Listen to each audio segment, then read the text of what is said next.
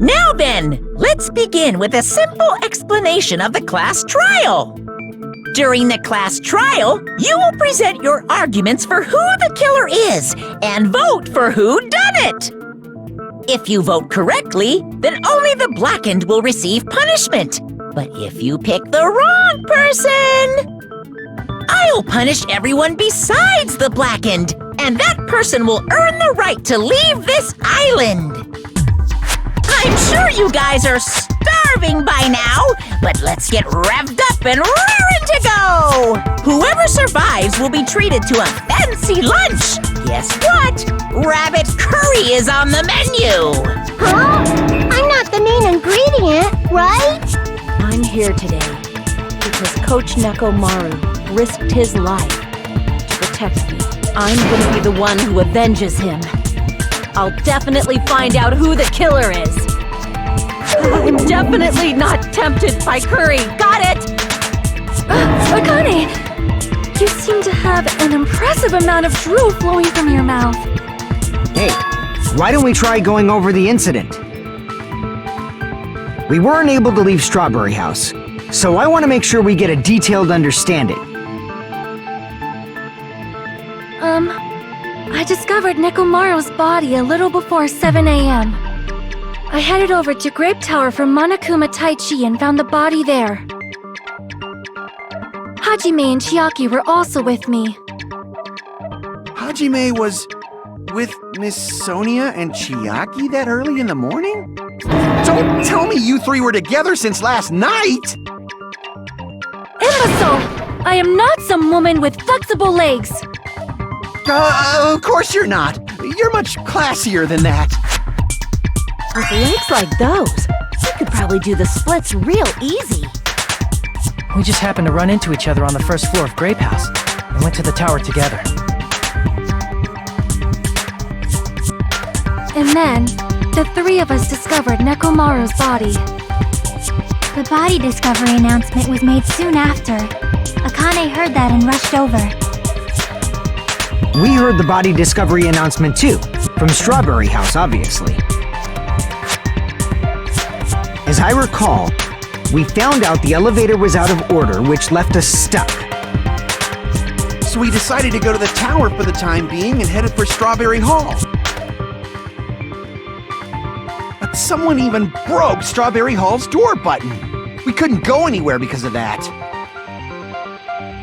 Thinking we should at least find some method to communicate, we set our sights on the lounge telephone. Forget these boring intros. Let's talk about the killer. Anyway, it's definitely someone from Strawberry House. What do you mean, definitely? There's no way a chick would kill someone so cruelly. So it must be one of you Strawberry House dudes. One of you better hurry up and confess, or I'll break all of you in half! You're the coolest one here! Now, enough with the lovers' quarrel. We need to think about this seriously. We don't have the luxury of discussing irrelevant things. The incident this time has many questions. The incident notwithstanding, I also have many questions.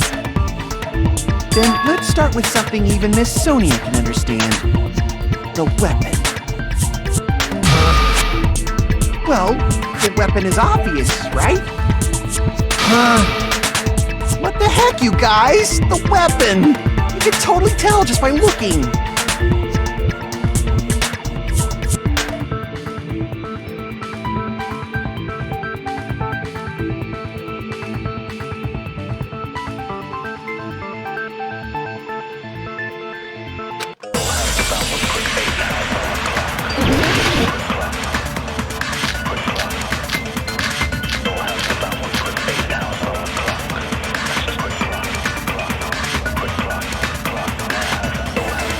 I guess we should figure out the weapon first. The weapon was right there at the scene of the crime! That pillar, huh? No, the hammer! The killer used that hammer and beat the crap out of him! No, that's wrong!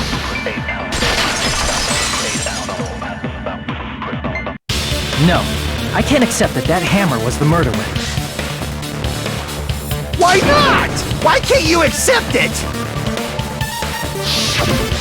A lot of oil was flowing from Nekomaru's body, just like human blood, right?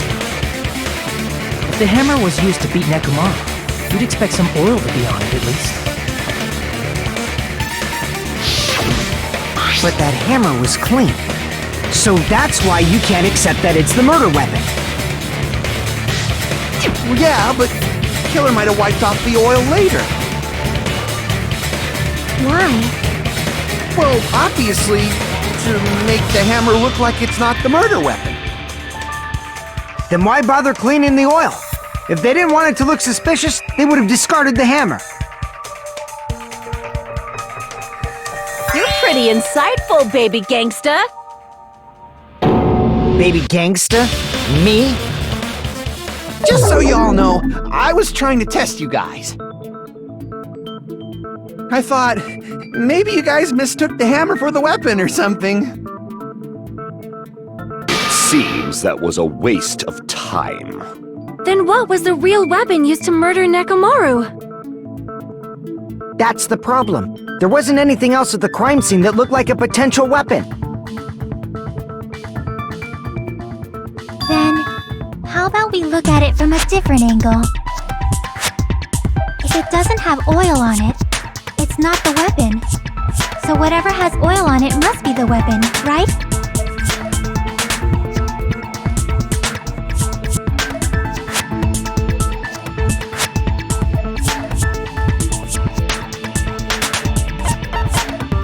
I see!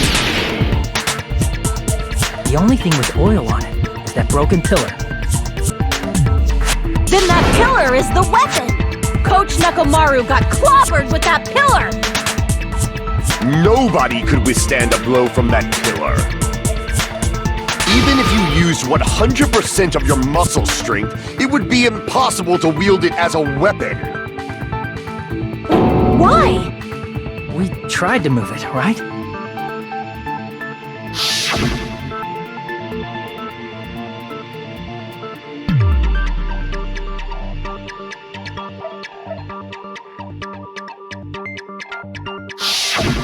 Yeah, that pillar was pretty freaking heavy. But there's one dude who could have lifted that pillar. Huh? Who are you talking about? Coach Nekomaru's robot body! With that dude's super strength, lifting a pillar would be real easy. So, he lifted the pillar, and then what? Did he use it to beat himself? You mean Nekomaru killed himself? Don't be stupid! He ain't the type to commit suicide! Then even if Nekomaru could have lifted that pillar, it has nothing to do with the case at all. Well, I guess you're right. What the heck?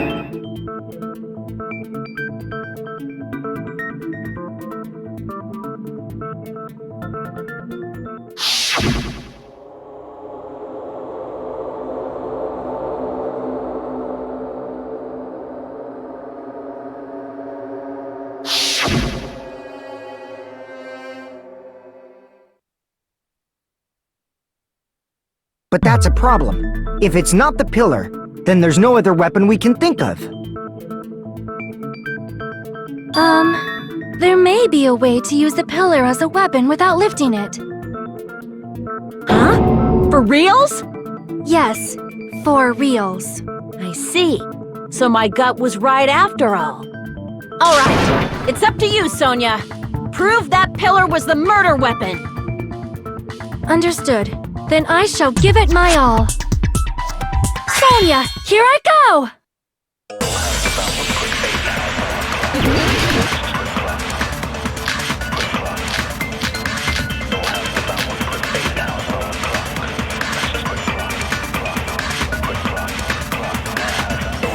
There's no need to lift that pillar.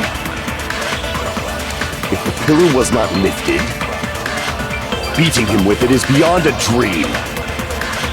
What about tipping the pillar over? They aimed right for his head and bullseye. Even I could probably tip it over. Considering the pillar's weight, it probably exerted a ton of force. Sonia, you go, girl! I'm getting hella excited!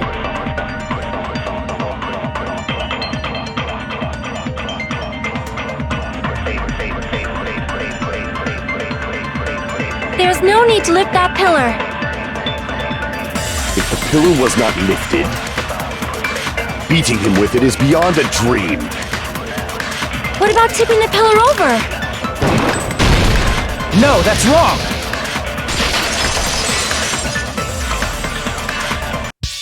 If Nekomaru was crushed by the pillar, then there should have been fragments on top of his body.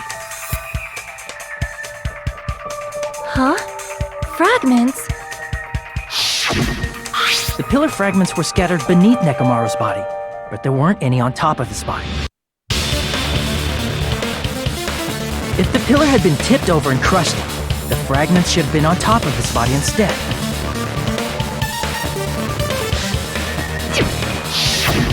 I briefly considered that too, but it's probably not what happened. I see. That was entirely my bad. If they didn't tip it over, then how did the killer murder Nekomaru with that pillar? How much longer are you gonna focus on the pillar? Just let it go already! There's no way I can let it go. I'm positive that Nekomaru was killed by that pillar. Why are you so certain about that? I just have a feeling. A feeling, huh? That's just your instincts. But we can't say for sure that that instinct is wrong, can we? There's another way to use that pillar to kill. You guys just haven't noticed it. Is that true? Then I shall ask you, what way is that? You guys, the same as usual. You're unable to clear a path to the future with your own powers, so you just stand there and falter. What a waste of talent. And you all intend to fight the Future Foundation? You make me laugh. What did you say? Regardless, it's not like I want to die with the rest of you. So I guess I should lend a hand. Hey, Nagito, what the hell happened to you? How come you're not talking like a lunatic anymore? I've learned a valuable lesson. Ignorance is by far the greatest shame. Huh? What do you mean? Who cares? Just tell us how the pillar was used to kill! Well, first of all, the pillar itself is not enough. But when combined with a specific item, there's a way it could be possible. A specific item? Of course, the ultimate weapon. Ultimate weapon? Isn't that the thing you get when you clear the final dead room? So, Nagito knows what the ultimate weapon is? Of course I know, but I'm pretty sure everyone else has seen it, you know? We've seen it? That's right. You've seen it clearly. Because I, the one who has claimed dominion over evil, am the ultimate weapon. I am he who cuts the insolent catalyst which flows out from the chaos with the sword of victory. It's only fitting that I deserve to be called the ultimate weapon. No, you are far greater than the ultimate weapon, since you wield your 4 dark davas of destruction. I see. I don't know why, but I'm not liking this. Cut the bullshit and say it clearly. What is the ultimate weapon? In order to clarify that, we first need to solve the secret of the funhouse. Huh? The secret of the funhouse? You still don't realize it? Jeez, get it together. You're supposed to be the symbols of hope, aren't you? Ah, I forgot. Except for Hajime, of course. Except for Hajime? If we make it out of this, I'll explain it to you guys. Anyway, We must first clarify the secret of the funhouse, right? Then I think it must have something to do with the structure of the funhouse.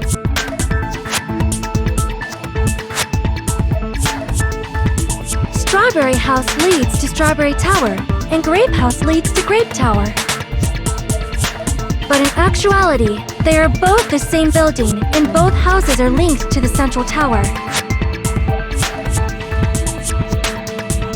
It is undeniable that such a sweet building structure is the secret of the funhouse. Man, not only does that make perfect sense, but Miss Sonia's beautiful voice is just so soothing. Faux show! I shall leave this matter to your discretion.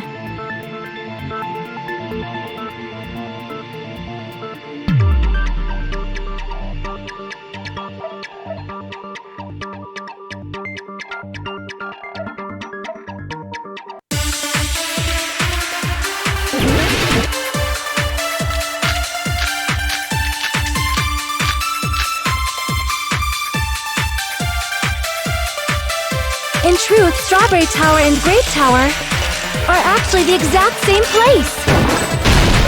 No, that's wrong!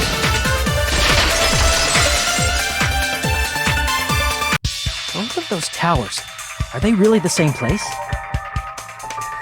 Why are you asking that now? Do you harbor a grudge because my kingdom destroyed your homeland? Hajime, I won't tolerate any sort of rebellion. I mean, doesn't it seem strange? When we went to Grape Tower from Grape Hall, Nekomaru's body was in front of the door to Strawberry Hall.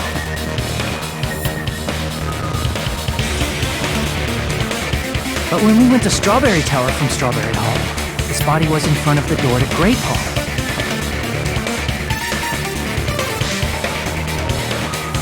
It's probably some kind of trick, like the floor rotating 180 degrees or something. If it is, then see? That means it could have passed as the exact same place, right? If so, then what? Do you seriously think such a simple answer is the correct answer? Does that mean he's wrong? Oops, I guess I've said too much. If the floor didn't rotate, then that means we need to think about the structure of the building again. Bow down! Then how about this? Somebody— Well, we were moving, but we should have all— Then wow! But Nekomaru's body— If it is too heavy to carry, let them roll it. Just like if there is no bread, let them eat cake.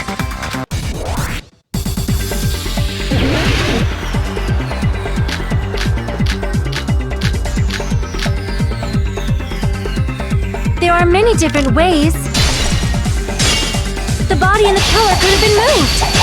The pillar could have been rolled. And Nekomaru could have been moved piece by a decree it was Monokuma's doing. Moving the body and the pillar in such a short time. That might be hard even for Monokuma, don't you think? It seems you have forgotten. Monokuma is surprisingly wielding the pillar, the body, everything at the Allow me to cut through those words! Moving the body and pillar is possible, but it would have been impossible to move the oil on the floor.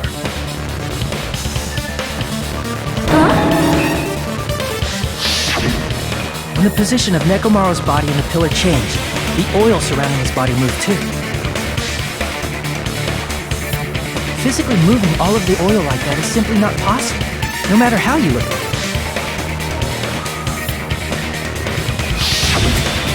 Then it's impossible to think it was moved. I am terribly sorry.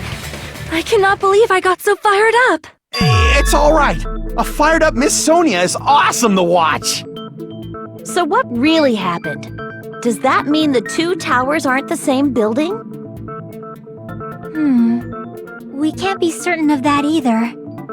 Not when the experiment involving the handbook I left on the tower floor was a complete success. Yeah, the E-handbook was still there. That's why we thought the two towers were the same building. If they're not the same building or two different buildings, then what are they?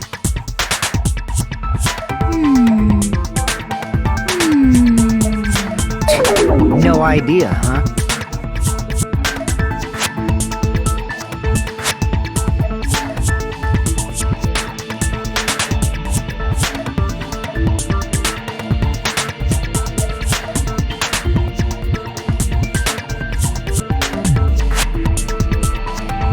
Hey, Nagito.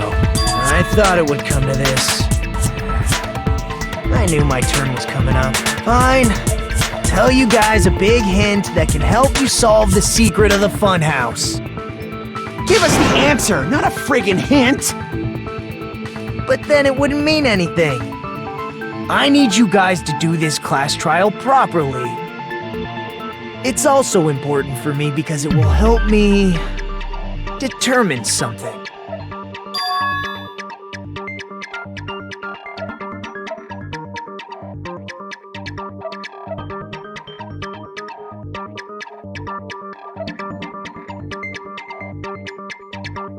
But how do we know your hint is any good?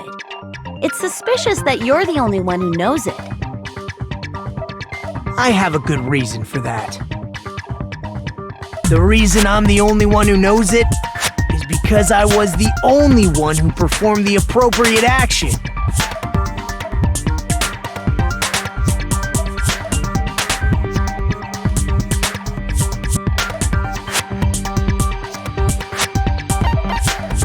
I see!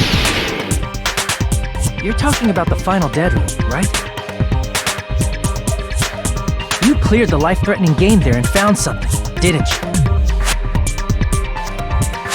That's right. The hint is what I saw after I cleared it. In the depths of the final dead room, there was a hidden room surrounded by concrete. And there, a small conspicuous window waited, all by itself. From that window, I saw some very strange scenery. Strange scenery? Instead of explaining it, it might be faster just to show you. At an opportune time, I found a perfect camera in the final dead room. You took a picture? Yep.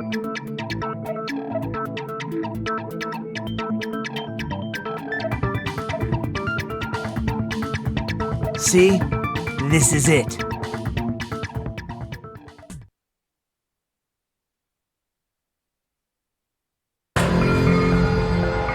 Let me explain it to you again. I took this picture on the first floor of Strawberry House, from the secret room within the final dead room. But don't you think it's weird? If the funhouse's structure is what you guys have been thinking, then there's lots of things that don't make sense in this picture, right?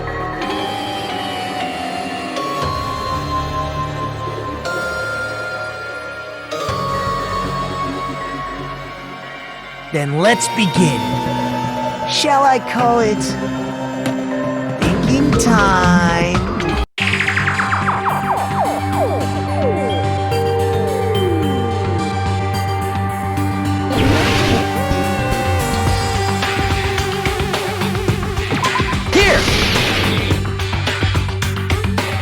You said this photo was taken from the hidden room inside the final dead room, right? If that's the case, then that means it should have been taken from the first floor of Strawberry House. Yeah, it should have been. Then, this is definitely strange. This photo doesn't look like it was taken from the first floor. The angles suggest it was taken from higher up.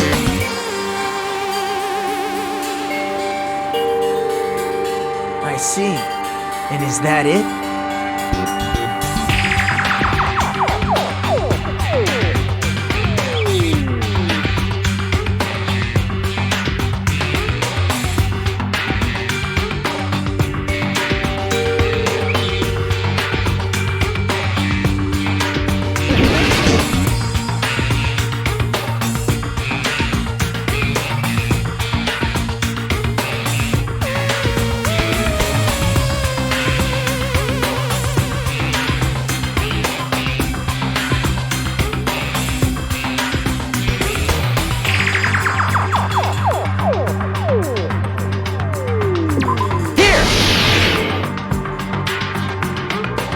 structure of the funhouse is what we thought it was.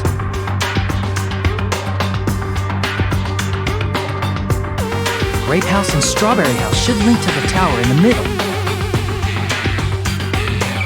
Which means, if you're viewing the tower from Strawberry House, you should see Grape House behind it. But in this photo, I don't see anything behind the tower. No shadow, no shape, no Grape House at all.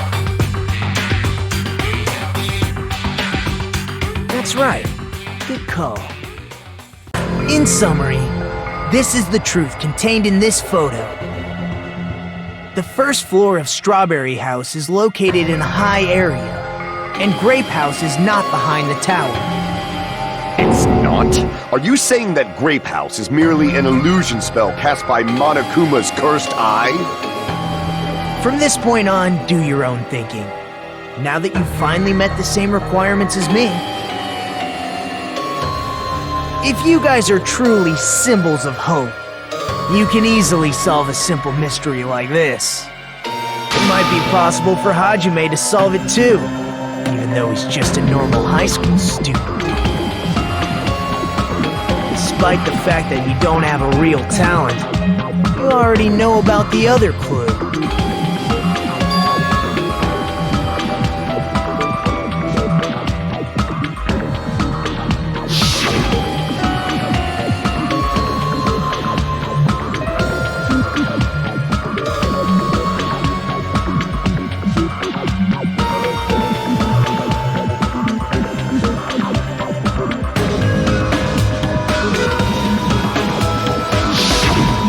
To when you suddenly appeared on the second floor of Grape House, right?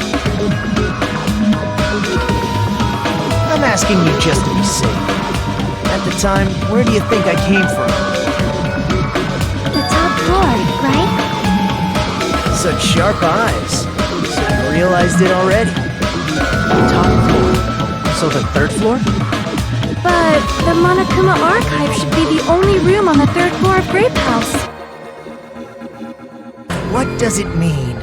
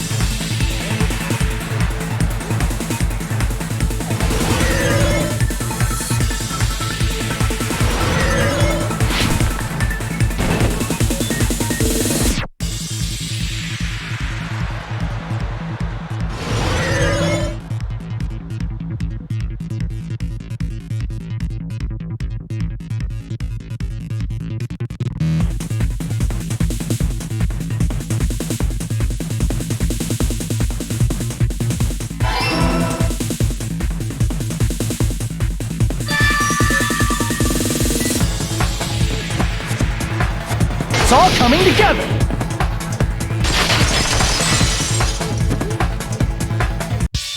Got it. I know the secret of the funhouse. Then let me hear it. What kind of answer will you give, I wonder? In the picture Nagito took from Strawberry House, I didn't see Grape House at all. So where did Grape House go? There is only one possibility. It was in a position where it couldn't be seen from Strawberry House. Which means Strawberry House and Grape House are in the same building, but on different floors. Same building, different floors? Then the two houses aren't two different 3-story buildings. They're actually one 6-story building? If you think about it like that, based on Nagito's picture, it's clear where Strawberry House is located.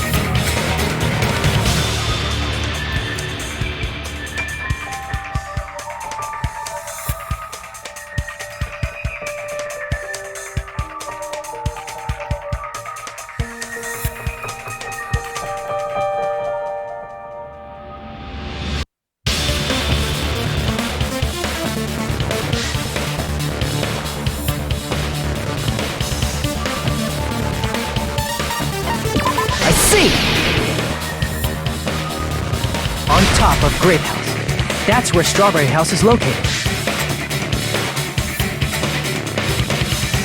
Because of that, the photo taken from the first floor of Strawberry House was at a high angle. Altogether, this means the first floor of Strawberry House is also the 4th floor above Grape House. Oh, snap! I never expected that the two houses were connected vertically.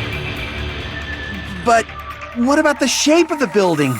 The two houses were completely different shapes. Strawberry House is 4-sided, and Grape House is 6-sided, right? It never occurred to us that they were the same building because it was structured with two different shapes.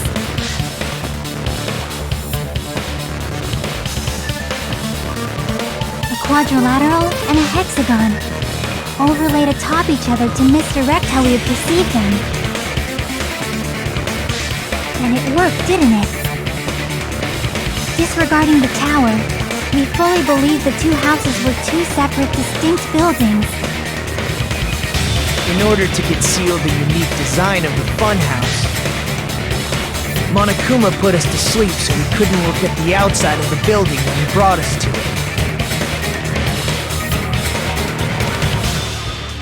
You've just been Kuma!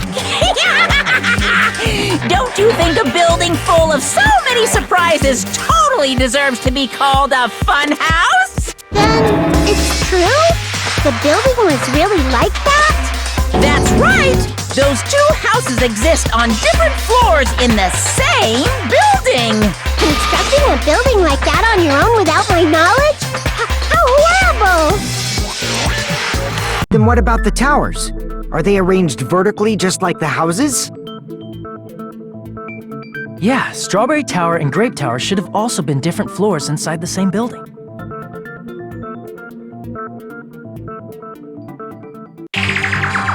Just like Strawberry House was on top of Grape House. Strawberry Tower was also on top of Grape Tower. However, if they're different floors within the same building, why was Nekomaru's body in both places? Aw, your precious yammies don't know? But it's so simple. Alrighty then. I'll be the one who solves this mystery in a flash. Please watch me, Miss Sonia. Oh, I see. Do whatever you like. I'll definitely make her watch me. I'm gonna stand out till she notices me.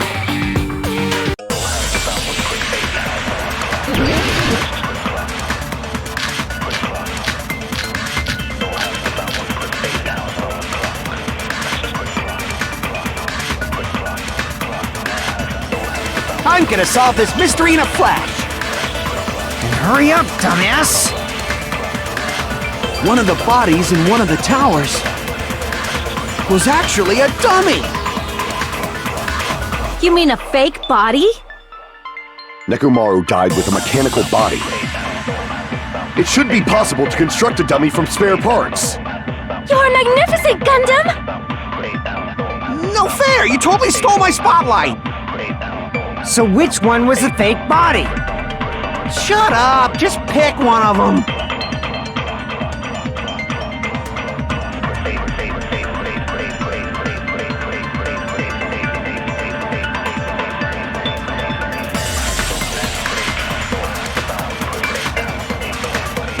I'm gonna solve this mystery in a flash! Then hurry up, dumbass! One of the bodies in one of the towers was actually a dummy! You mean a fake body? Nekomaru died with a mechanical body. It should be possible to construct a dummy from spare parts. You're magnificent, Gundam! No fair! You totally stole my spotlight! So which one was the fake body? Shut up! Just pick one of them!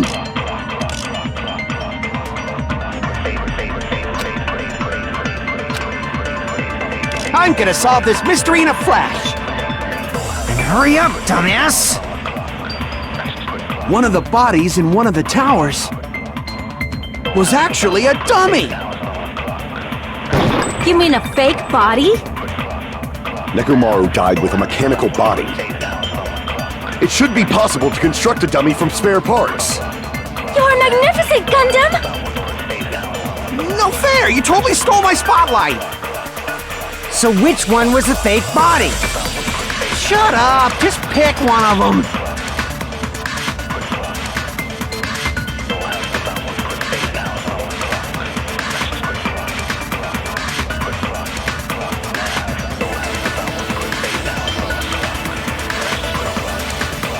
I'm gonna solve this mystery in a flash!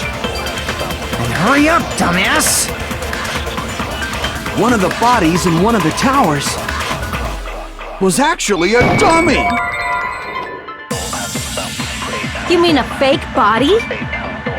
Nekomaru died with a mechanical body. It should be possible to construct a dummy from spare parts. You're magnificent, Gundam! No fair! You totally stole my spotlight!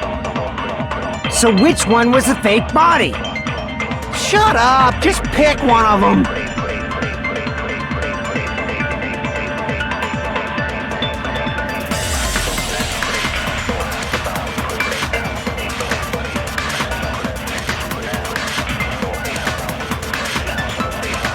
I'm gonna solve this mystery in a flash! Then hurry up, dumbass! One of the bodies in one of the towers was actually a dummy! You mean a fake body? Nekomaru died with a mechanical body. It should be possible to construct a dummy from spare parts. You're magnificent, Gundam! No fair! You totally stole my spotlight! So which one was the fake body? Shut up! Just pick one of them!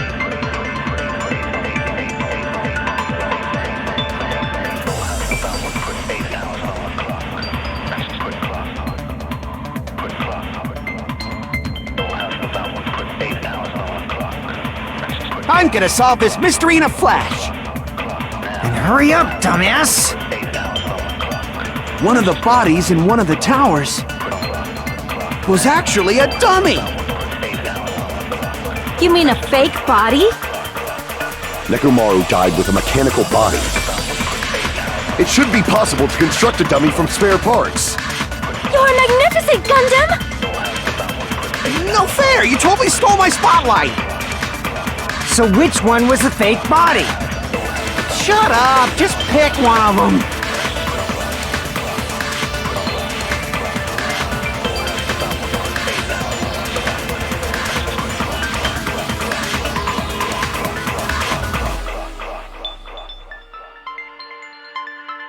I'm gonna solve this mystery in a flash!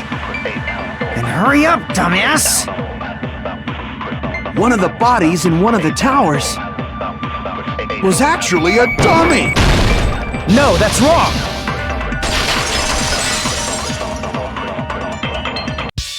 Nekomaru's body wasn't a dummy. That can be proven by Kazuichi's account. Me? Remember, when we moved from Grape Tower to Strawberry Tower, we thought the body had moved. And that's when you said,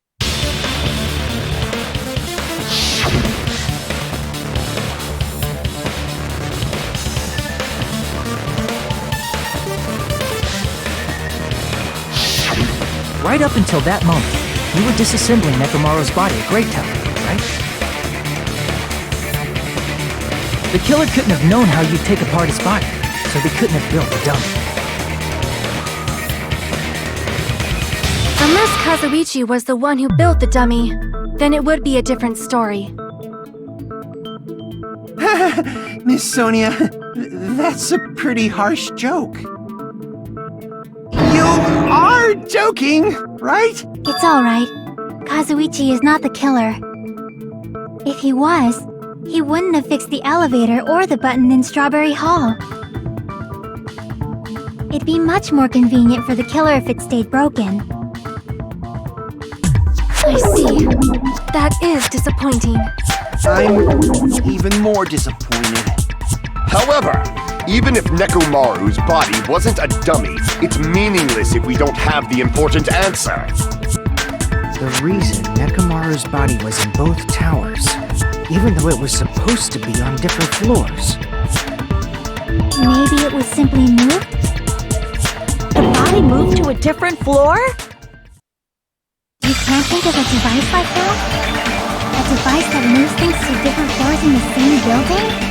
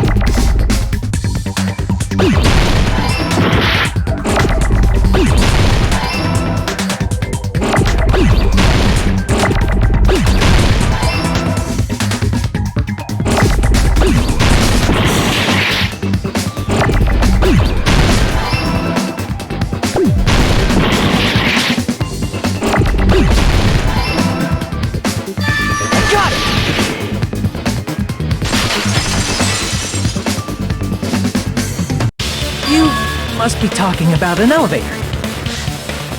What? Are you saying Nekomaru's body was transported using an elevator?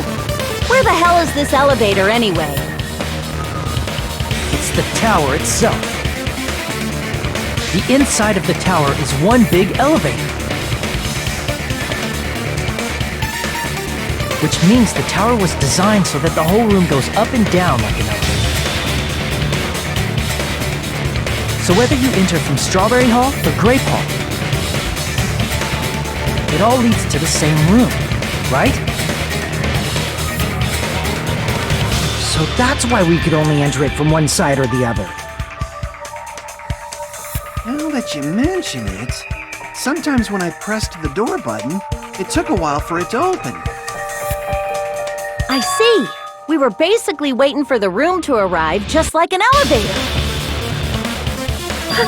Please hold on. If the inside of the whole tower ascends and descends like an elevator, then why is there a picture of a strawberry on the far back door when you enter from Grape Tower? and a picture of a grape on the far back door when you enter from Strawberry Tower. If the room just moves up and down like an elevator, there's no reason for the doors to change. Plus, after the incident, the far back door in Grape Tower had chains wrapped around it, right? But when we entered Strawberry Tower, those chains were gone. Not just that, but if I remember correctly, even the doorknob was broken off. There are too many strange things. Was that tower really an elevator? When you see people and things, make sure you focus on the good parts instead of the bad. What did you say? So, let's put aside what's changed and focus our attention on what hasn't. Why do we have to do that? It's fine. Come on. What does everything that hasn't changed have in common?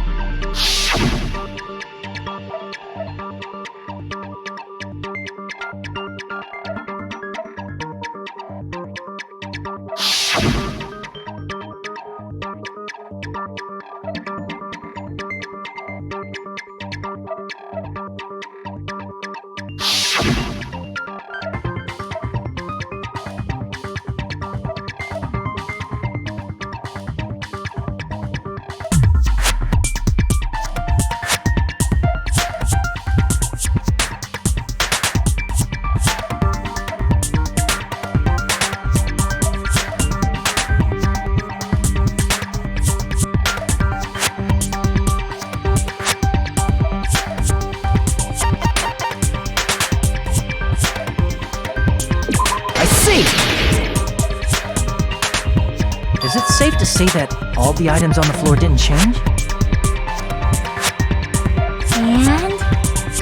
And? Why did the picture on the far back door change?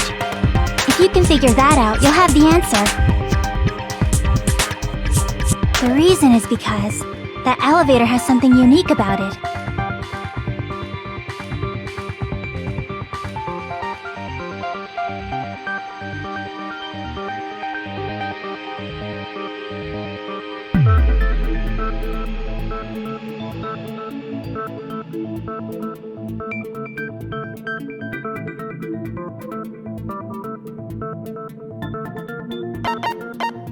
I see!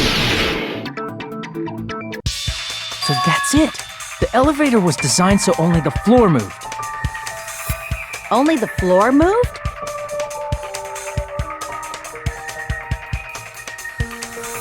Which means the whole room wasn't an elevator, only the floor was.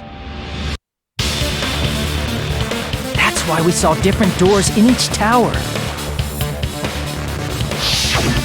Which means on the first floor of Grape Tower, the door on the far back wall had a strawberry design.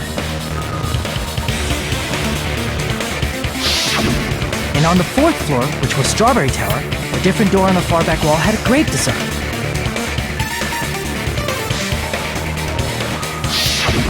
Then, where do the different floors lead?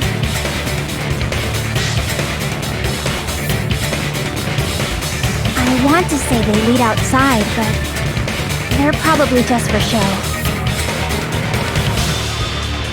Just for show? Why was something like that necessary? So we'd falsely believe that the doors were connected to where their picture signified. It was actually very effective. Because of that, we totally misunderstood the building's structure. I don't get it. But I guess it means whoever designed this building had a totally twisted personality. Did you hear that, mon ami? Don't blame this on me.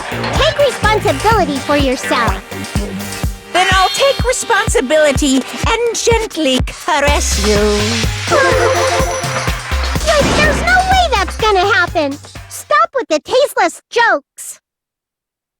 By the way, what does the chain on the far back door in Grape Tower mean? It was probably wrapped there by the killer to keep us as far from Strawberry Tower as possible. Why? Because of that chain. You guys thought you couldn't enter there, right?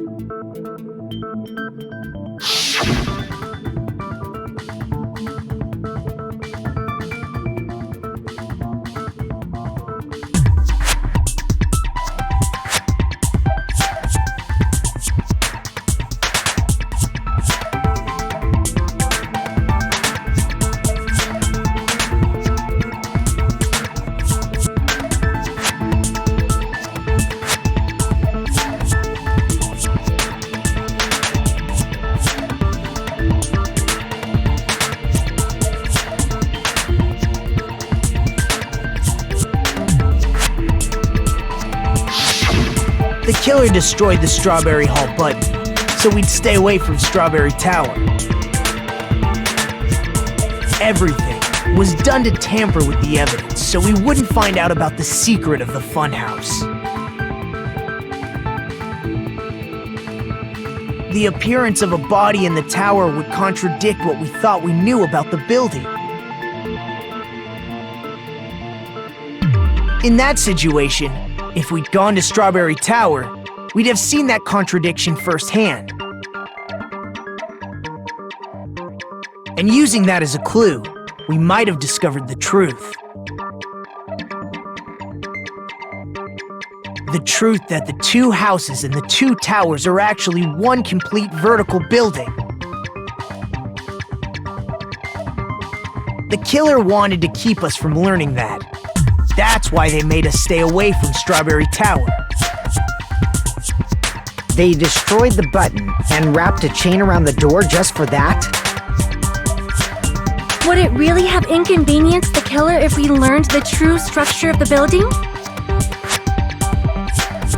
It would have been a major inconvenience. After all, this funhouse is strongly connected to the ultimate weapon that killed Nekomaru. Hold on. You're progressing much too quickly. There's still a contradiction concerning the building structure. What a pain. It's fine already. Gundam, please proceed. You said earlier that Strawberry House and Grape House are connected vertically, right? If so, how does the contact elevator supposedly transport us from one house to the other?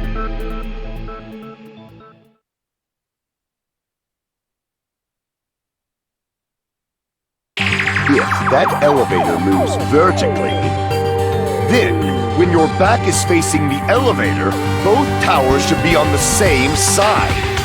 But does this reflect reality? Inside Grape House, Grape Hall is on your right when your back is to the elevator. And inside Strawberry House, Strawberry Hall is on your left when your back is to the elevator. Which means the houses are on exact opposite sides of the tower. Answer me, fiend! What does this mean? What does this mean?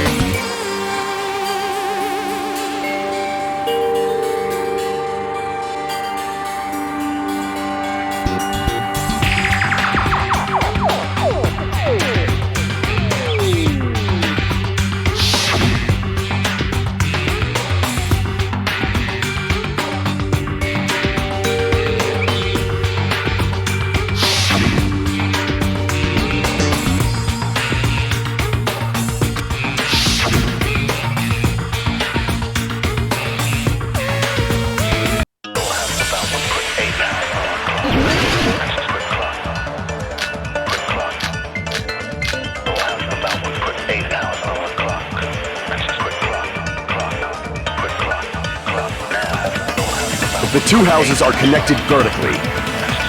The elevator should move. Vertically, not horizontally. However, at both houses, if the contact elevator is behind you, the towers are in opposite directions. Which means your reasoning It's clearly contradictory. What's with this iron curtain of teamwork?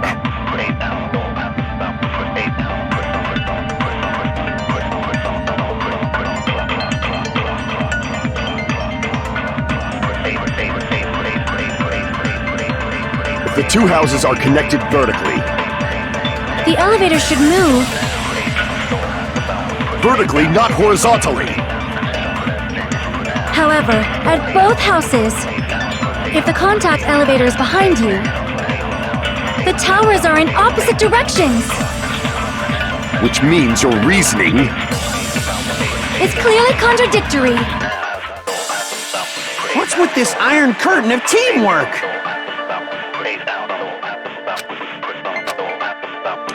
If the two houses are connected vertically... The elevator should move. Vertically, not horizontally. No, that's wrong!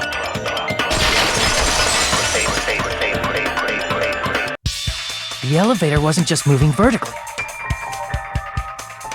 Isn't that right, Kazuichi? Huh? Me? Come on, you used the elevator while you were holding that compass Nagito gave you, right? Ah, that. Yeah, that's pretty strange. From start to finish, somehow the compass needle rotated 180 degrees. Rotated 180 degrees? Meaning, as the elevator moved between the two houses, it also rotated 180 degrees.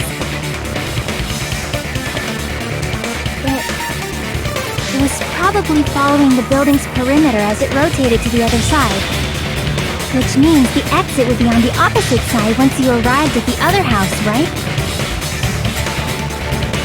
And thanks to that, the tower we saw on our right side when we arrived at Grape House appeared on our left side when we were at Strawberry House.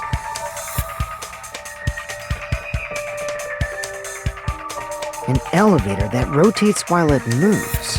Is that even possible? It's like something from an amusement park. Well, a funhouse is an amusement park attraction, you know. And since the building doesn't really need to be structurally practical, it makes for some splendid fun. That's not splendid at all! You're inhuman! You say I'm inhuman, but I'm just a bear. So I was never human to begin with. I'm different from these lowly humans. So we're done with the secret of the funhouse, right? Then let's start talking about the important stuff. What's the ultimate weapon that killed Nekomaru? And how'd they combine it with the pillar? Huh? You still don't know what the ultimate weapon is yet? It's what I found at the Octagon, you know. What is the Octagon? I haven't heard about that yet. Oh my... I can't believe I have to explain that now. As long as you know what an Octagon means, you can solve this simple mystery easily.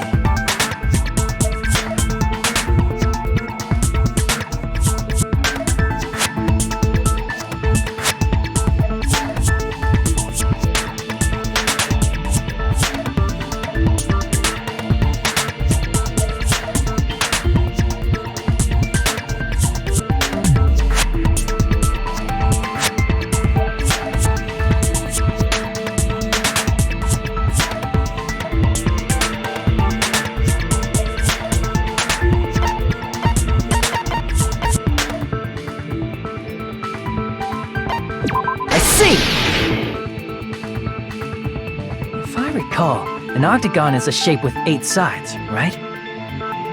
I didn't expect you to know that. For a substitute reserve course student, you're quite knowledgeable.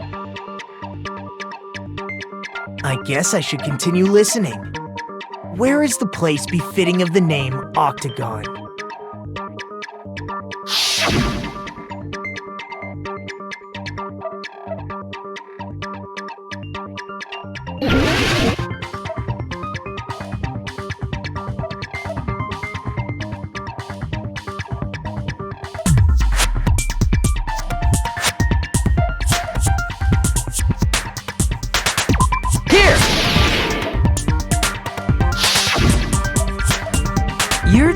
talking about the secret room surrounded by concrete in the depths of the final dead room. Why is that place the Octagon? You know how the 4-sided strawberry house is on top of the 6-sided grape house? If you cut a 4-sided shape out of a 6-sided one, you get 8 edges. It becomes an 8-sided shape. That's basically the gist of it. The true identity of the Octagon is that secret room in the depths of the final dead room. In actuality, that place contained various weapons. Then the ultimate weapon was there too? That's a little different. I learned the true identity of the ultimate weapon at the Octagon. Learned? The true identity of the ultimate weapon is the Funhouse. Which means the killer used the building structure as their weapon and killed Nekomaru. Like me, the killer probably realized the secret of the Funhouse from the scenery. And then thought of a way to kill making use of the building structure. The funhouse itself is the weapon, so they killed using the building structure? That's why the killer tried to keep us from learning the mystery of the building. But more importantly, using the building itself as a weapon? Such a spectacular crime. It truly deserves to be called the ultimate weapon.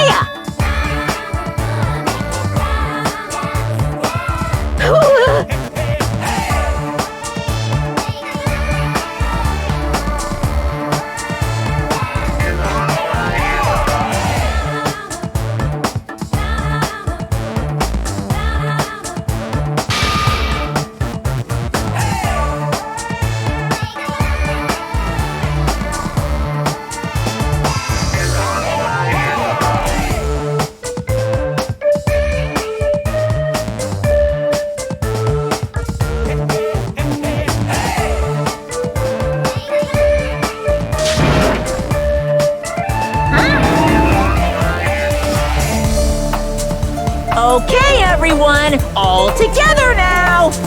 Mon ami is a serious Stufatly.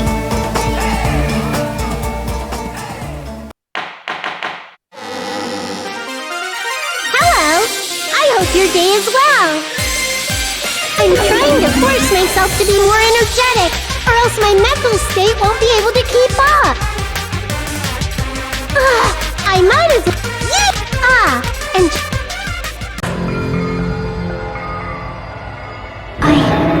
I never expected the funhouse itself to be the ultimate weapon. Oh well, let's just press on ahead. Is it really alright to accept a situation so easily? I mean, that's not what's important. The thing that's really important is the killer who used the building structure. Like, who's Nekomaru's murderer? But is it really okay to believe the building is the weapon? Nagito said it, you know. There's no way I'd lie at such an important moment. I don't want to die either. What happened to the bastard who kept saying how much they didn't mind dying? He's right. There was a time when I thought I could become a stepping stone for your hopes, but I will sincerely retract that remark. Retract? I'm disappointed too, you know. If this was a murder for the sake of hope, I'd happily sacrifice myself. You say such falsehoods, per usual. There is no such thing as murder for the sake of hope. Murder is simply murder.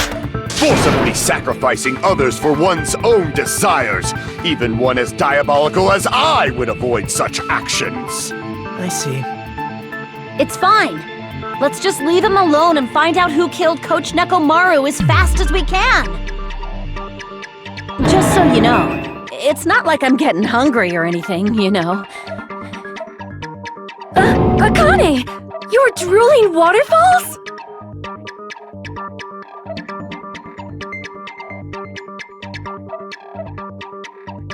Anyway, if the killer used the building's structure, why don't we think about how they used it?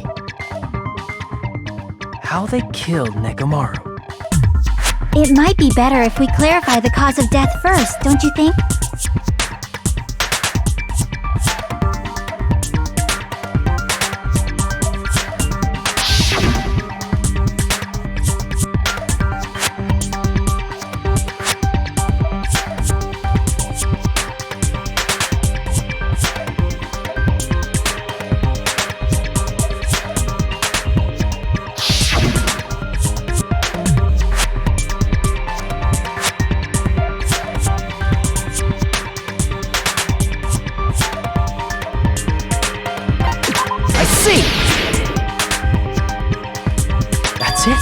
I think he might have died from falling. Died from falling? If the funhouse's secret is that it's a structure where both towers and houses are vertically connected, then the killer made use of its height and caused Nekomaru to die from falling. Are you saying they pushed him off? Where'd they push him off from? That I don't know yet. Don't just make things up when you don't know the method. Where in that building would you even be able to push someone off in the first place? It might be possible in the tower. You could push him off the 4th floor when the elevator is on the 1st floor. Did you forget how the elevator functions? When it's on the 1st floor, the door on the 4th floor won't open. Saying he died from falling is truly incorrect. You should burn in the flames of hell. But my gut is going crazy right now.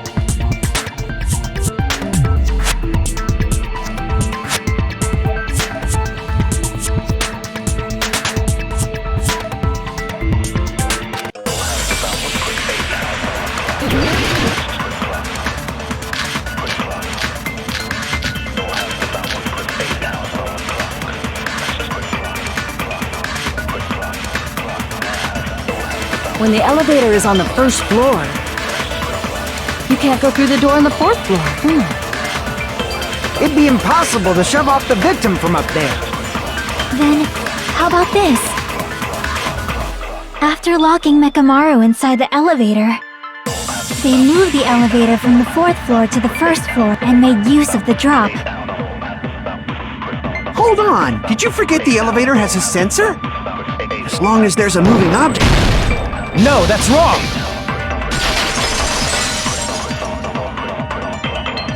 That sensor should only work if something is moving. If Nekomaru wasn't moving inside, the elevator sensor wouldn't have detected anything. Could it be his sleep mode? When Nekomaru's goodnight button is pressed, all of his functions shut down, and he enters sleep mode. If he's in sleep mode, the elevator sensor wouldn't have noticed it, right? I see. So that's how... However, even if they moved the elevator in that manner, Nekomaru would have just moved along with it. There would have been no drop for him to fall and die from, yes? That's what I was about to explain, before Kazuichi interrupted me. Silence, pest! Now you're calling me a pest?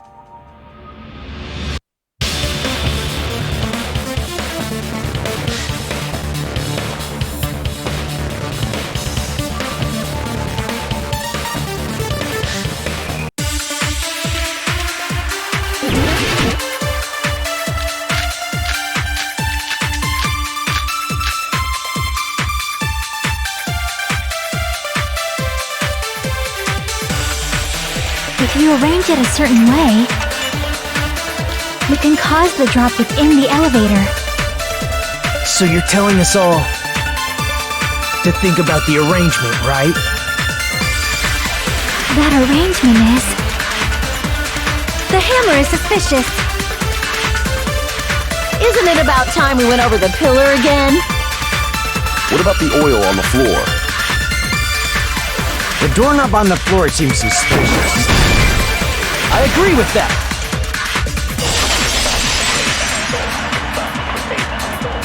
Didn't the doorknob have scrape marks on it? That might have been where it got scraped by the wire.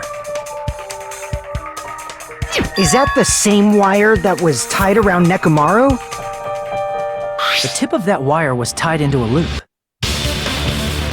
If the elevator moved while that loop part hung from the doorknob... If they did something like that, he would have been suspended in midair. That's right. He was suspended in midair. Huh? The killer tied up Nekomaru with the wire while he was in sleep mode. Tied the tip of the wire into a knot and hung it on the doorknob to the 4th floor.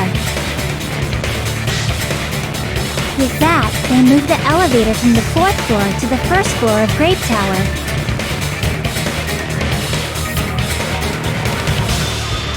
And suspended Nekomaru in midair.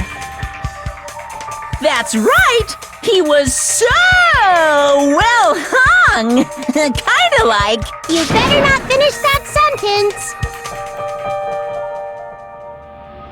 The killer took advantage of the elevator's unique feature. Only the floor moves. By doing that, they created a drop so Nekomaru could fall to his death. Too easy. So what if they created a drop? There's no way you can make him fall and die with just that. Why? If Nekomaru is suspended in midair like that, then how do you get him to fall? Because if he's suspended in midair, he won't die if he doesn't actually fall.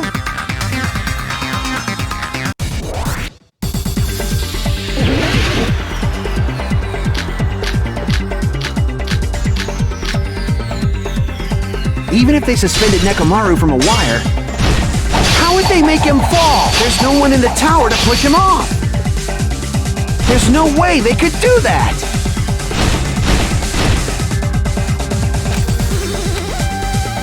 Even if they suspended Nekomaru from a... How would they make him fall? There's no one in the tower to push him off. There's no way they could do that.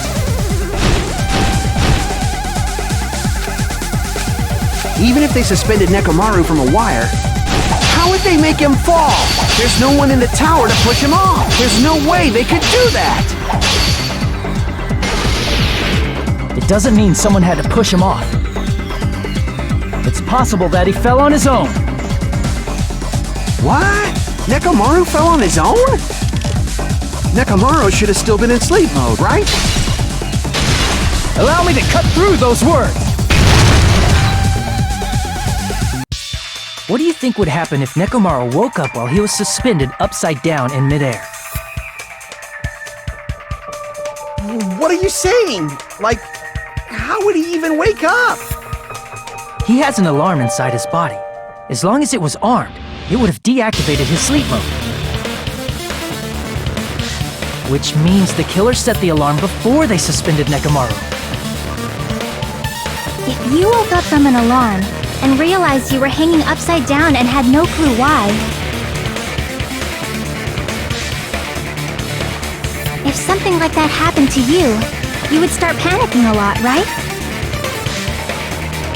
Instinctively, your body would start moving. Nekomaru probably did exactly that. And then, in order to make it fall from the force he was generating, the wire was hung on the tip of the doorknob so it would easily slip off. In actuality, the scrape marks caused by the wire were near the tip of the doorknob, right? But Nekomaru didn't fall because the wire came off, right? He fell because the entire doorknob came off. When Nekomaru awoke, he must have struggled much more than expected, which caused the doorknob to break off. Was that unexpected for the killer too? Well, that's probably it. If they knew it'd leave behind evidence like that, they would have at least tried to do something to cover it up.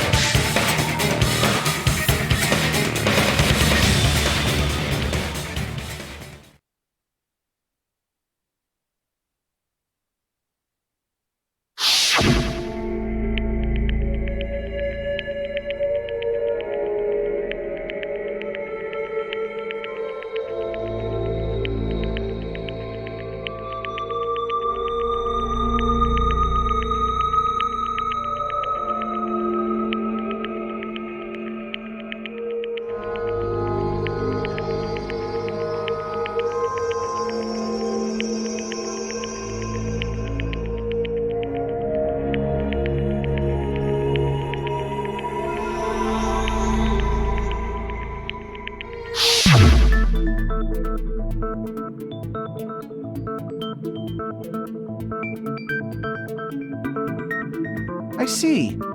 So that's how Nekomaru fell to his death. Do you finally understand now? Yeah. It appears it's just as Miss Sonia said. I'm just a pest. No, I'm not just a pest. I'm a total fucking pig. Isn't that right, Miss Sonia?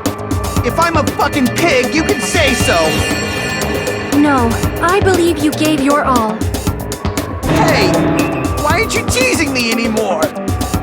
This guy, he gets off on this! So thanks to that alarm, Nekomaru ended up falling while he was still hanging upside down. That doesn't mean he just crashed straight into the floor. Of course, you know that too, right?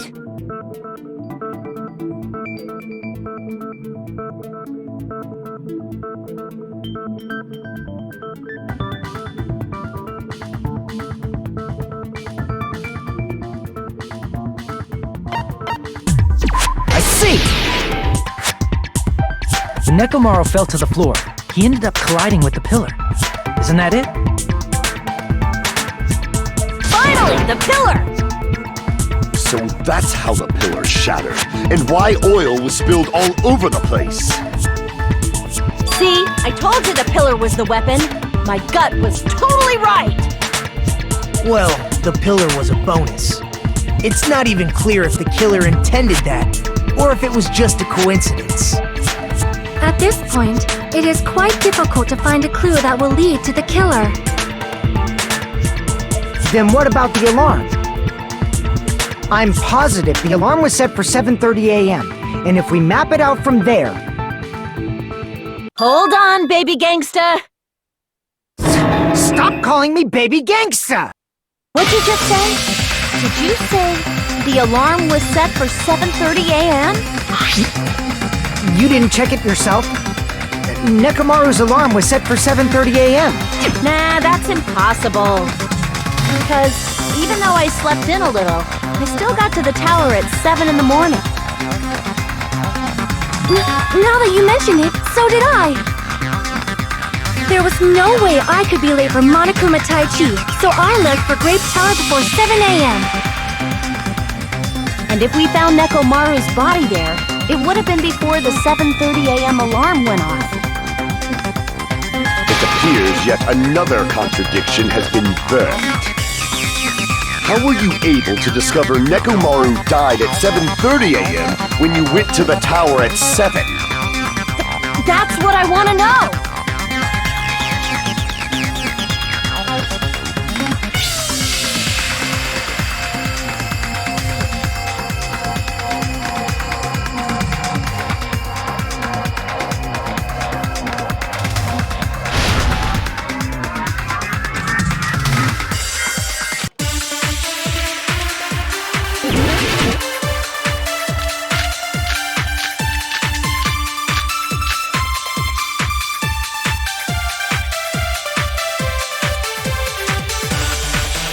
We headed for Grape Tower. Before 7 a.m., I am certain. But the alarm inside Nekomaru's chest was set for 7:30 a.m. Nekomaru died because of that alarm, right? His time of death and the time the body was discovered. One of those must be an illusion. The killer probably did some tampering. They probably messed with the clock inside. No, that's wrong!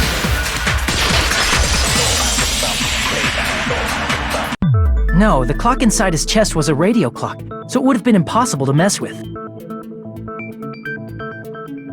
So you're saying there's no way the killer could have tampered with the clock? Maybe the clock Miss Sonia saw was the one that got tampered with. The clock inside Grape House? No, I checked all the clocks inside the funhouse. Oh, that's what I asked you to do. So you really listened to me and checked all the clocks. And because of that, I can confidently declare that all the clocks had the same time displayed. If there's no possibility that the time was tampered with, then we must doubt that human's testimony. Please believe me, we are not lying! Then maybe it's a misunderstanding? I never misunderstand! I'll crush you into dog food!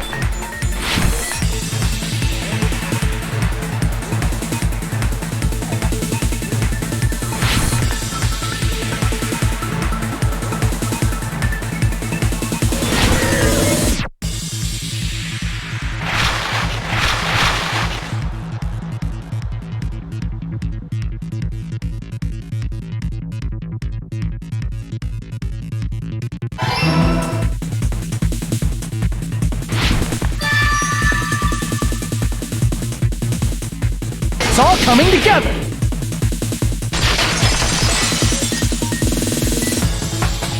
You said you checked all the clocks inside the building. Isn't that right, Fuyuhiko? Yeah, none of the clocks had the wrong time. But what if all those clocks have been messed with? What? All the clocks? So even if you checked all the clocks inside the building, there's no way you'd have noticed it. I see. So the killer messed with the time inside the whole building by changing all the clocks. So that's what it was. There's no way I would have noticed that. This is truly fantastic! Now's not the time to be pleased. More importantly, How much was the time off?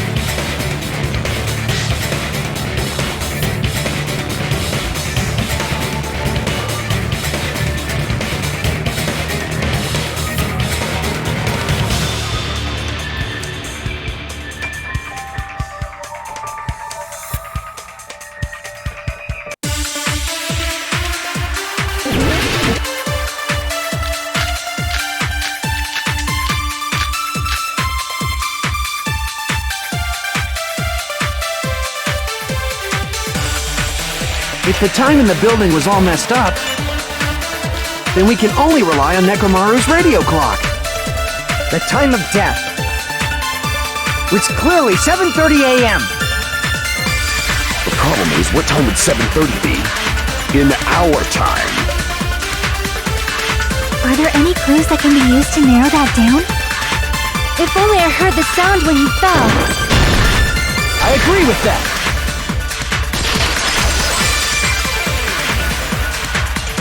That's right. We should have heard the sound he made when he fell. Wasn't it that rumbling noise? Rumbling? I thought it was just an earthquake, so I went back to sleep. Was that the sound from when Nekomaru fell? Well, a huge body fell from the 4th floor to the 1st, and the pillar fell with it. It's obvious we'd hear the impact sound. We heard that noise too. It was when we were gathered at the Strawberry House Lounge. What is it, Sonia? Oh, well. That sound everyone heard? I did not hear it at all. Huh? You probably didn't hear it because you were sleeping. I could not sleep at all. I was awake the whole night with hunger pangs. There's nothing to worry about. What's important is that rumbling noise anyway. If we use that rumbling sound as a reference, we might be able to figure out how much our time was off. I heard that sound probably around 5:30 in the morning. Huh? You can tell? I instantly woke up and left my room. And that's when I saw the clock in the lounge. Excellent work, Akane!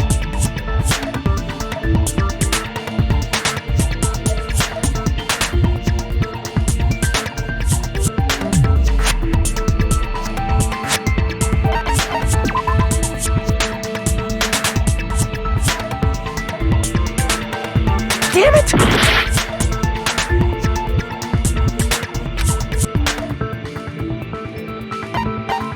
I see!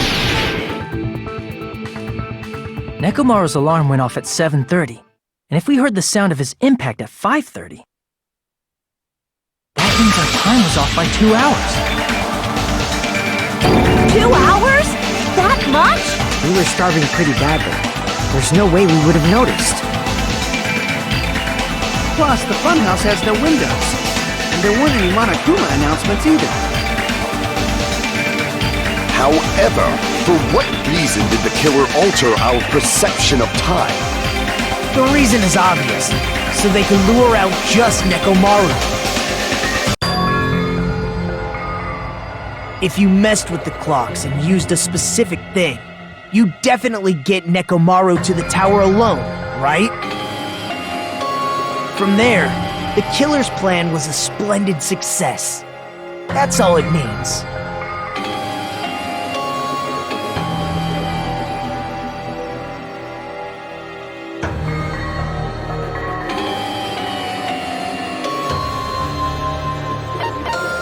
I see!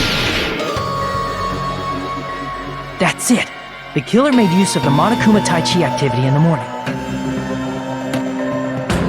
How did they use it? We were required to go to Great Tower every morning at 7 a.m. for that activity, right? But if they messed with all the clocks inside the building, what would that do to us? We wouldn't be able to attend on time, but that wouldn't affect Nekomaru. His radio clock had the exact time. That's right. In doing so, the killer was able to lure him to the tower by himself at the precise time. And when I witnessed Nekomaru early in the morning... If I recall, you witnessed Nekomaru around 5 a.m. And if that time was also 2 hours off, it should have been 7 a.m. Yeah, that's pretty much it.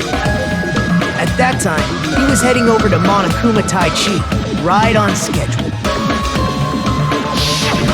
I see. Now that I think about it, I realize what Monokuma meant when he said those words. Too early! He didn't even ask you yet!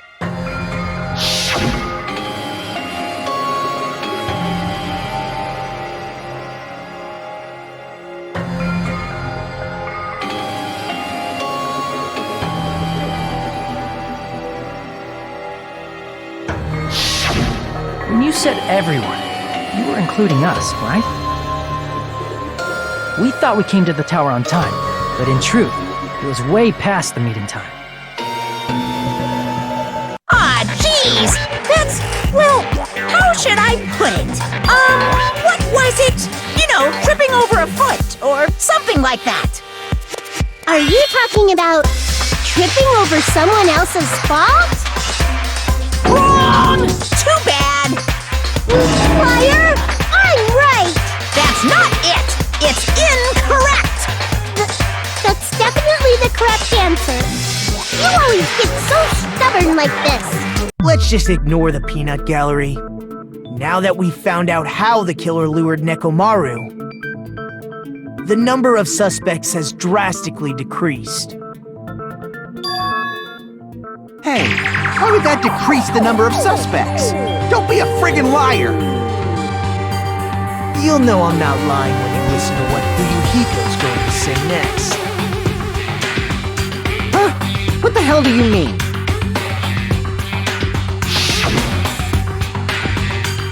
You witnessed Nekomaru going toward the tower. Did something else happen after that? Are you talking about that alarm? Alarm? A little while after I witnessed Nekomaru, the clock in the Strawberry House lounge started going off. Plus, it was just before that rumbling sound occurred. That's it. So that's what it is. If Nekomaru died when the rumble happened, then whoever doesn't have an alibi at the time is the prime suspect. Really? Was there anyone who didn't have an alibi at that time? I remember now. The sound was so loud I couldn't help bolting from my room. There was one guy who never left the lounge. We were both on the same floor. It's pretty weird that bastard never came out of his guest room. Which means that person does not have an alibi for when Nekomaru fell? Who is it? Who's the bastard?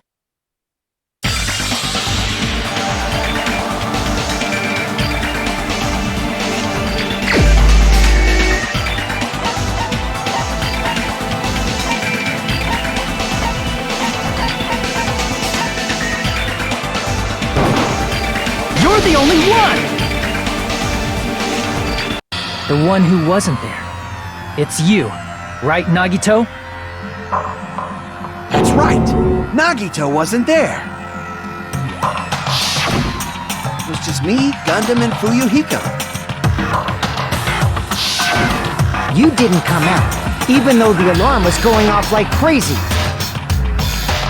You weren't in your room, were you?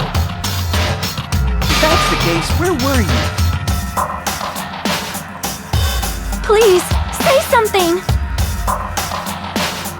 If you don't hurry up and answer, I'm gonna suicide dive you!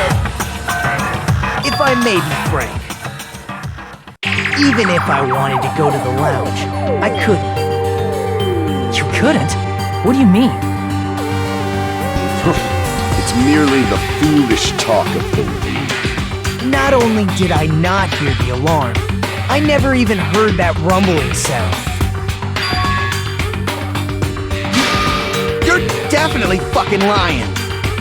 However, that is also true for me. It is obvious that I did not hear the alarm in Strawberry House.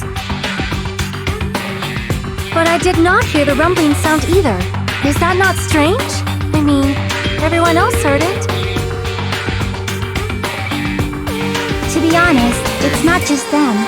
The same goes for me too. I was in a pretty deep sleep, so I thought that's why I couldn't hear it, but it wasn't that. I probably couldn't hear it at all. Couldn't hear it? What does that mean? You still don't know.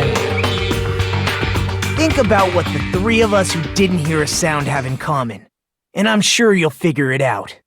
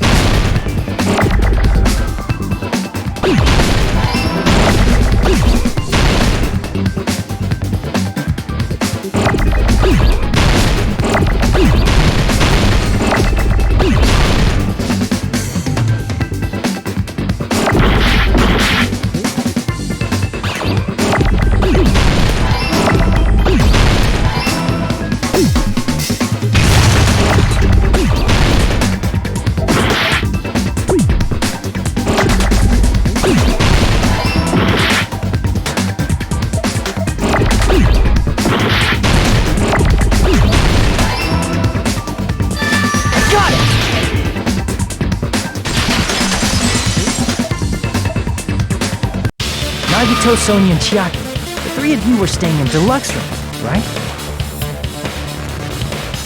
If I recall, the deluxe rooms are...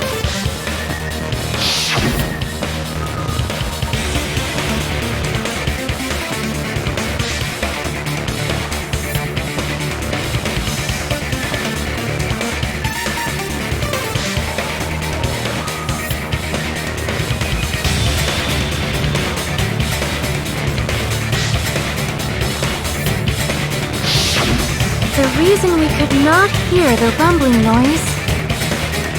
That's right. It was because the deluxe rooms have superior sound insulation. You actually noticed that. Nice catch, Hajime. Are you using your ultimate reserve corps student talent? Now then, you guys must understand by now, right? The true identity of Nekomaru's killer. Hold on a sec! Why does that lead to who the killer is? Why? Well, that fact just now is a very important clue, and a decisive factor in identifying the killer. Decisive factor?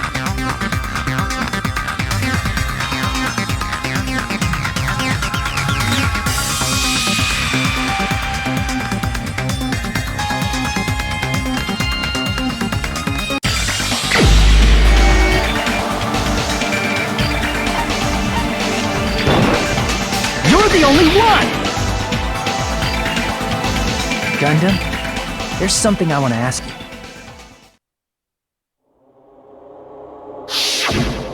When the alarm rang at the Strawberry House Lounge, You rushed over there too, right? What's wrong with that? If the bell of catastrophe rings throughout the night, it is the universe's providence to stop it. Why were you able to hear it? Hear what? I mean, you were also staying in a deluxe room, right? Nagito was staying in a deluxe room in the same house on the same floor, and he couldn't even hear it. So why were you able to hear that alarm? Now that you mention it... Gundam? There's only one possibility. You weren't in your room at the time. That's why, even though you were staying in a deluxe room, you still went to the lounge. Am I right?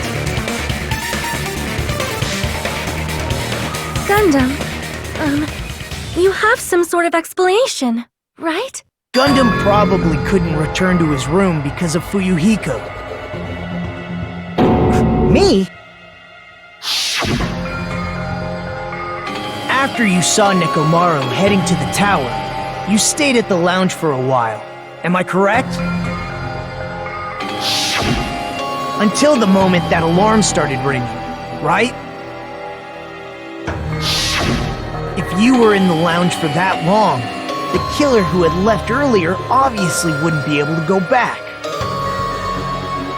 Even though Mekamaru's murder was a death trap that utilized the alarm in his chest, the killer still needed to prepare the murder in advance. Like putting Nekomaru in sleep mode and tying him up with a wire. In order to do that, the killer needed to be waiting for Nekomaru at the tower.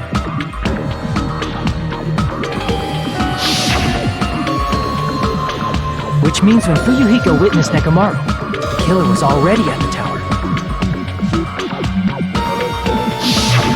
And once they tried to go back, they couldn't because Fuyuhiko was at the lounge. In their original plan, the killer should have returned to their room before the alarm in the lounge went off. And they were supposed to stay in their room. They weren't planning to come out and go to the lounge. Which means they wouldn't have heard the alarm or the rumbling sound, thus proving they were in the room. Just like us. The best case scenario would have been if those two in the lounge had gone to check the deluxe rooms. After all, if they personally saw the killer sleeping in their room, it gives the killer a stronger alibi. Unfortunately, they failed to secure that alibi.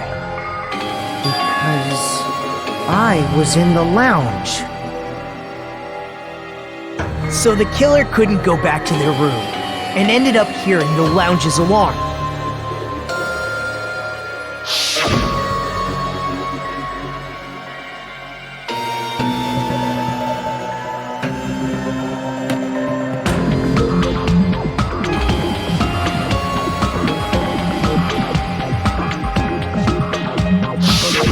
But why'd you come out?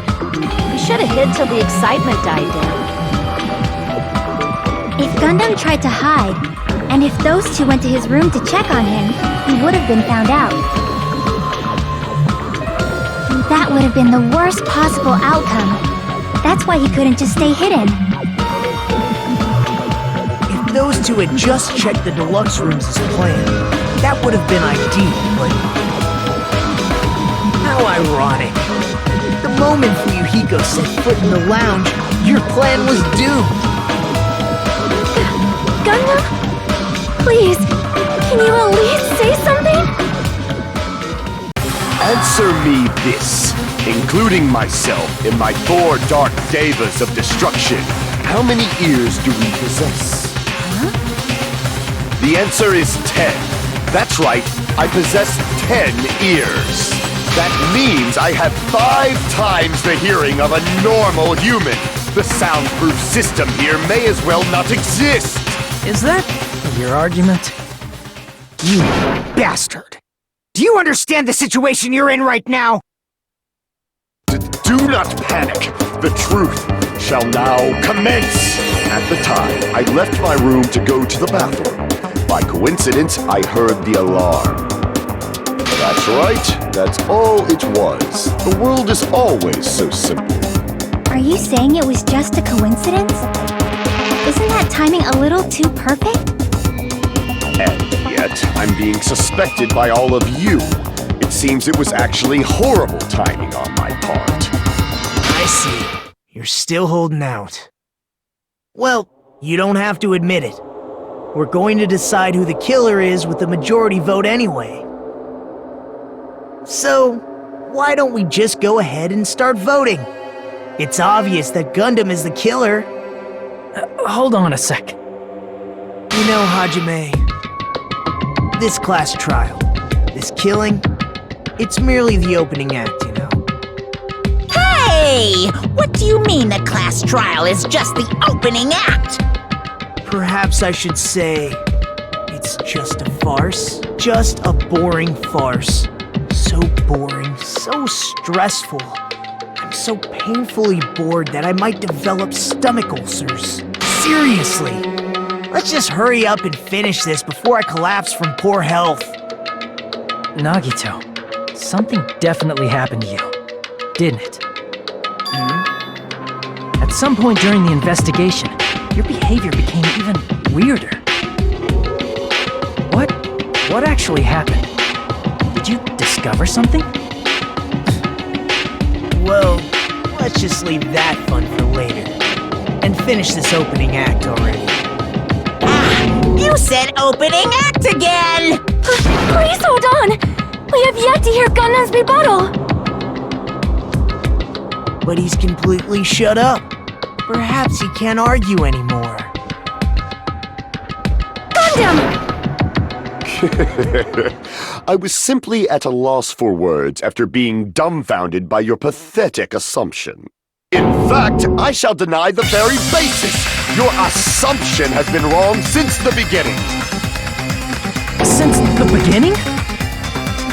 Based on your assumption, I hung Nekomaru from the 4th floor of the tower and made the floor descend to the 1st floor. From there, after returning to Strawberry House, I was present when the alarm at the lounge went off, correct? Although going to and fro is busy enough as it is, how would I be able to travel between both houses anyway? Let's see. The contact elevator was broken. As I recall, the killer tampered with the Grape House control panel, which shut down the elevator. Plus, the stopped elevator should have been facing the Grape House side. If so, the human who used the elevator would have left it at Grape House.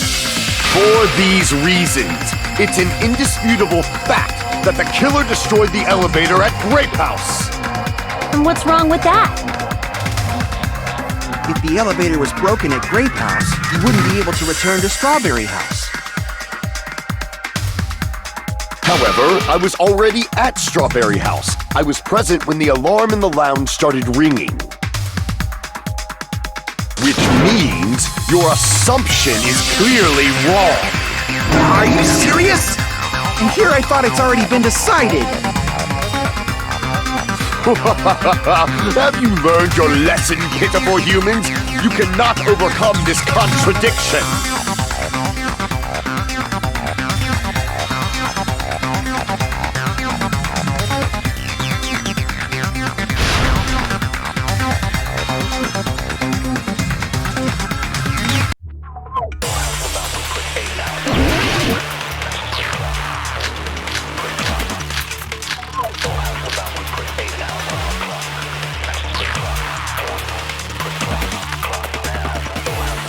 That elevator was the only means of travel between the two houses.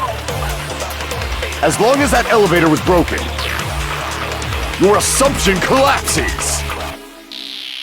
Plus, the elevator was broken at Grape House. If the killer cannot return to Strawberry House... Since I was at Strawberry House at that time, There's no question that the following crime is impossible. It would have been different if they had an accomplice. Or if there was a secret passageway. How much longer do you plan to lecture me? Why don't we stop this already?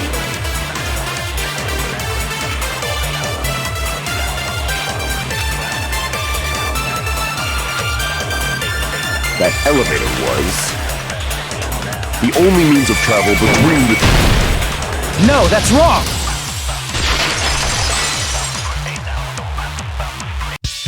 No, there should have been another way to move between the two houses without the elevator. Such a method does not exist! Then why don't we ask the person who actually used that method?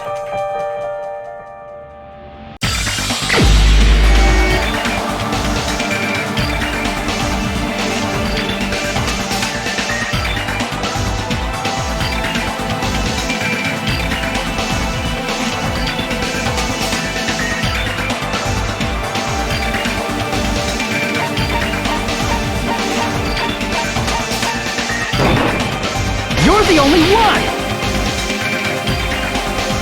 Nagito, you should know. What are you talking about? Don't play dumb. You appeared so suddenly that one time because you used that method, right?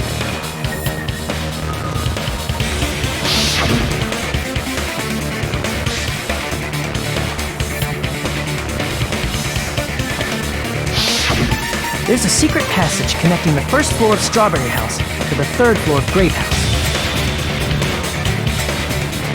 Isn't that right?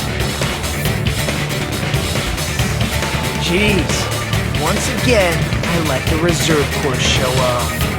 But you're right. There's a door on the floor of the Octagon, which is on the first floor of Strawberry House. After I opened the door and went down,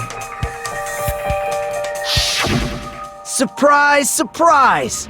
I ended up in the Monokuma Archive, which is on the third floor of Grape House.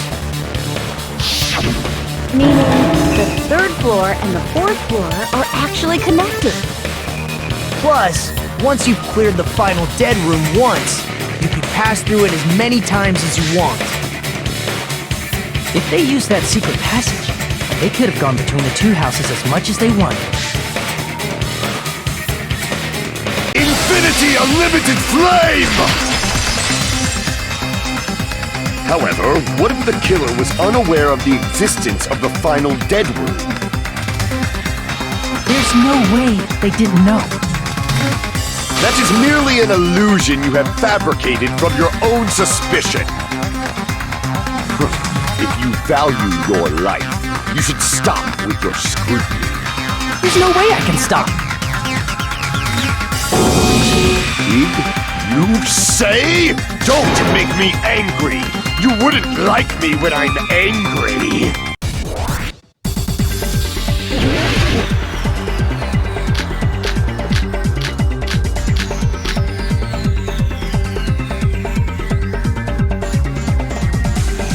Even if...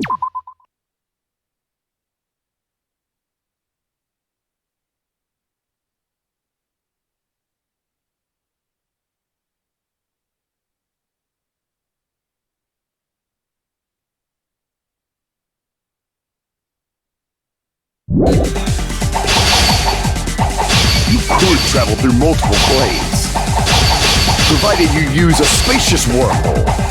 However, how frail I say! Your decayed illusion. Shall I feed you to the progeny of vile deities?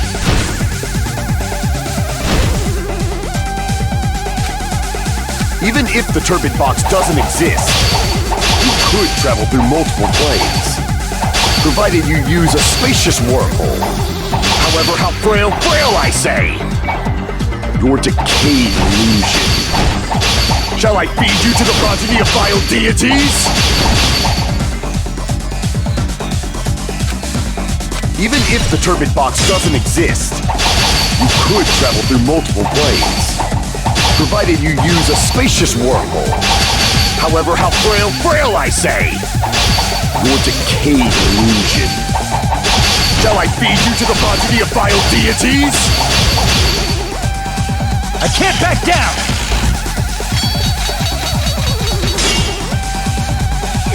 Even if the turbine box doesn't exist, you could travel through multiple planes, provided you use a spacious wormhole. However, how frail I say! Your decayed illusion. Shall I feed you to the progeny of vile deities? I can't back down!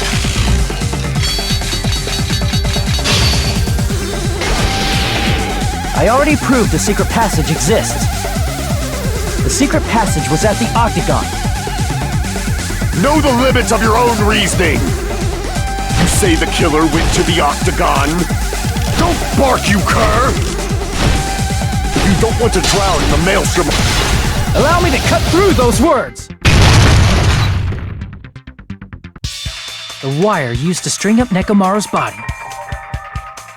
The hammer that looked like the weapon, and the chain on the door in the tower. Those are all the items that weren't in Funhouse. Where did the killer obtain them? The only place I can think of is the Octagon. There were various weapons and tools there. I'm pretty sure I saw stuff like wires, hammers, and chains too. Since those items were used in the crime, there's no doubt that the killer went to the Octagon. If that's the case, they obviously know about the secret passage too, right? It seems this is the end. Normally we'd end up listening to Hajime lecture us with a very long summary of the case.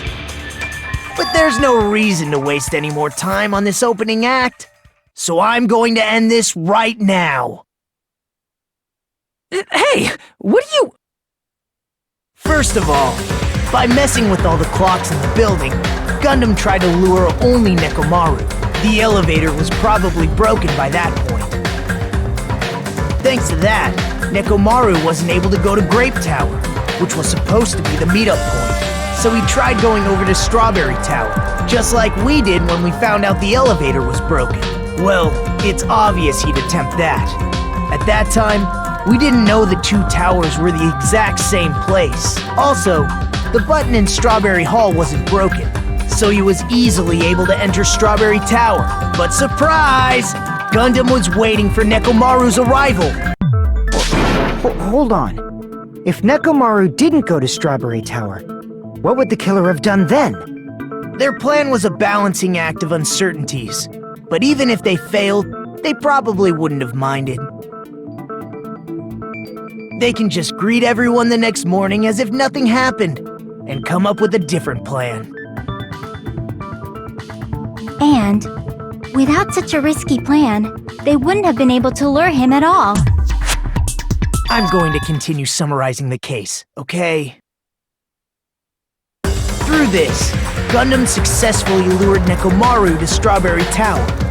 There's no way he could fight head-on with the robotic Nekomaru, so by pressing the goodnight button, he rendered Nekomaru powerless without fighting him. Hold on! What did you just say? That I didn't battle? What's wrong with that? Don't mess with me! Don't mess with me! I cannot ignore those words! Why are you angry all of a sudden? You fools do not understand! You don't understand at all! Ha! You make me laugh! After all this time, you still don't understand anything at all! I don't understand anything. What does that mean? It appears I cannot finish just yet. Maybe I'm just a human destined for hell. However, I cannot finish just yet. I cannot finish! What do you intend to do? It's obvious! I'm going to destroy your illusory assumptions! Are you saying you still have more? You still have room to argue? Your words You said I pressed Nekomaru's goodnight button. However, that button was on the back of Nekomaru's neck. To press it, I'd have to get behind him. It's not easy to get the drop on Coach Nekomaru. It's even more difficult if it's a one-on-one situation. Just as I thought, truly frail. Succumbing so easily to this simple argument, it was just a mere illusion. If you want to set me up as the killer, at least surpass your own human limitations. That's wrong, Gundam. You're the one who's wrong. Such a wonderful line. However, I cannot say that I'm satisfied. Listen well. I shall teach you 2 tips for making someone admit their defeat. First, you must crush them with your own overwhelming power. And as for the other, you must provide a reason that will persuade that human. You have not fulfilled either of those yet.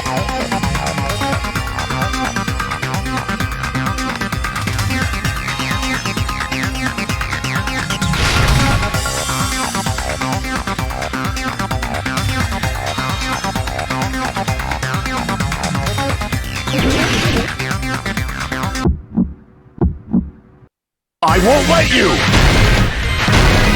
For the Tanaka Empire! Wither! Crushed as David prophesies! I won't let you! For the Tanaka Empire! Wither! Crushed as David prophesies! Show me the cadaver! Show me the cadaver! I won't let you! For the Tanaka Empire! Wither! Crushed as David prophesies! I won't let you! For the Tanaka Empire! Wither! Crushed as David prophesies! For the Tanaka Empire! For the Tanaka Empire! I won't let you! For the Tanaka Empire! Wither! Crushed as David prophesies! It's Nekomaru's back. Do you really think I can get behind him so easily? This is the end!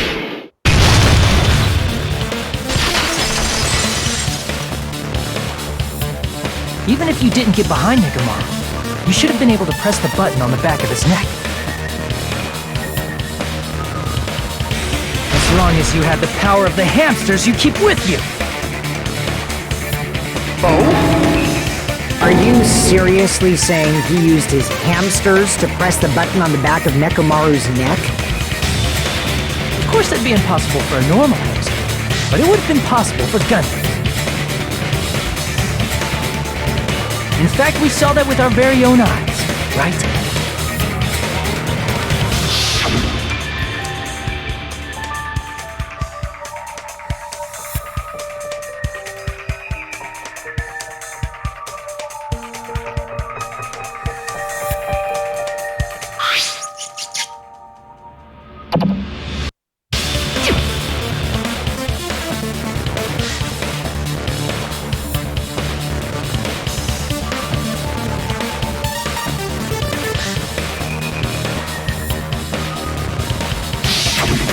Now that you mention it, after Ibuki was killed in the music venue, one of Gundam's hamsters retrieved a piece of wallpaper from the baton lighting, right? Hey, with your friends and their exceptionally smart brains, it must have been possible to secretly get one of them behind Nekomaru and press the button on the back of his neck. How about it, Gundam?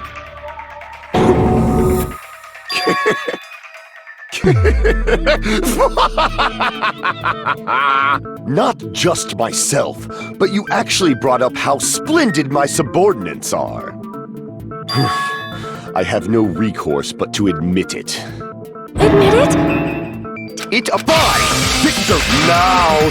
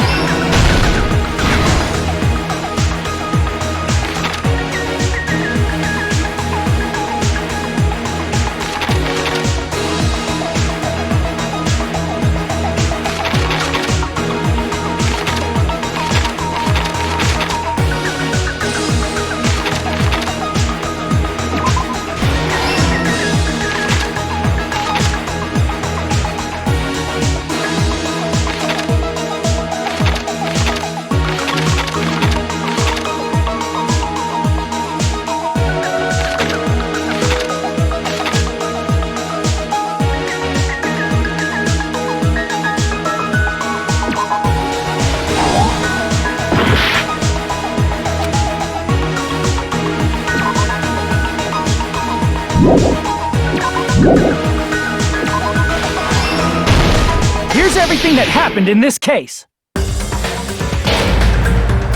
Let's first go over the many tricks the killer prepared before they committed the crime.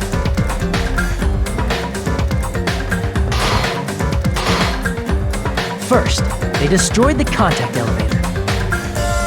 This separated Nagito and the others in Strawberry House from our group in Grape House. Next, they lured Nekomaru out by himself by turning back all the clocks in the funhouse by 2 hours.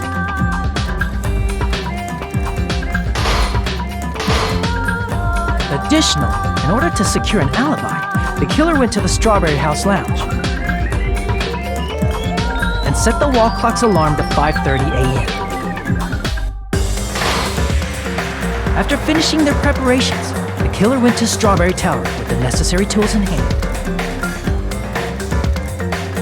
They obtained these tools from the Octagon, which you can enter once you clear the final deck.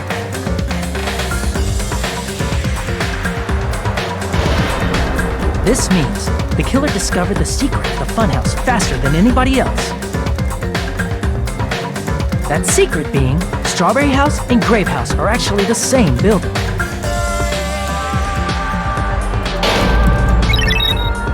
On the morning of the incident, Nekomaru woke up and headed over to Great Tower for a specific reason.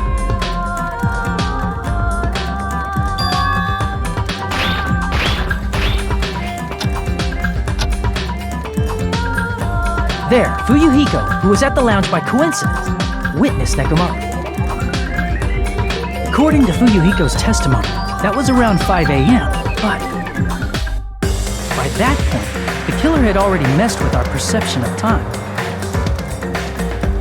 In actuality, Fuyuhiko witnessed Nekomaru at 7 a.m. That's also the same time Monokuma Taichi begins. Nekomaru went to Great Tower to participate in that.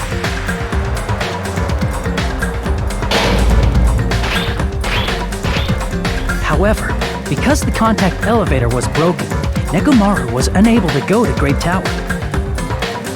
So he decided to try going to Strawberry Tower.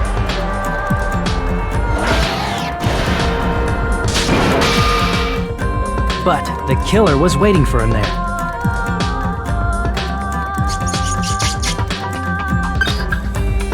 With the power of hamsters, they were able to press the good night button on the back of Nekomaru's neck.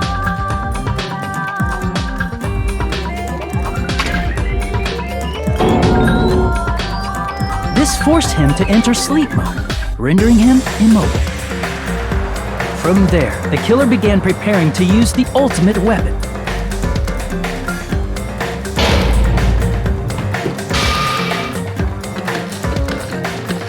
First, they set the alarm in Nekomaru's chest to 7:30 a.m. so he'd wake up.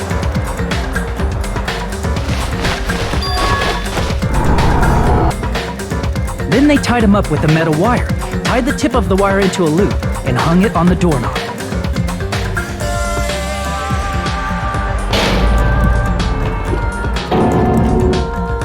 After leaving Strawberry Tower, the killer then destroyed the door button to Strawberry Hall. They did this to keep us from entering Strawberry Tower, and to keep us from discovering the secret of the building structure that they used to kill Nekomaru.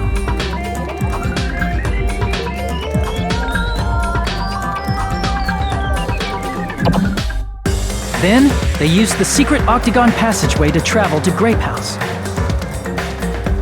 After arriving at Grape Hall, they pressed the button to open the door to the tower.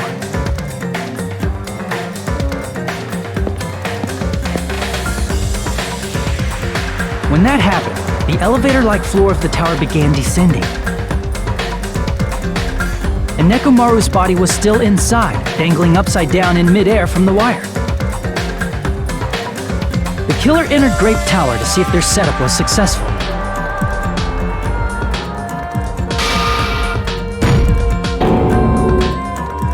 And placed a hammer on the floor to look like the weapon, then wrapped a chain around the back door. This was done to make us falsely believe we couldn't enter the tower from Strawberry Hall.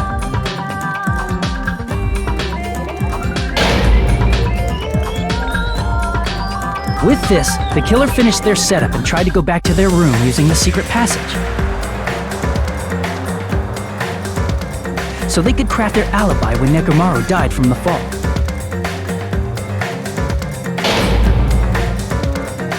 But something unexpected happened. Fuyuhiko, who saw Nekomaru earlier, was still at the lounge. As a result, the killer couldn't return to their room, and with no options available, time ran out.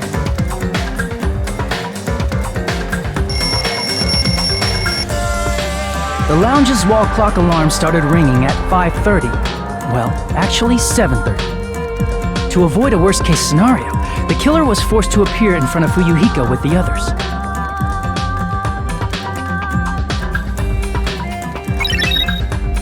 When the wall clock's alarm rang, that was also the same time Nekomaru was waking up.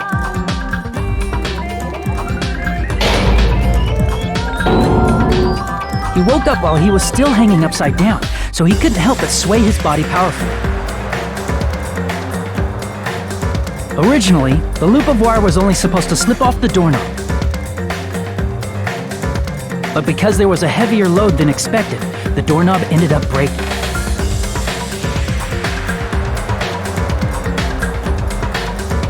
Nekomaru fell from the 4th floor all the way to the 1st floor. He crashed into the pillar, which decapitated him on impact, and died. The sound of Nekomaru's impact echoed throughout the funhouse. However, by this point, the killer's plan was about to fail, thanks to the broken doorknob and Fuyuhiko. Meaning, the killer is someone who wouldn't have heard the alarm if they were in the deluxe room. They also wouldn't have been able to return to their guest room, because Fuyuhiko was at the lounge.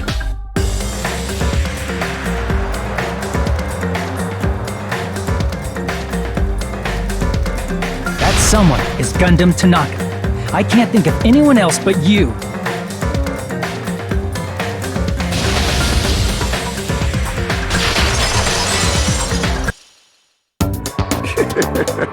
Splendid.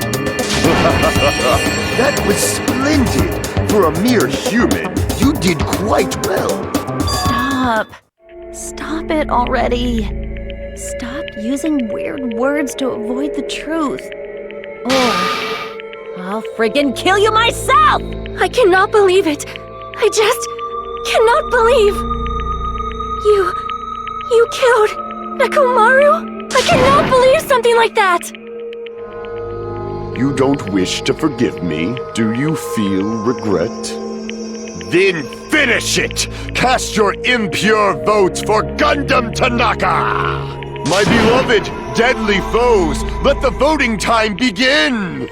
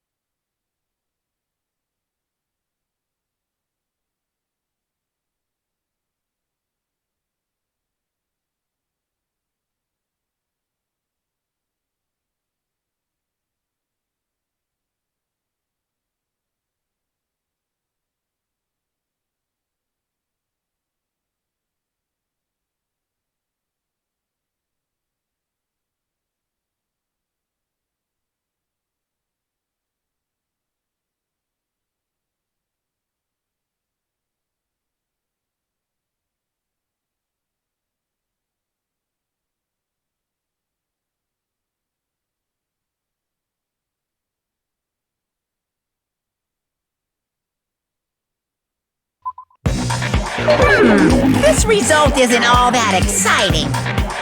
Now then, please pull the lever in front of you and cast your vote. Who will be chosen as the blackened? Will you make the right choice or the dreadfully wrong one? Please pull the lever! Crap! I bit my tongue at the most important part!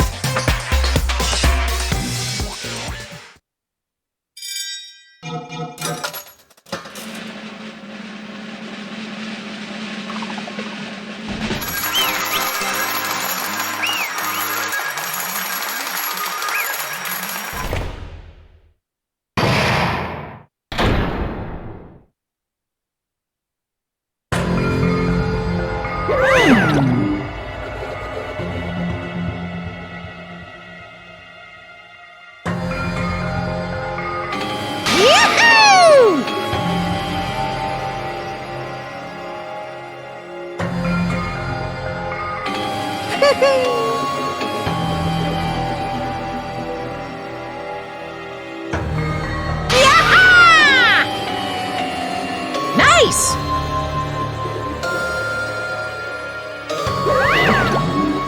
Now then.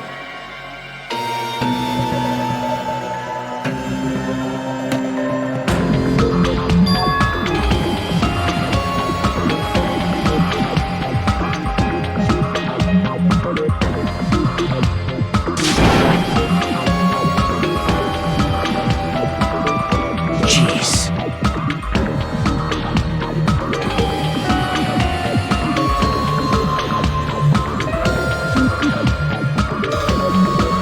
Fall, my tears.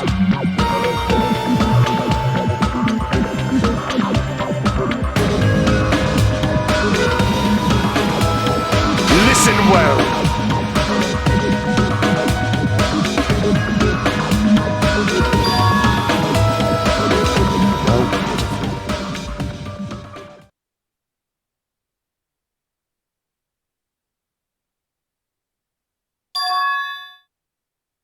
Fine.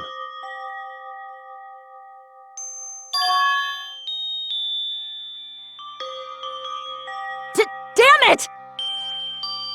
This, too, must be the will of causality.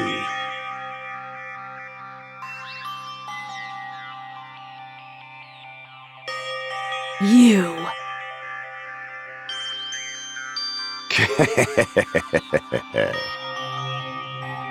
Let's make history.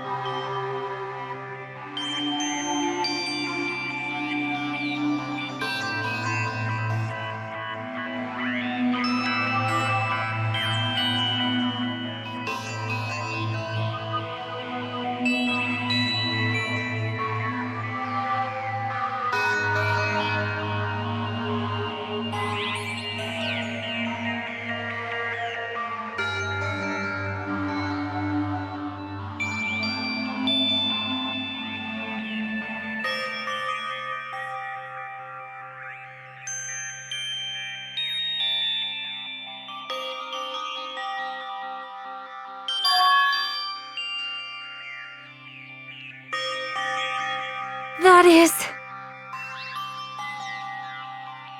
Let me tell you this. Huh?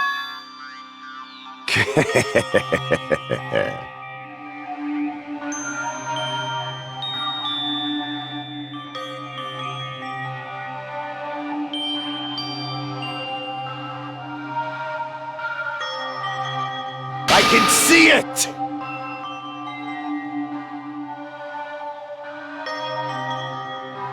Could it be?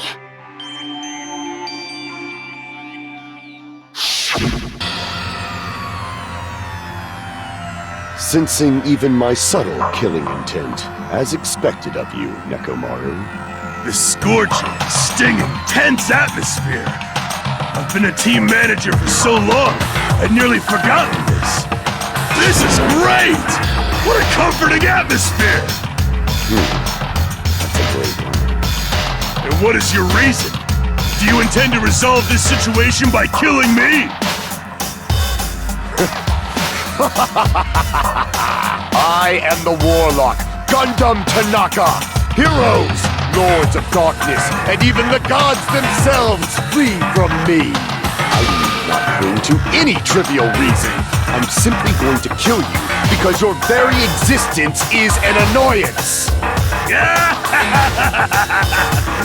You'll drench your soul with evil until the bitter end, huh? Splendid! In response to your spirit, I shall kill you with all of my might! I won't go easy on you! Don't even think about holding back!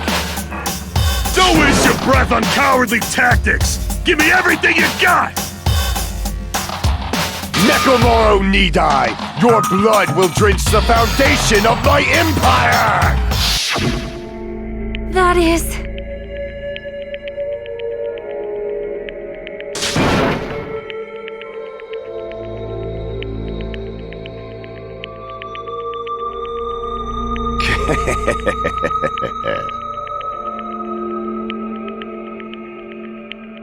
Let me tell you this. You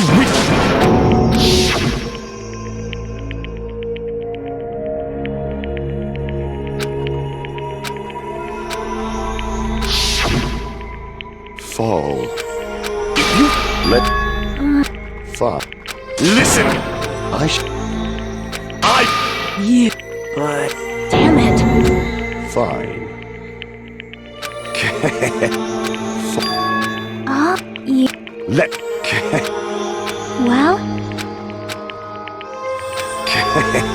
My thing. Yes! Please wait! Huh? How? Fine. What is it? Are you? However, there is no need to fear. In this world, I am only a temporary visitor. I was simply visiting for a moment, and that is what... Pride! Let that open! Let's give it a...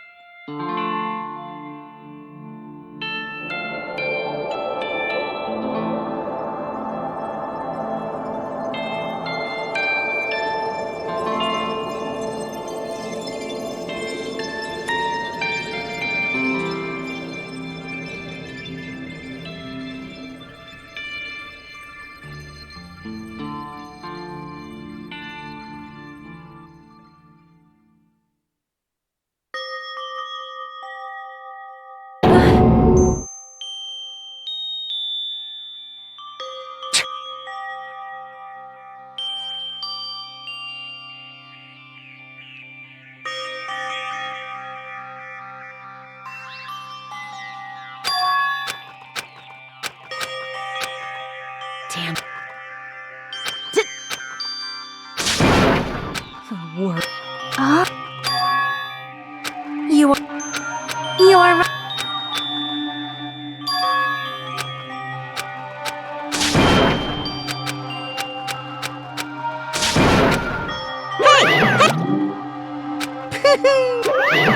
Wait!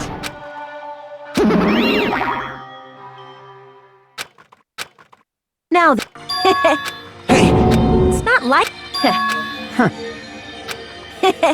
Hey.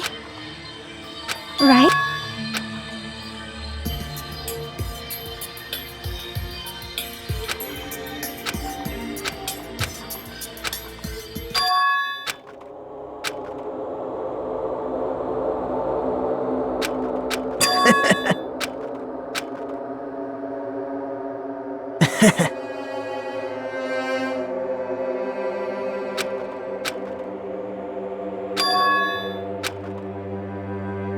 Well... Damn it. It's obvious. Monokuma appears! Now then. What's this? What's the matter? Well... Hello. Hey.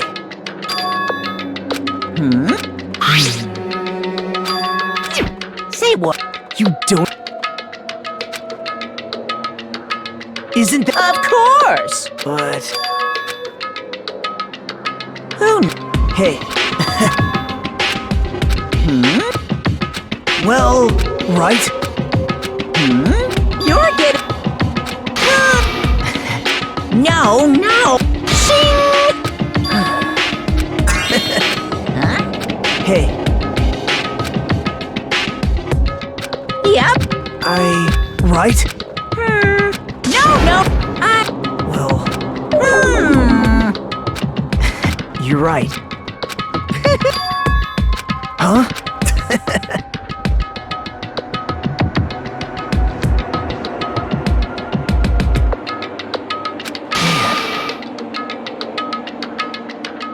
Like...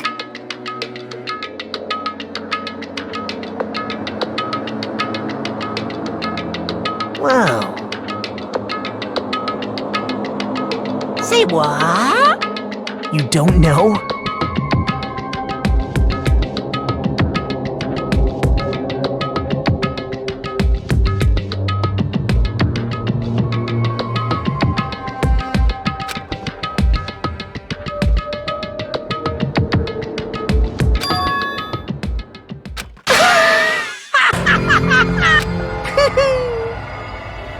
Hey.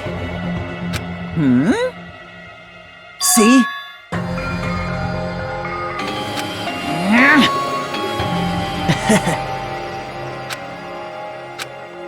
Hey.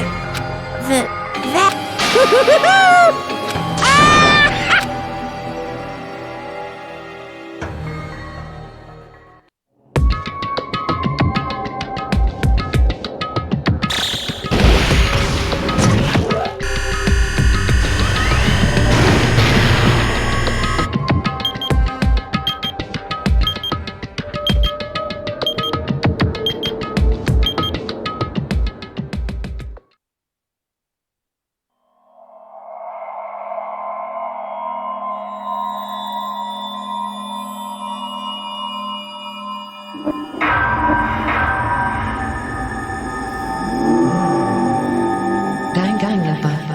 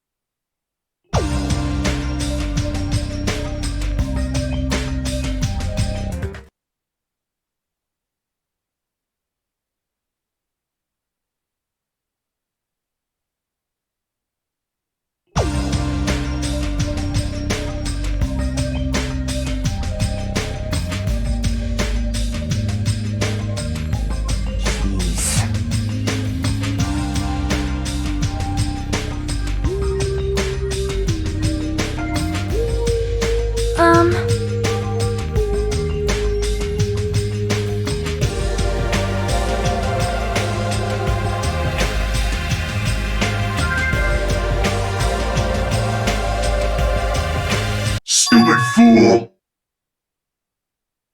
Oh my! Hey! Huh? What's up? I'll pick you up!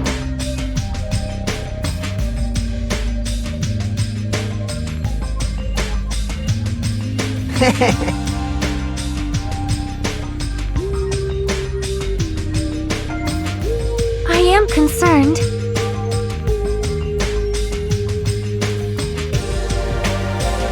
Jeez.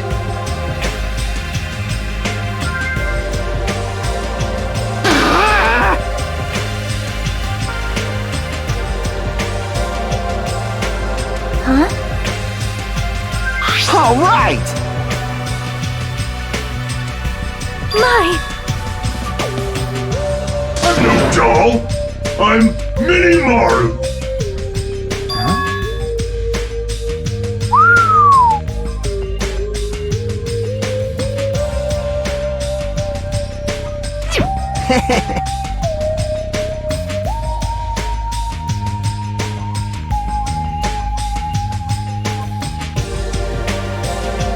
Are you serious? Thanks. Well... I'll pick you up! Whoa! Man.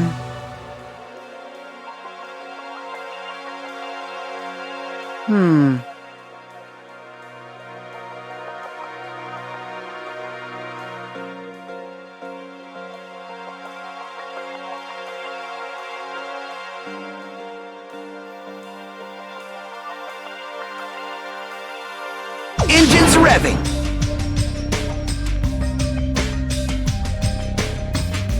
Huh.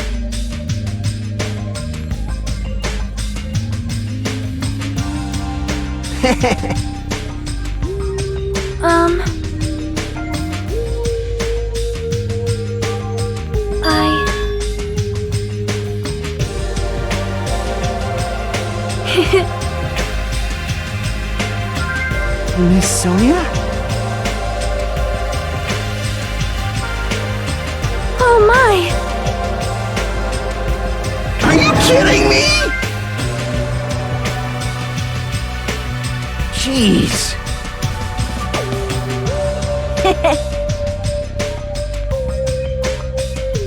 I am Mini Maru! Man. That's right!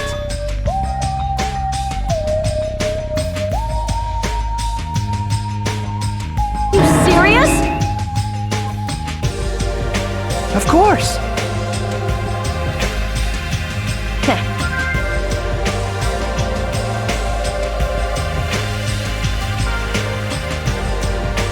Hey, hey.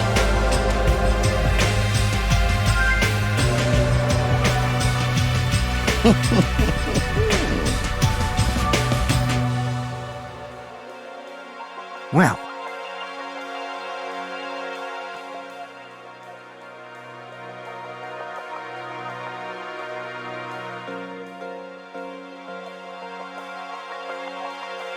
Hey, hey! But still...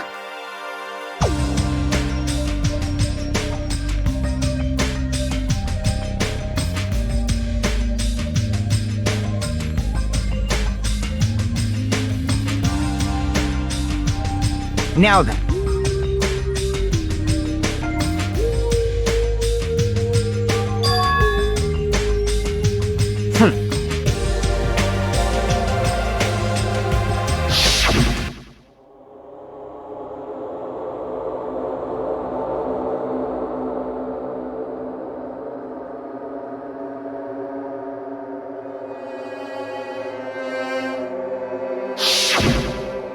Hey, bastard!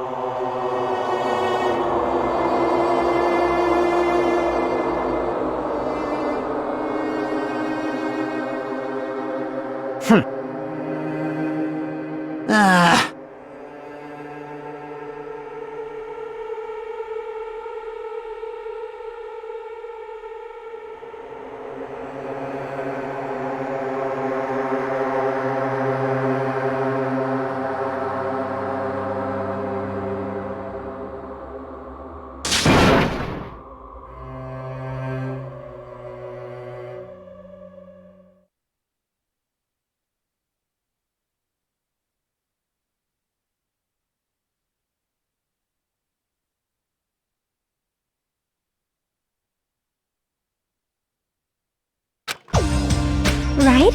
Of course! Listen! Hey! I am... Huh? Hey, hey! Ding, ding, ding, ding!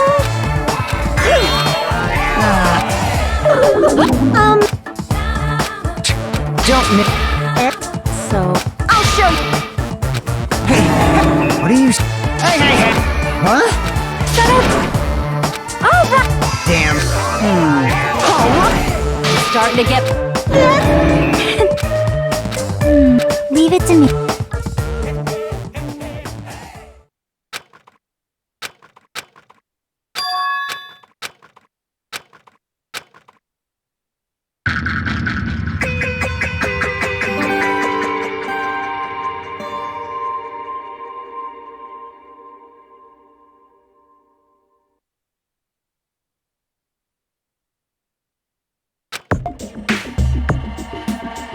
So this is the last island.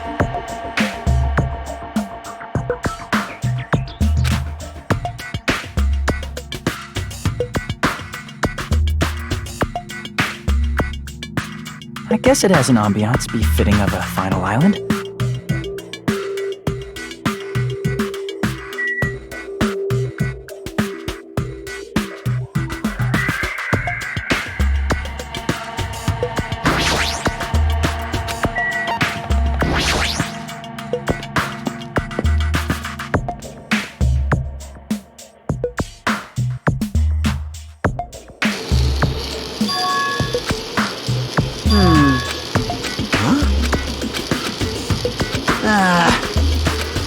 What's going on?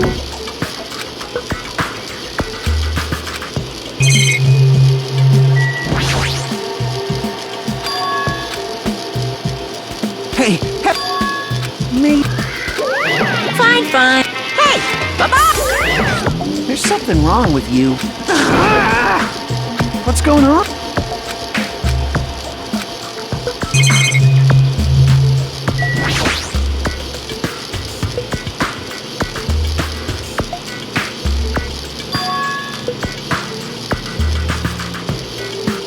Maybe you That was close. Hey!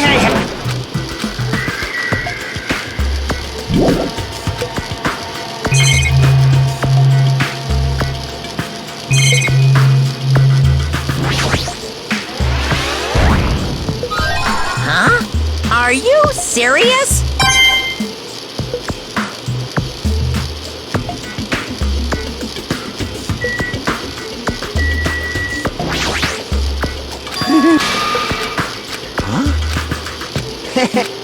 Hey.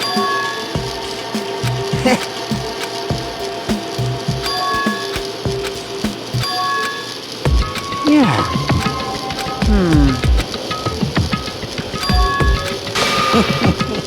Hey.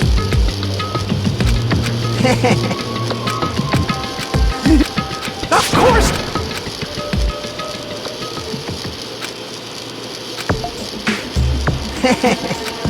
I see. That's right. This is bad. Hey! I mean...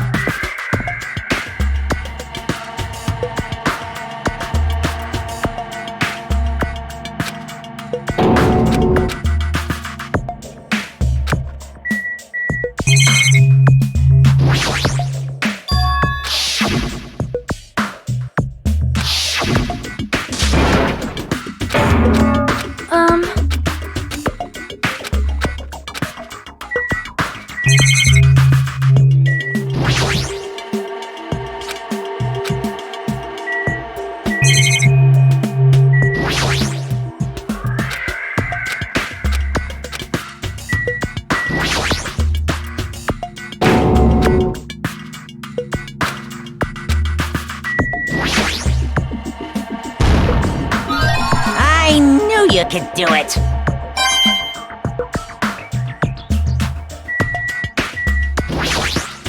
All right. Huh? However, I am please wait.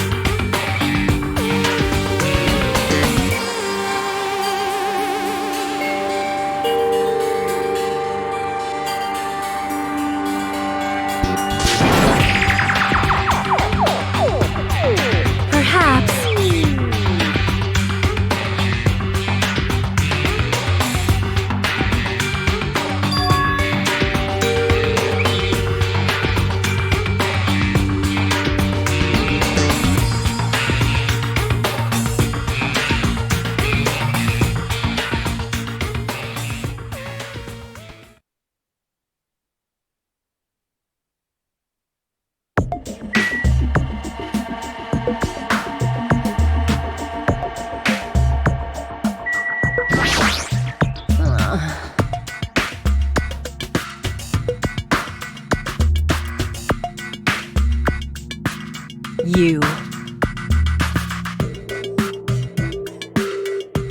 Obviously.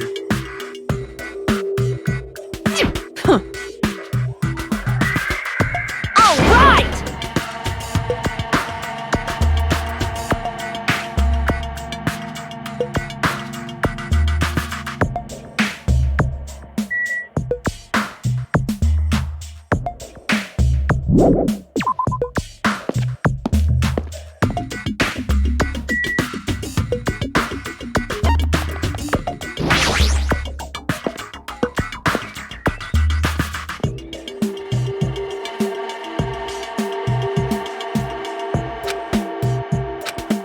Hajime. See?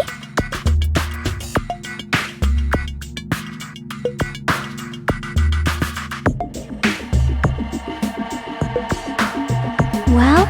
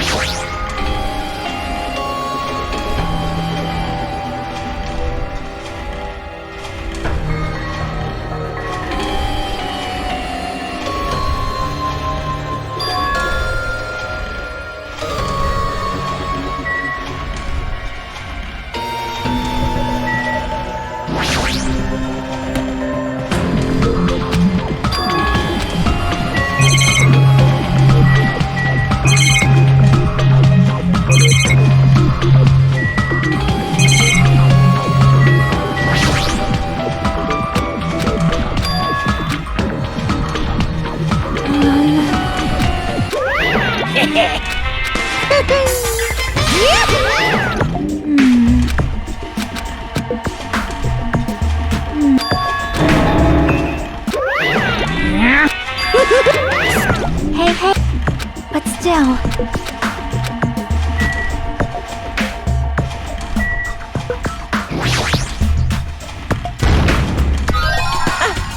I've been found!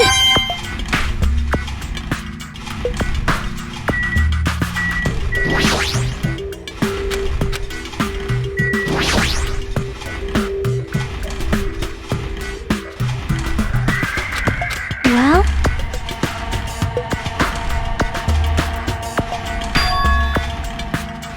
Yep.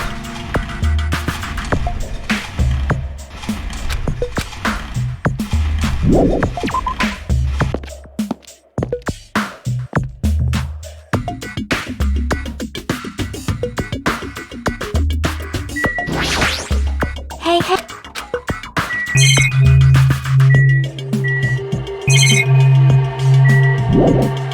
Can...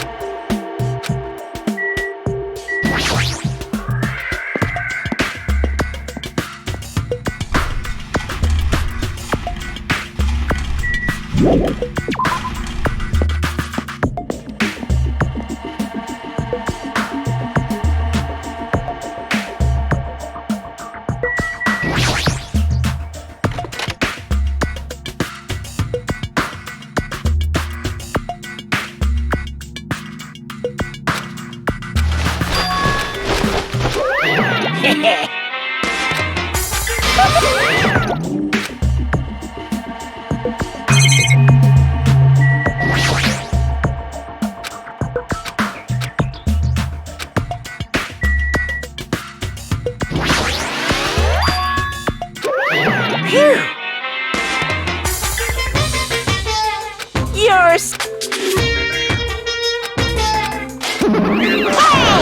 No! Hey, hey! I won't! My littles! Hey! Shing! Enough! You stupid brat!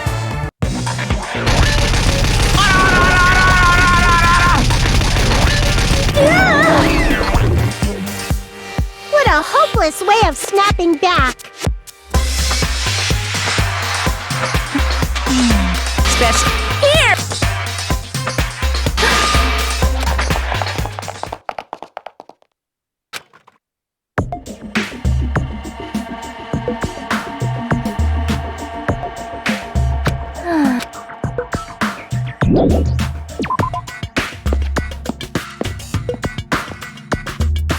Yo. Well. Damn right. Huh. Later.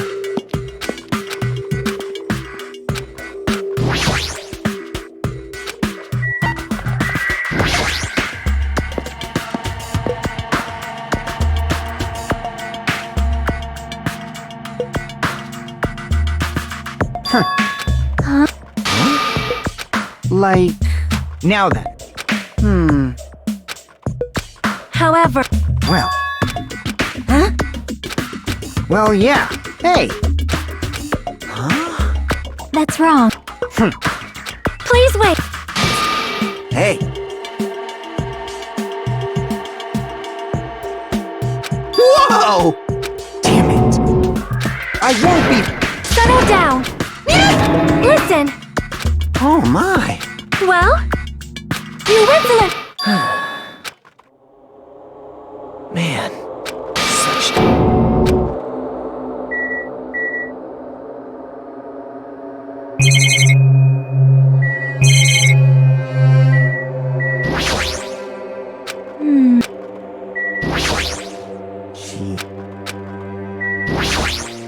It cannot... Please wait.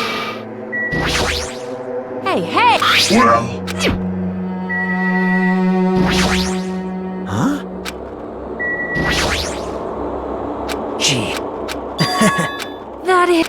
No. Well...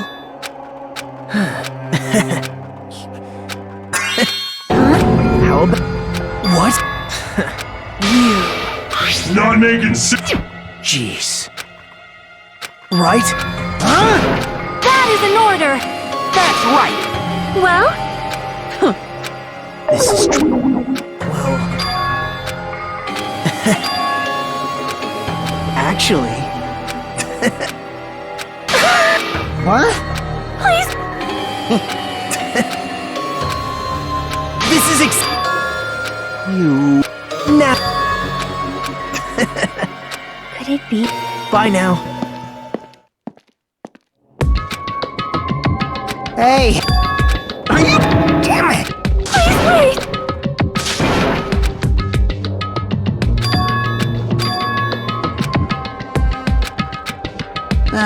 That's right! Oh. I'll show you my... I'm here too. Huh?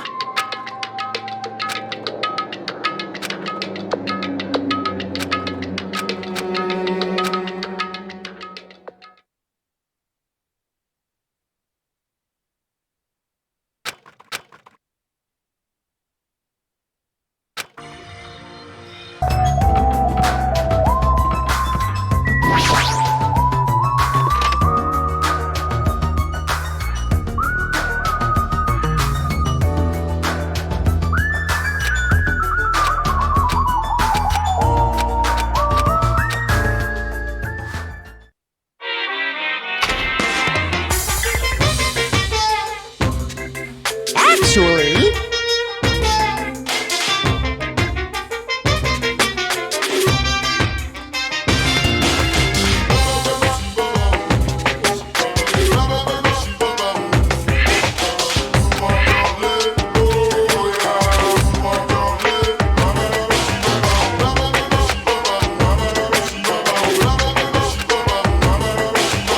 what the?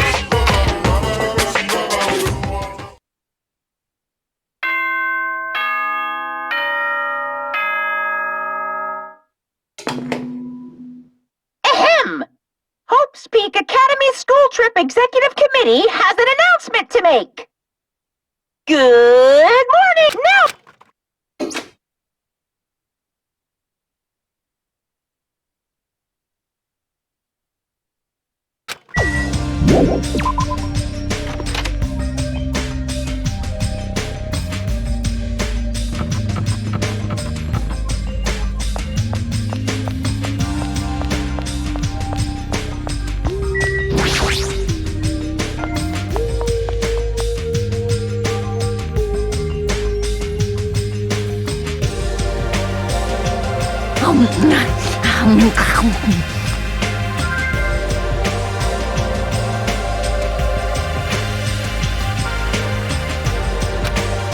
Eat well.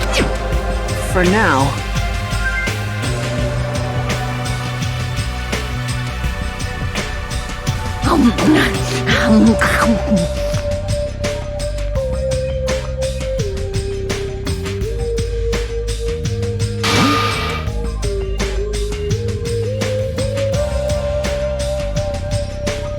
You know, right? It cannot be!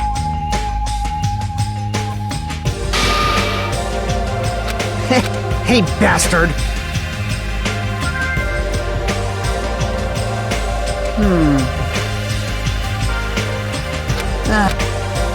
All right!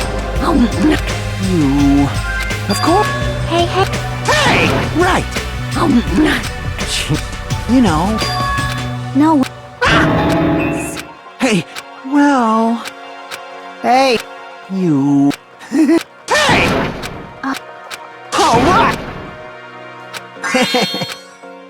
For... Bow down! Whoa! Listen! Miss... You must not! That is an order! I leave that? Damn it! Huh?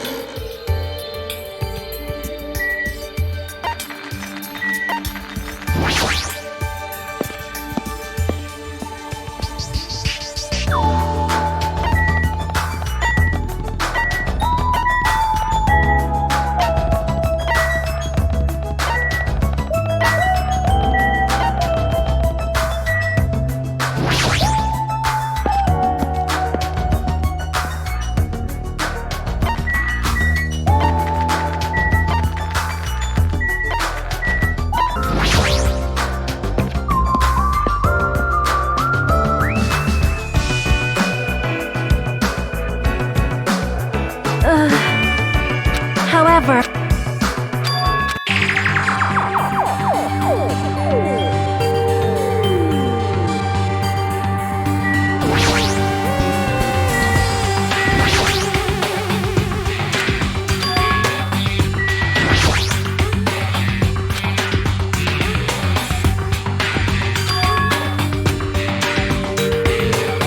Please... Well?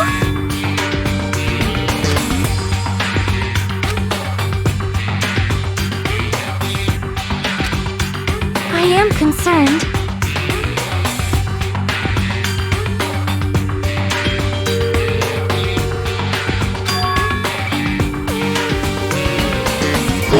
You are wrong.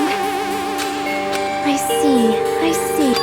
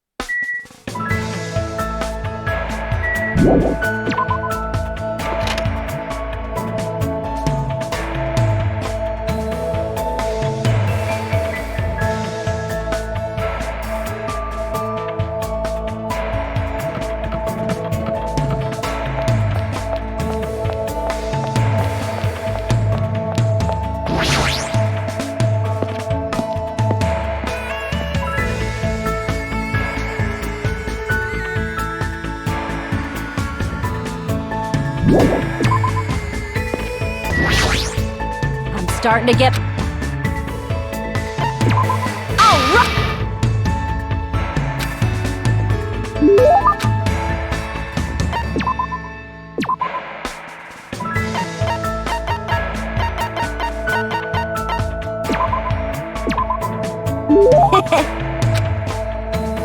I'm hungry.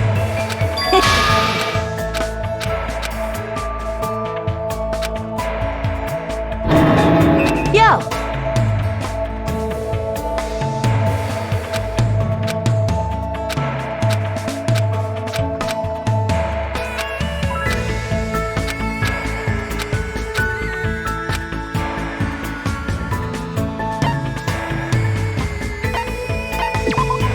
Yo!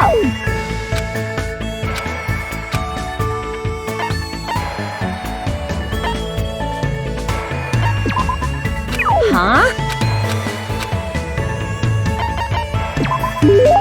Huh? You?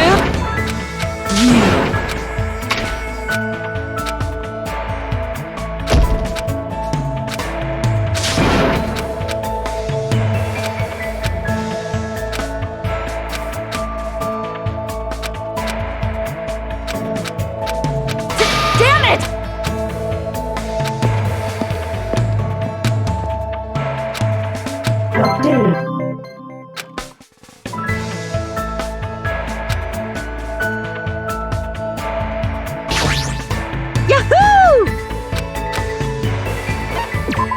wait.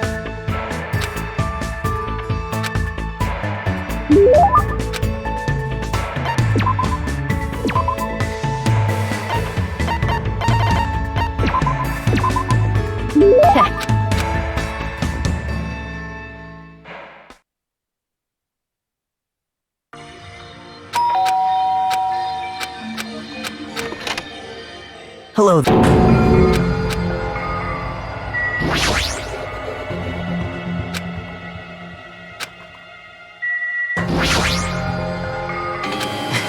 That's not it. Well...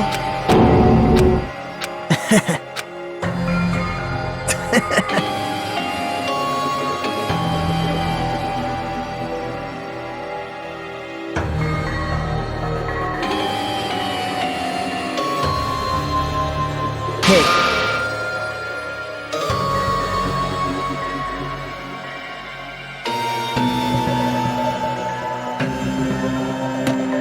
I see.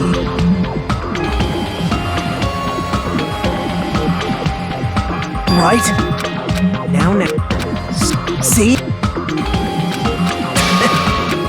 Yep.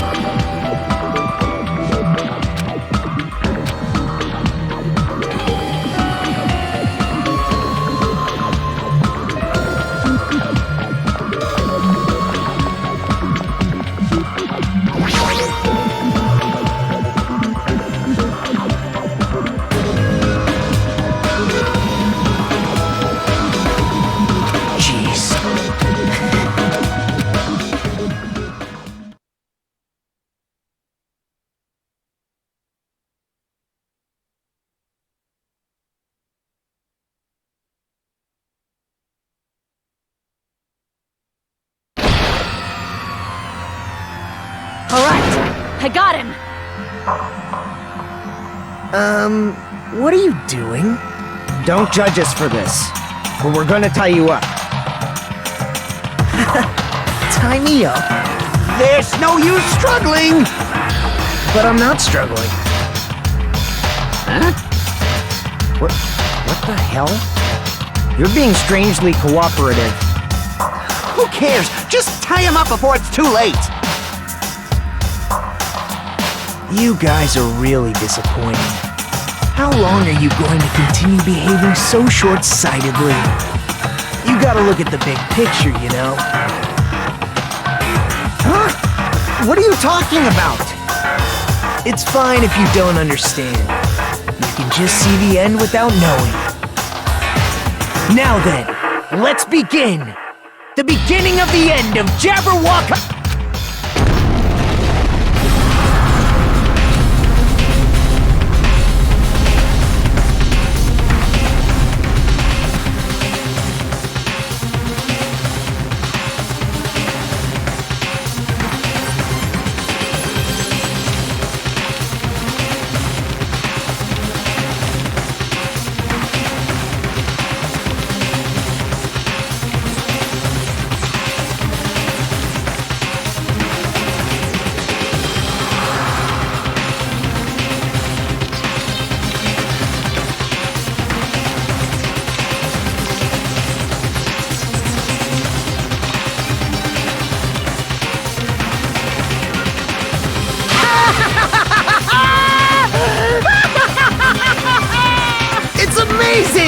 These amazing fireworks surely befit the beginning of the end!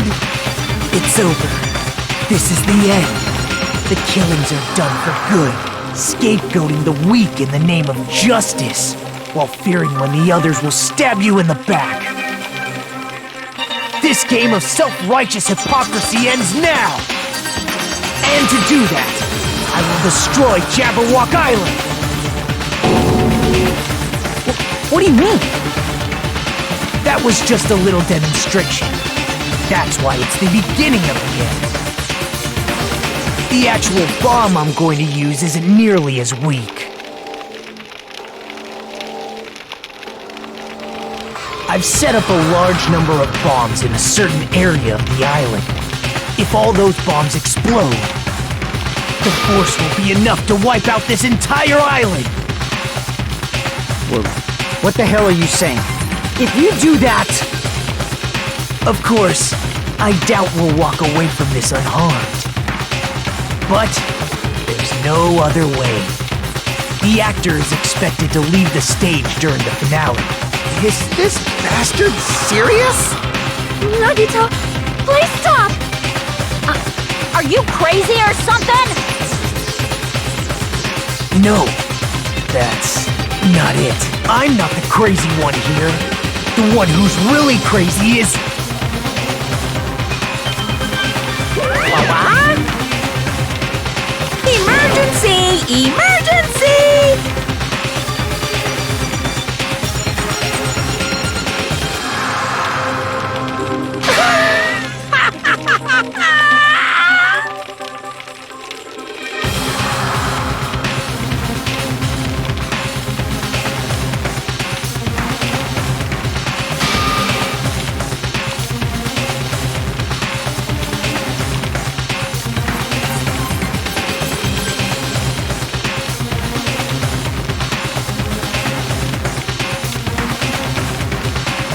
Well... You.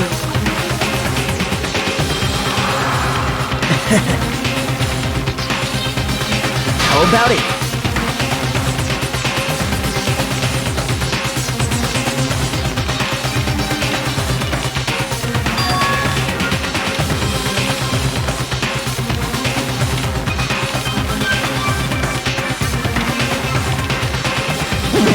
Emergency!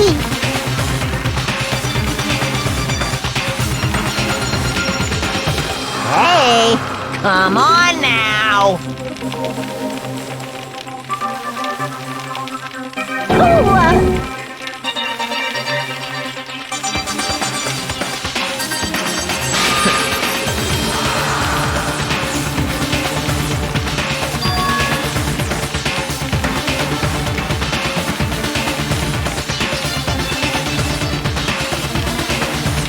Why?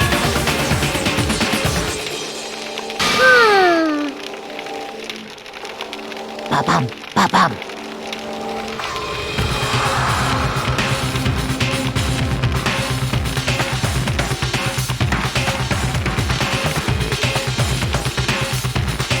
Huh?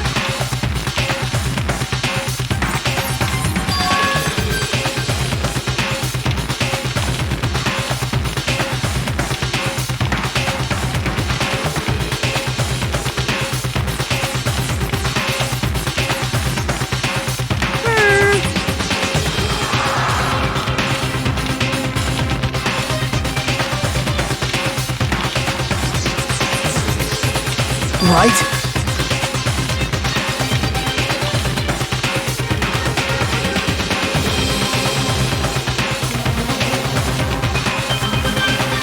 That's right!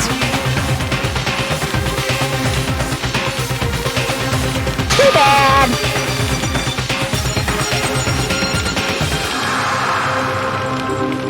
You're so stupid!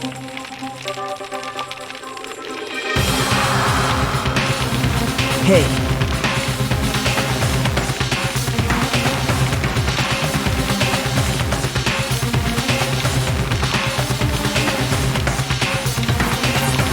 This is exciting!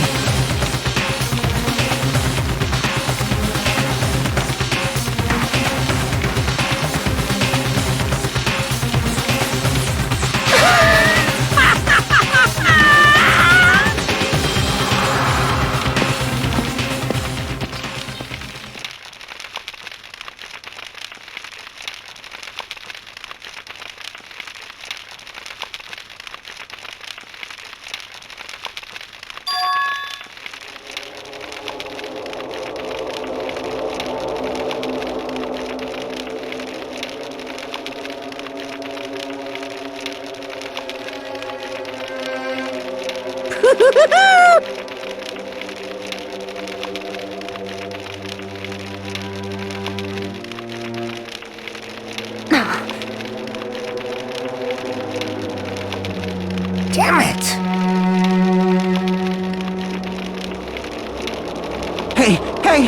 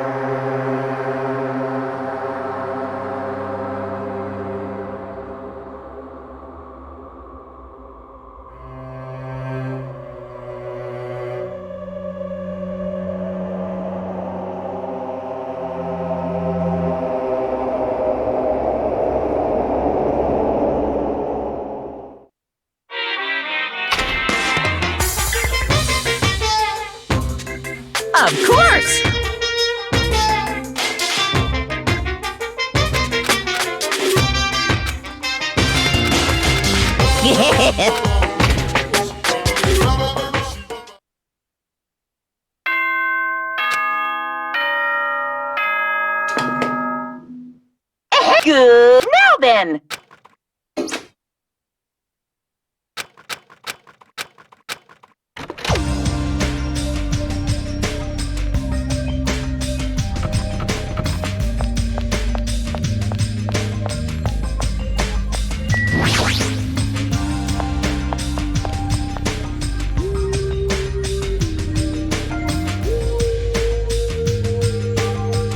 Yo.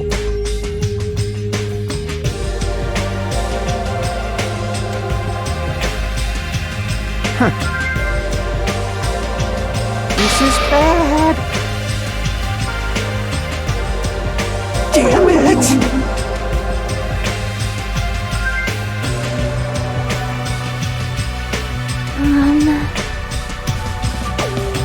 However...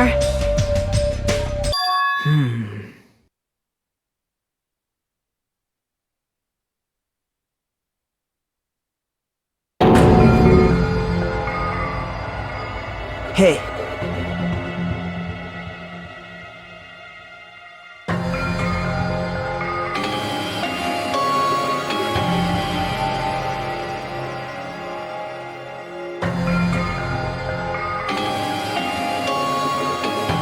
I mean...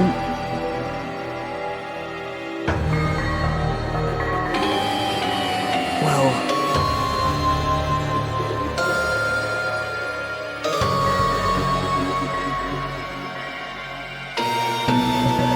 Isn't that right?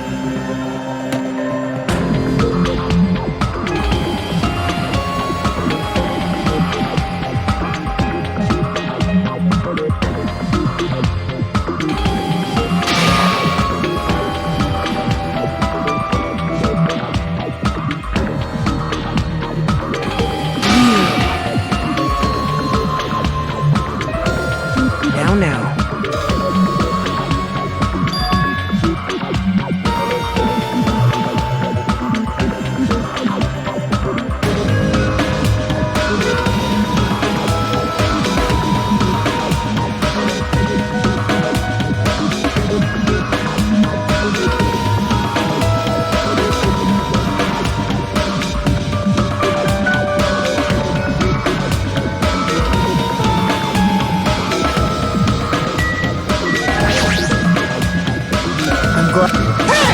Well... Huh? I'll beat you up!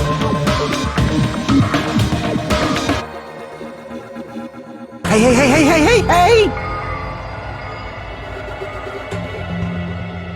Yep. Hey.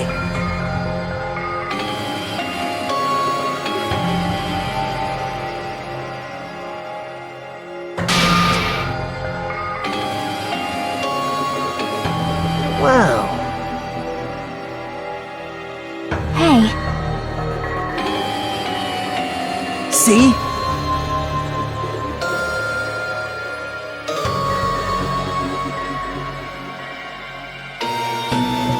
You...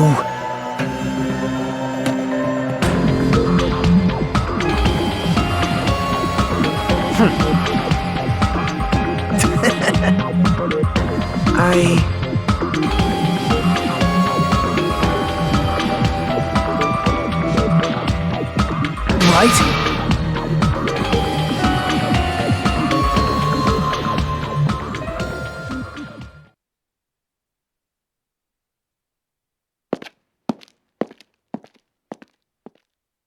Why? Huh?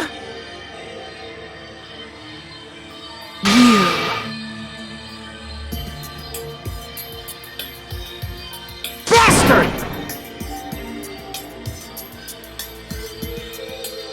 Everyone!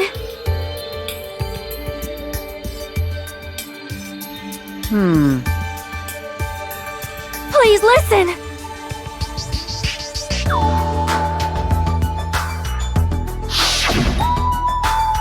So just as I thought.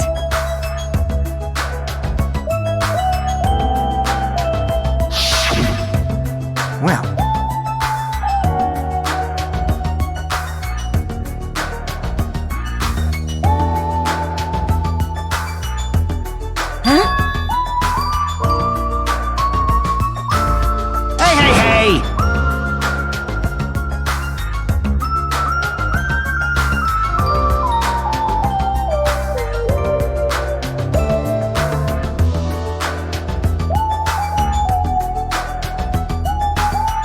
Like...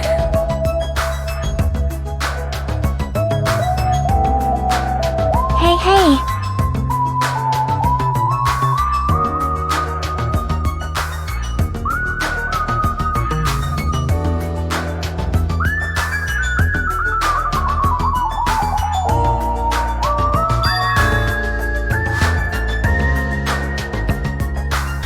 Are we screwed?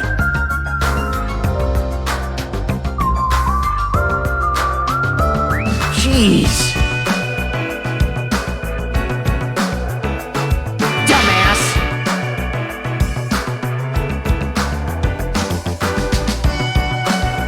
You. Well, Hey.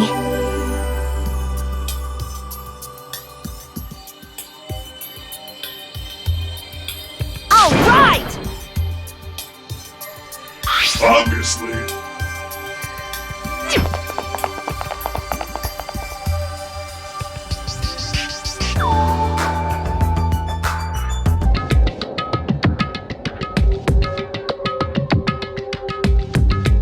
I get it.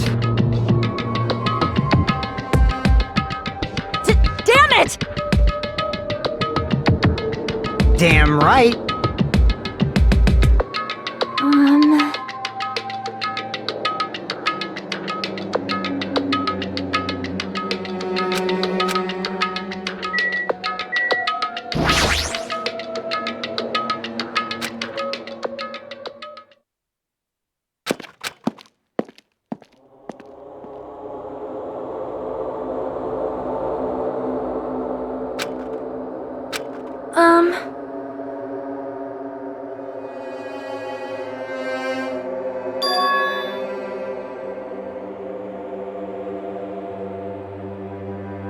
Well,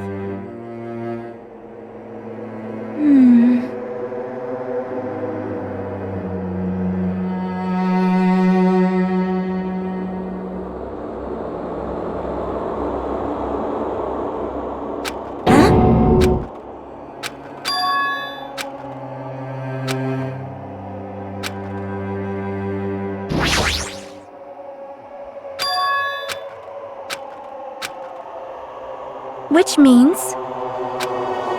However... That is right!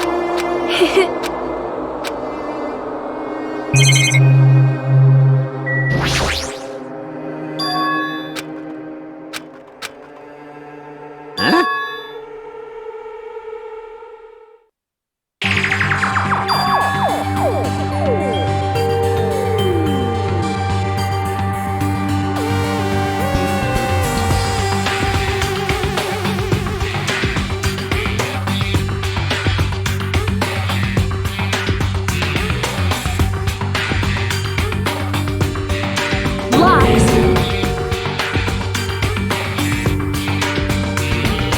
Like...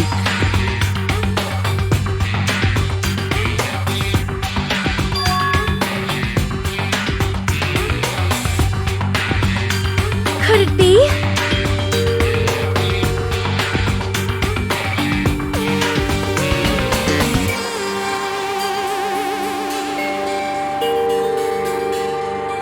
Whoa!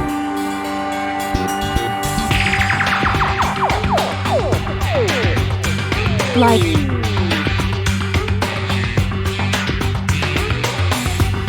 That is... Hey.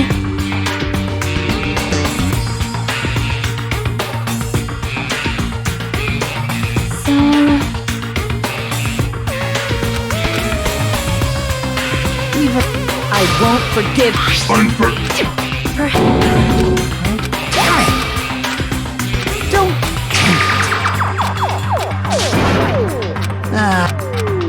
You. Oh. Hey.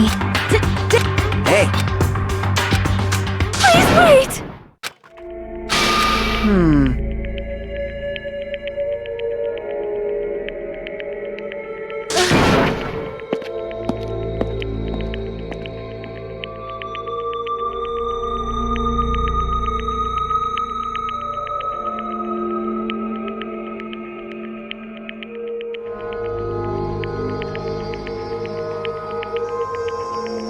I mean... Shut up! Shut up!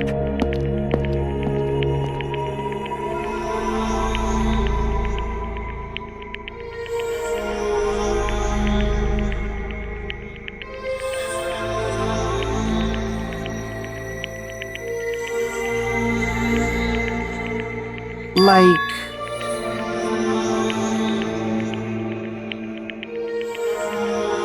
Huh?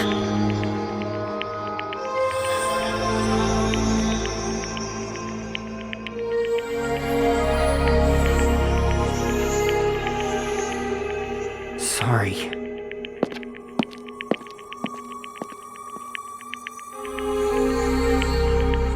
Damn it. Stupid fool!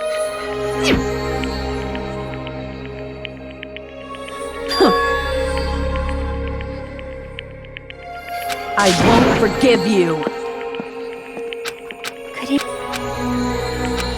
Yep.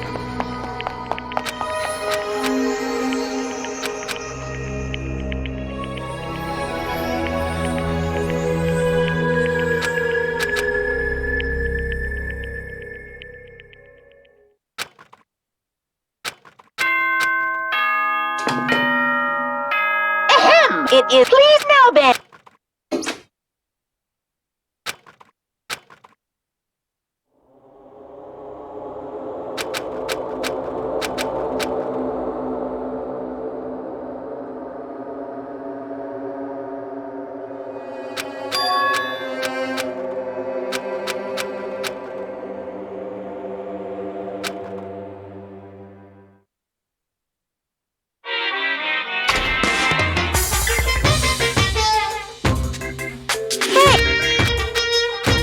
That...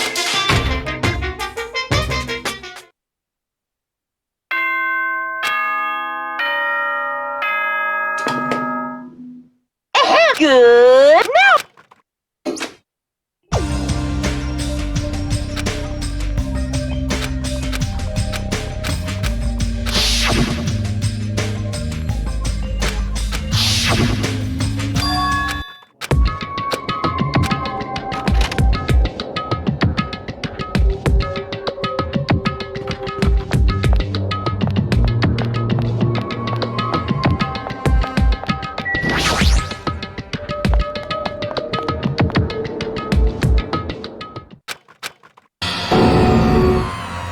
Playtime's over. Now, where'd you hide the bombs? That hurts, but I'll never tell. If you really want me to spit it out, you should try torturing me or something. Huh? Torture? Maybe you can stab my fingers with that fork over there. Or scoop my eyes out with that spoon. If you're not willing to fill me with despair, there's no way my hope will ever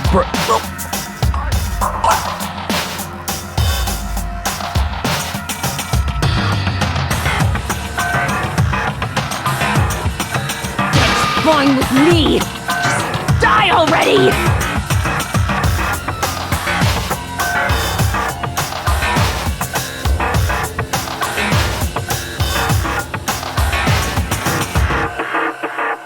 Hey! This is bad.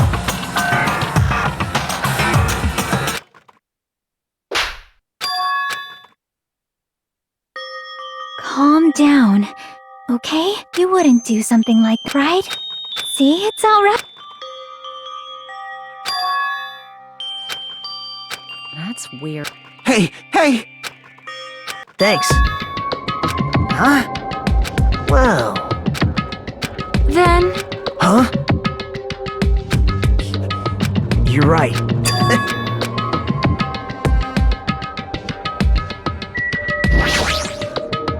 Well... Gee. Hey! I'm glad... Well...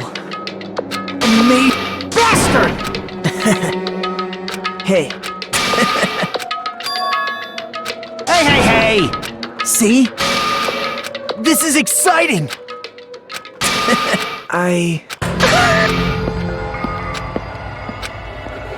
Damn it! Dumbass! Oh, you are... I mean... Shut the hell up! Damn it. Leave it to me! Anyway...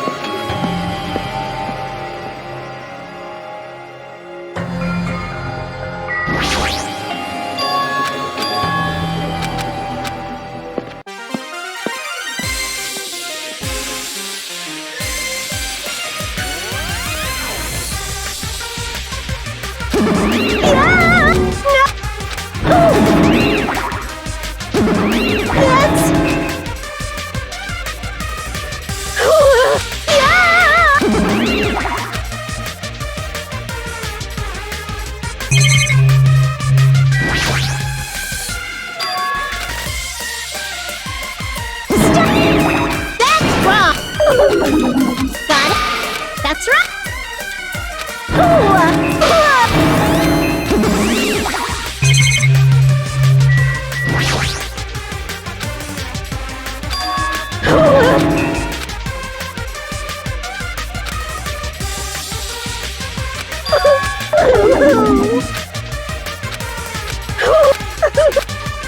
That's wrong! Got it?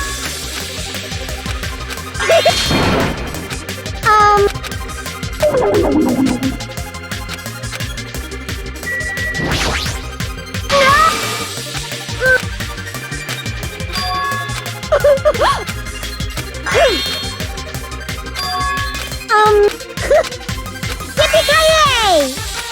Hey!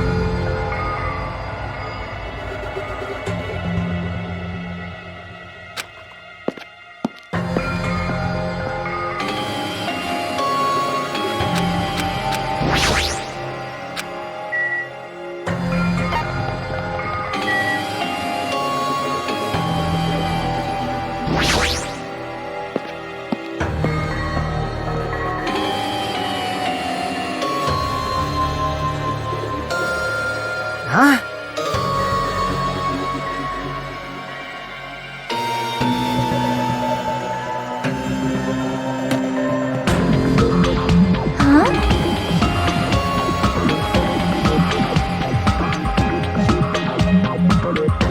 Well...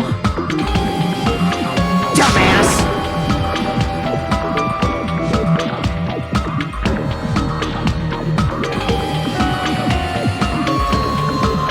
Damn it!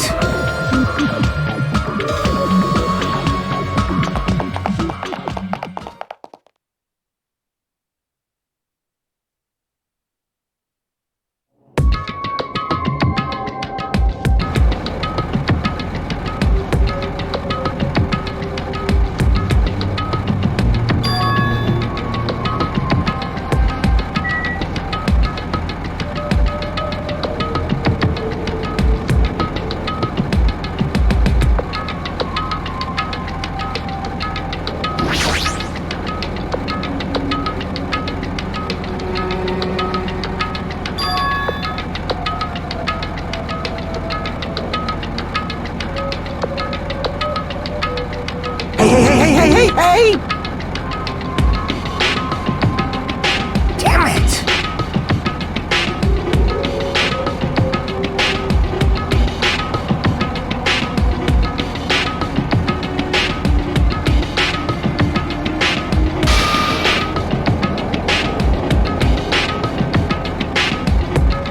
Damn it.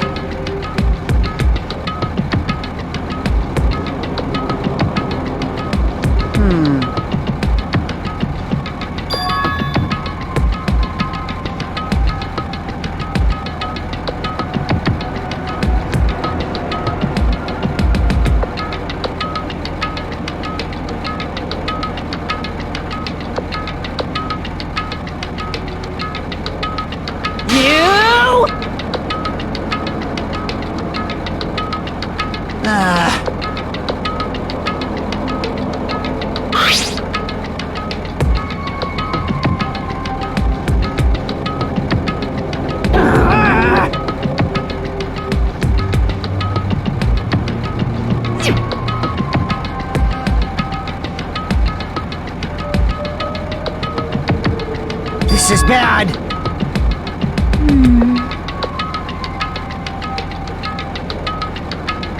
Hey!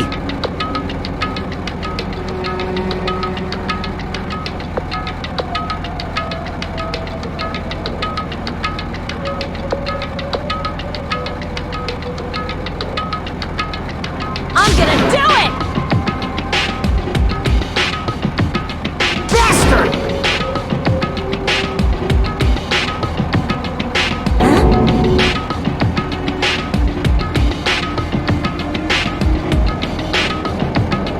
Damn it!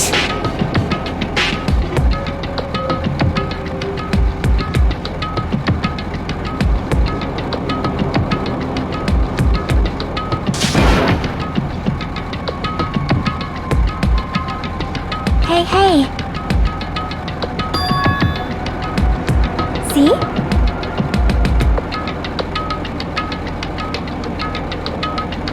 Huh?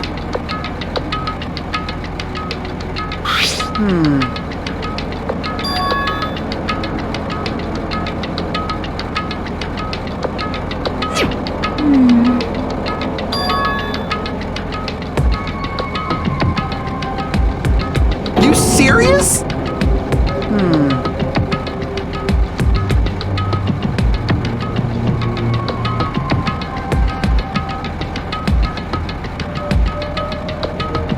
Huh?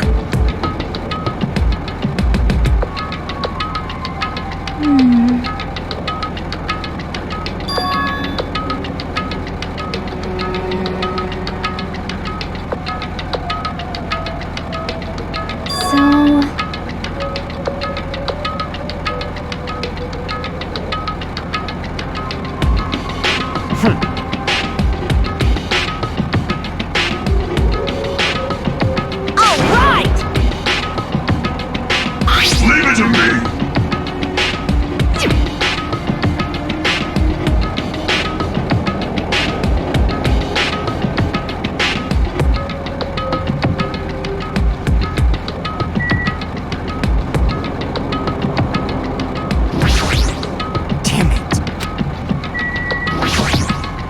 maybe... Right!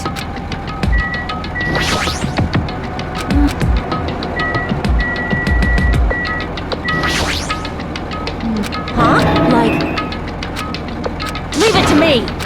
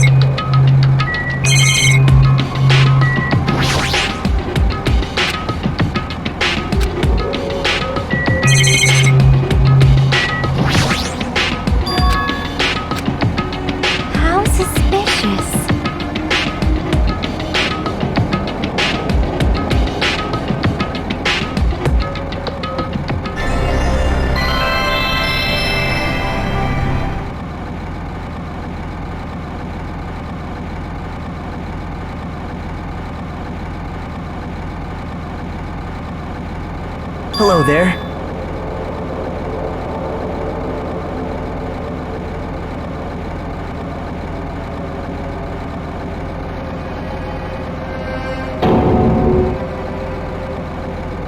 Perhaps.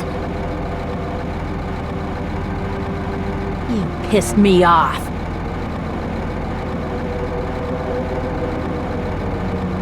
Hey, bastard!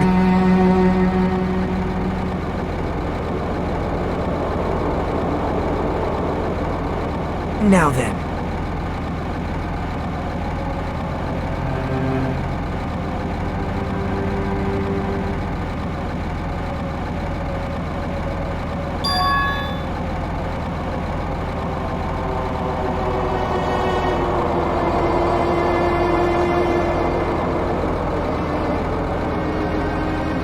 Leave it to me!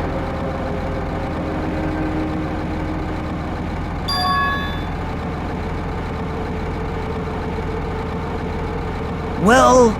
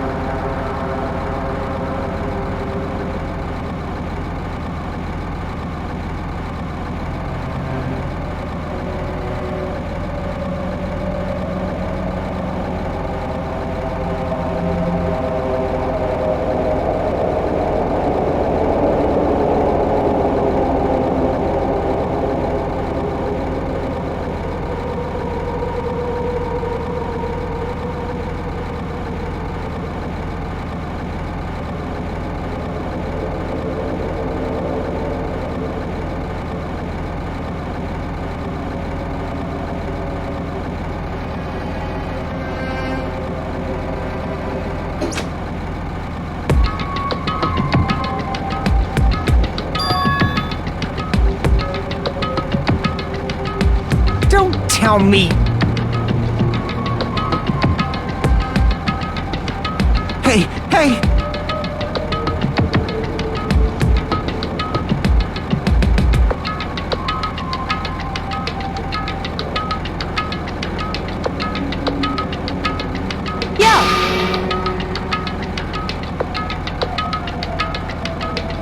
You...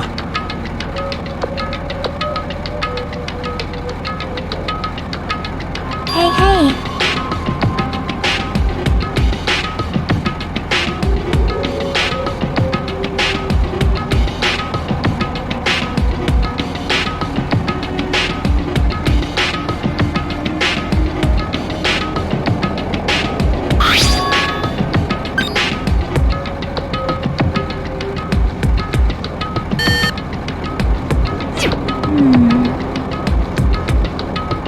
See? Hey, hey, hey!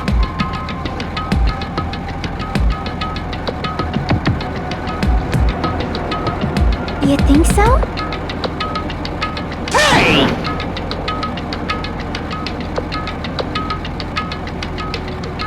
Anyway.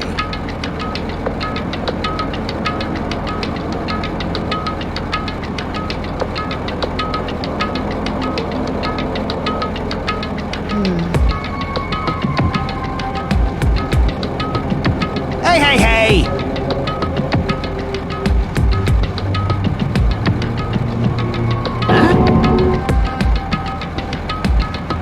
Huh? Well...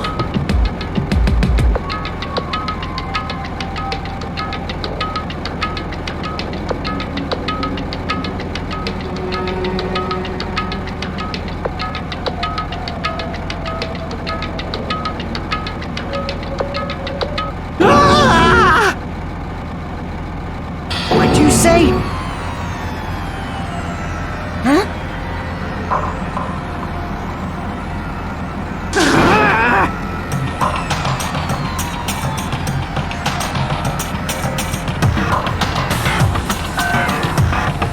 Are you kidding me? You serious?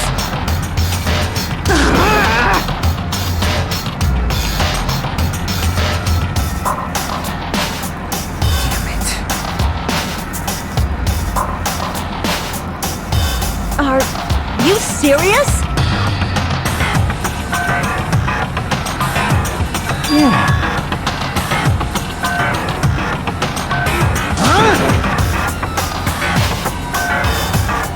Damn it! Are you kidding me?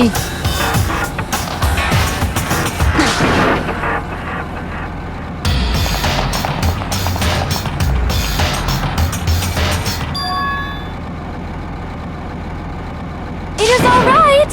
It is not a bomb.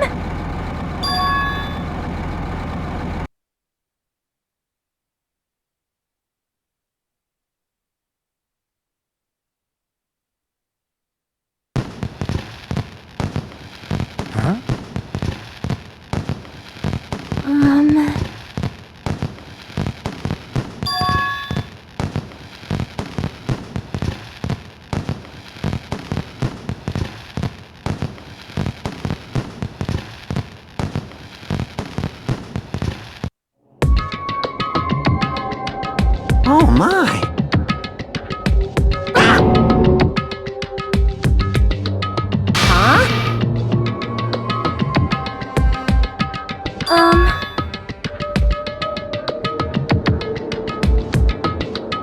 Hey, hey.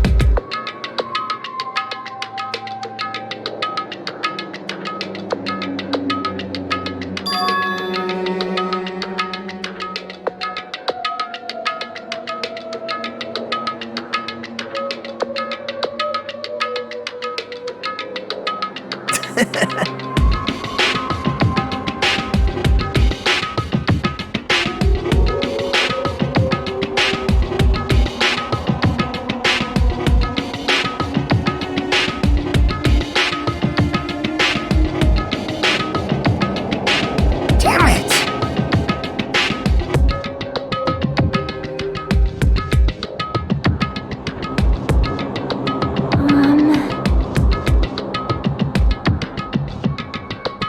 Don't tell me.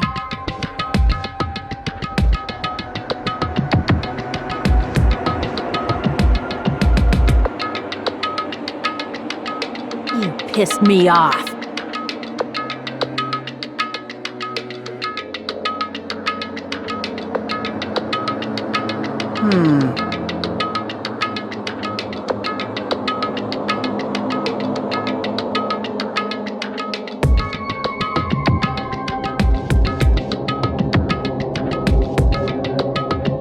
Hey, hey.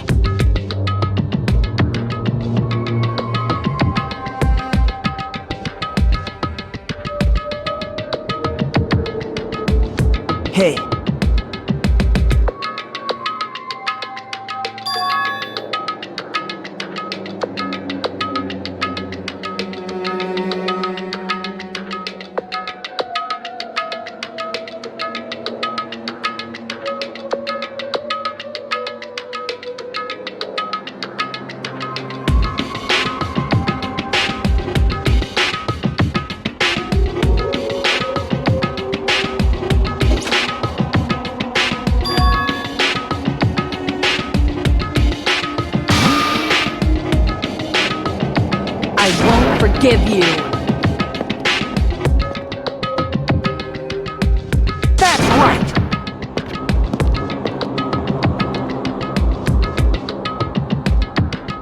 Jeez!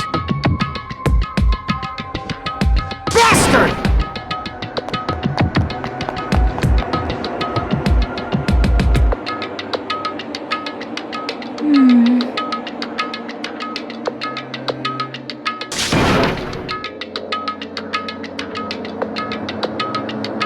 That is an order!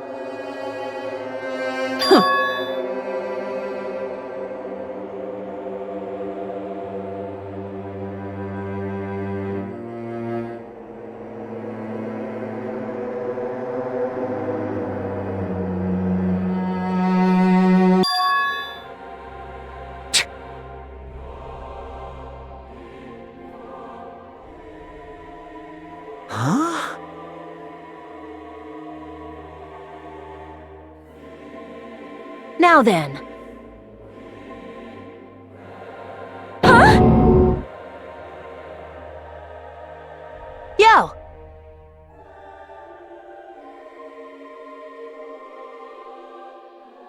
Leave it to me!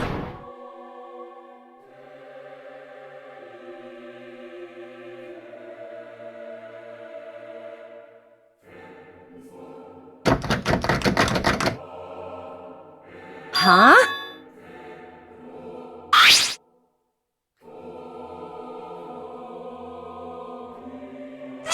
Hey, hey! You!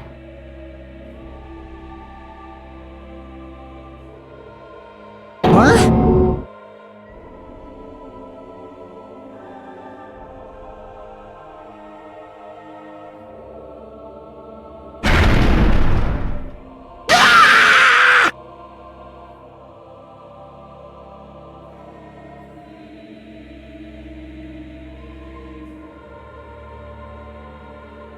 Huh? Yo! It sure is dark. Looks like there aren't any lights on. Is Nagito really in here?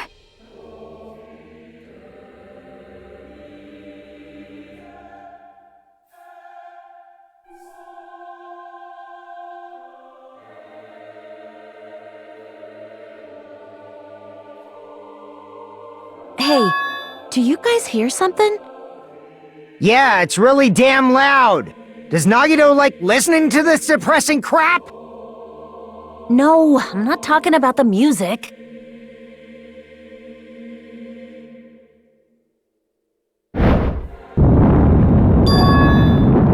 It's on fire!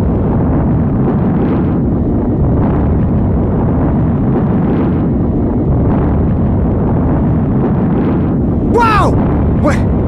What's going on? For now, we must extinguish these flames! Let us hurry and put them out! Hey, hey!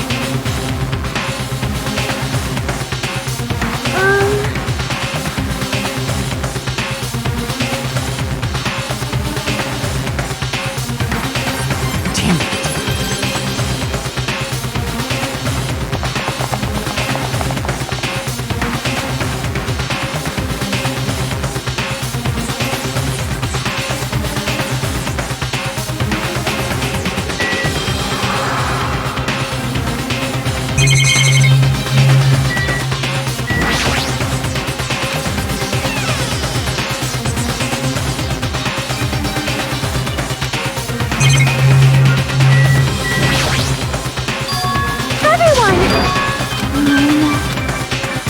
Hey!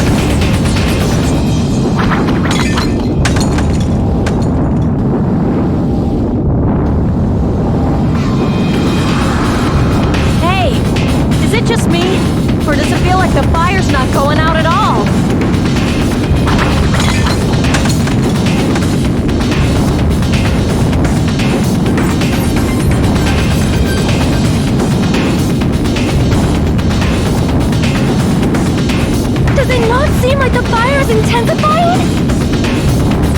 If the fire continues to rise, it will inflame the ceiling!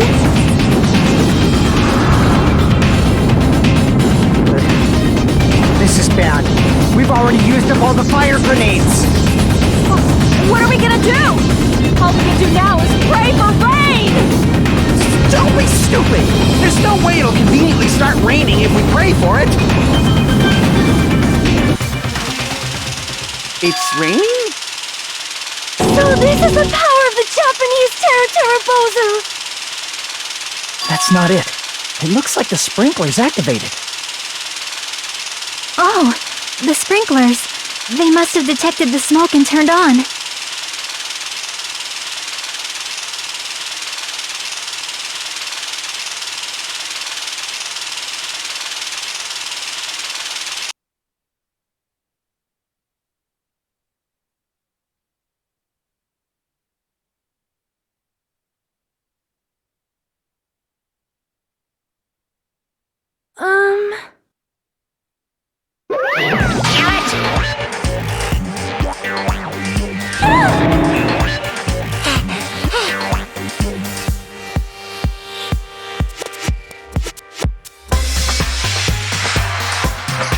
Hey! Just a minute!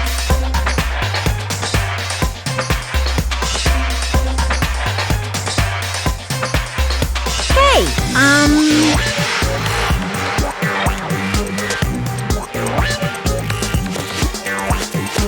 Well, yeah.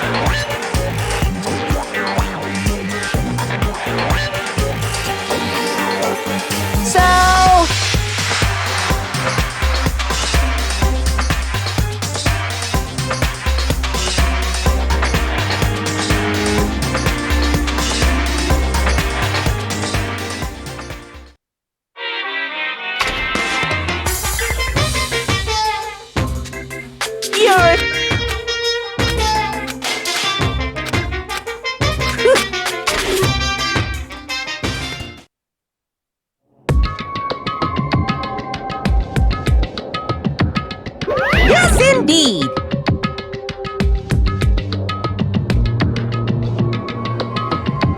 Phew!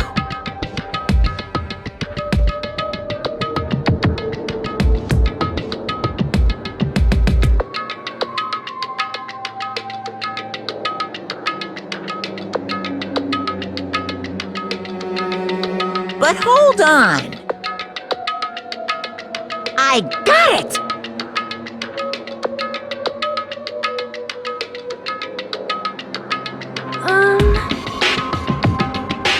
Jeez.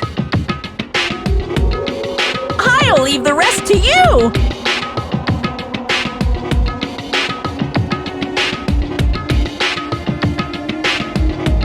Here! Hey, you...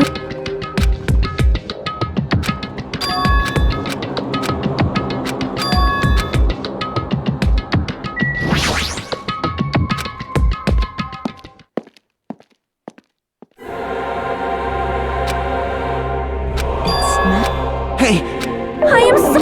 you see... Like... Hey, see?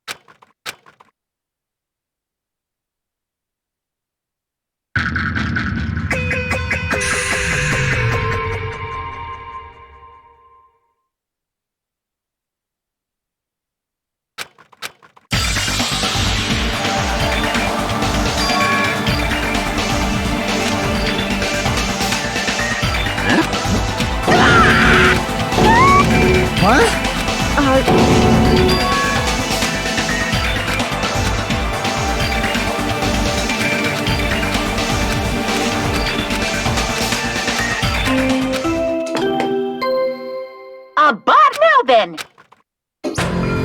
Don't tell me. Damn it! That's right.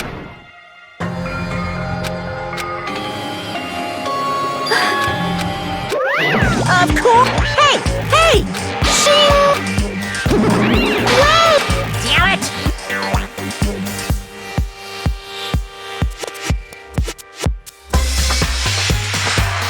You stupid brother! Got it?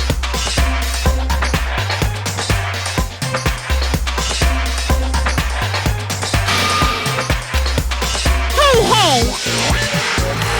What's this?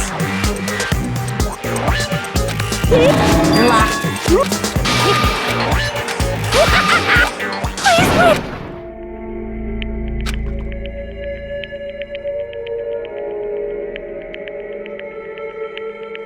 Hey. This is just... Night! Don't! Is that... What's the...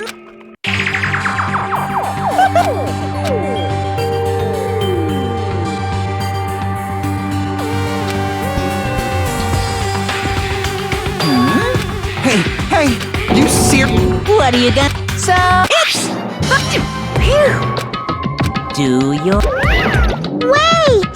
I won't forgive you! But Damn it! All right! how...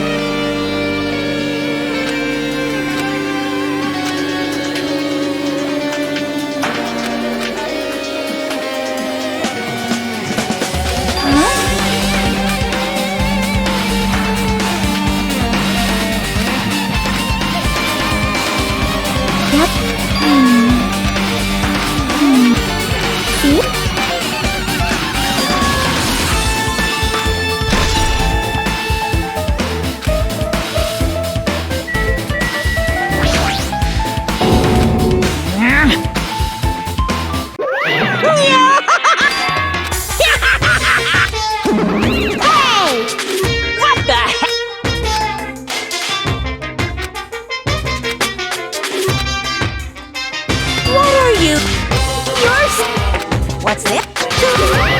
I can't lose!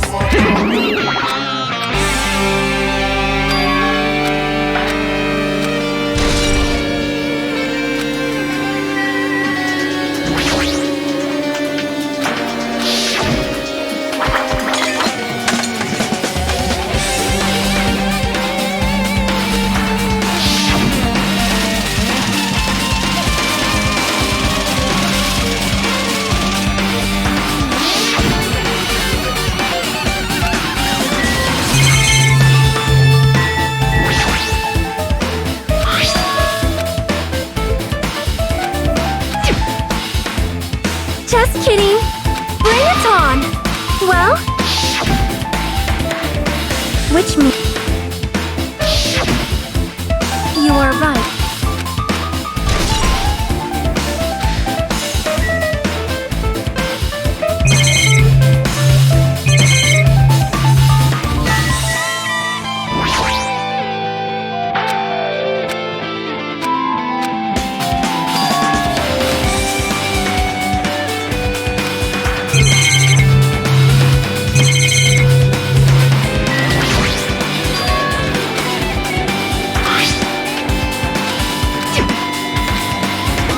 Damn it! Huh?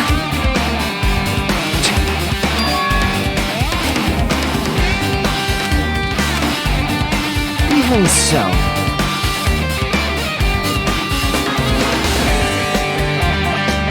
Damn it!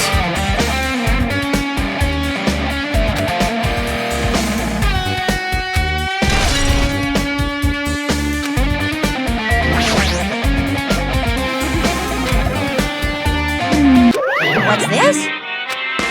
Phew! Hey! What the hell?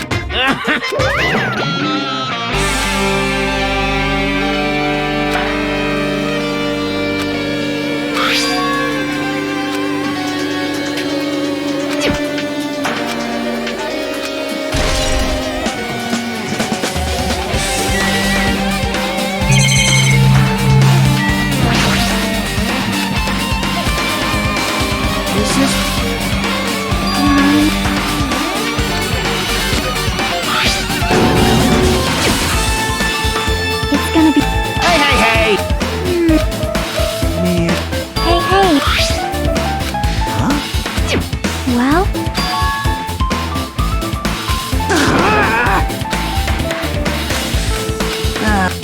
yep.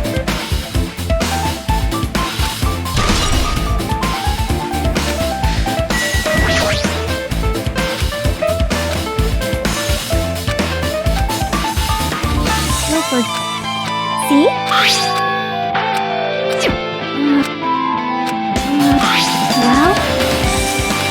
See?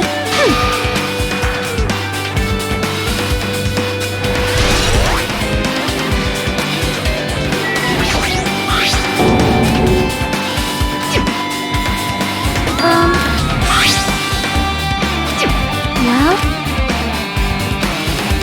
It cannot be. No. You are right.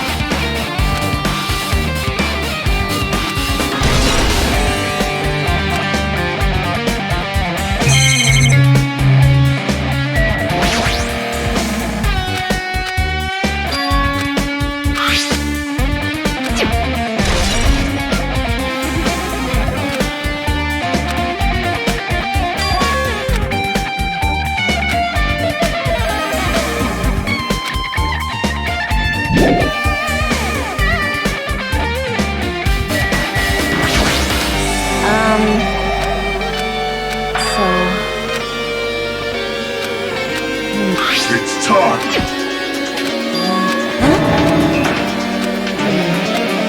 Oh, rock! Oh, rock! Huh?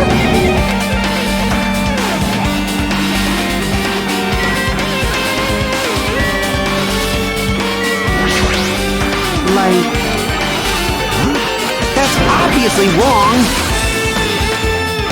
Well, yeah. Hey, hey! Shut up! Shut up! Damn it!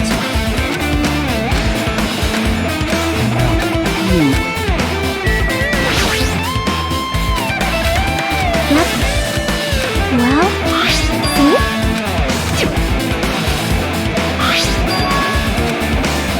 Perhaps.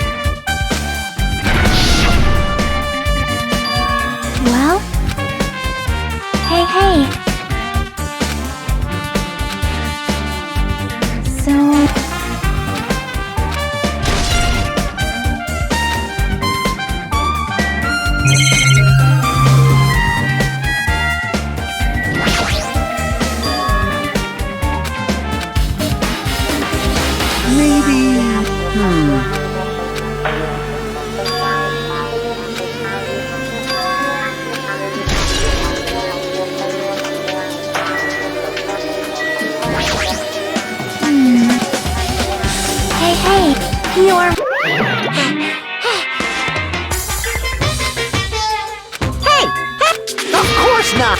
Say what? What is? Hey, hey!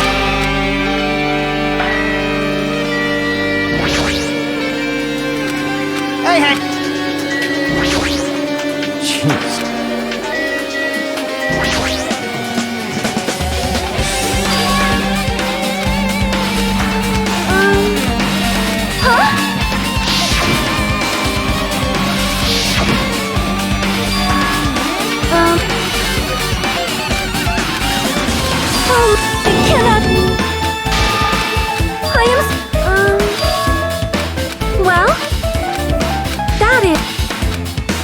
Please let... I see.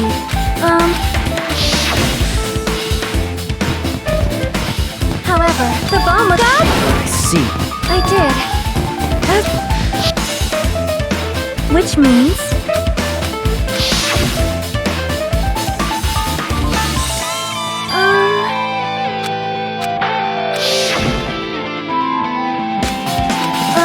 do you have a minute?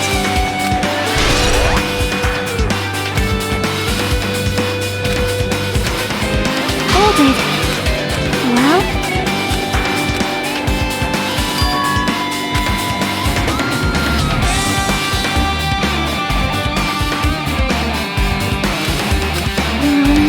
Can... I see. Huh? Yep. See?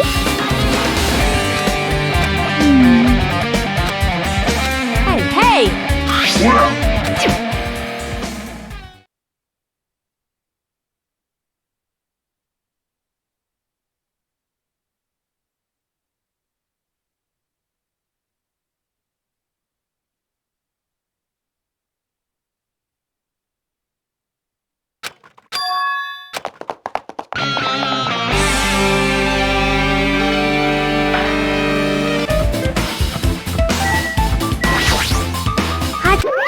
What's this? What?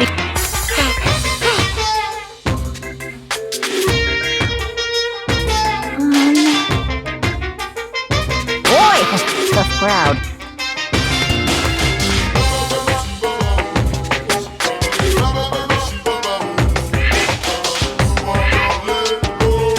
Fine.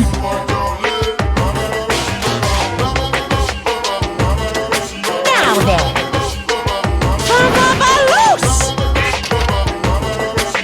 Bye-bye!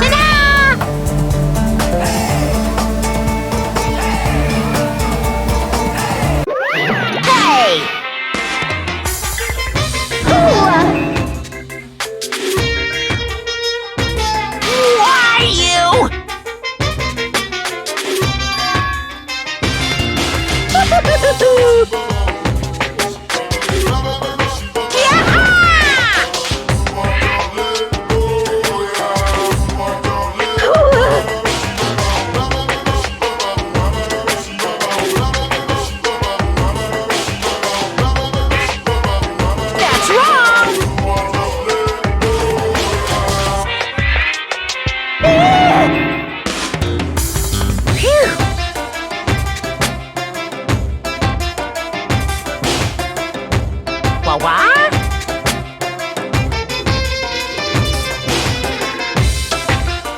Hey!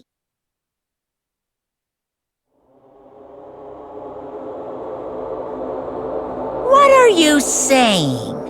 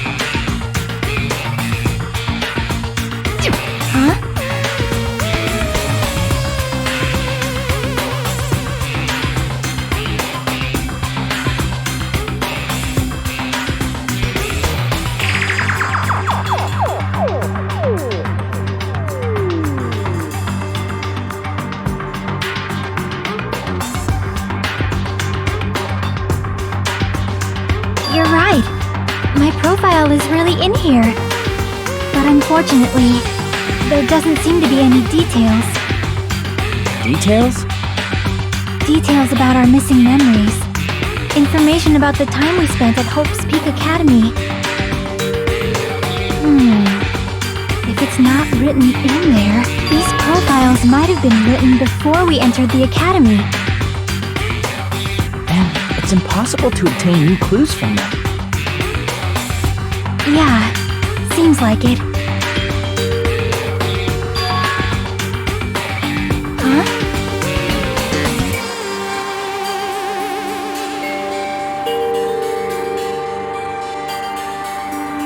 The file. His name isn't in there, right? There's supposed to be 16 names worth of profiles, but his name is the only one missing, right? What are you talking about? Byakuya. I'm talking about Byakuya Togami. Look carefully. No matter where I look, I don't see his name anywhere.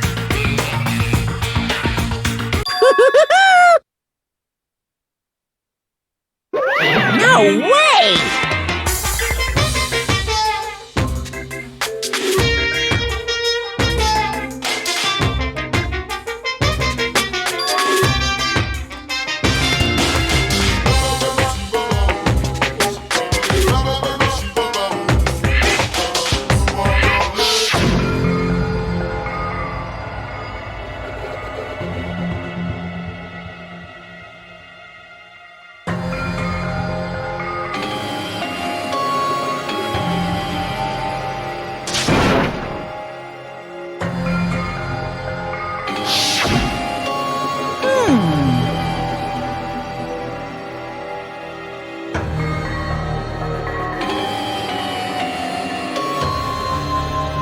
Too bad!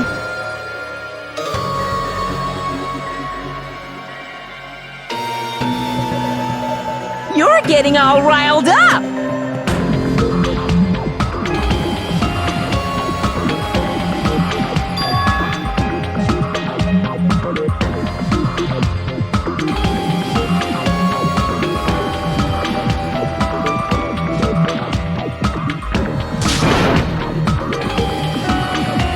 What the heck?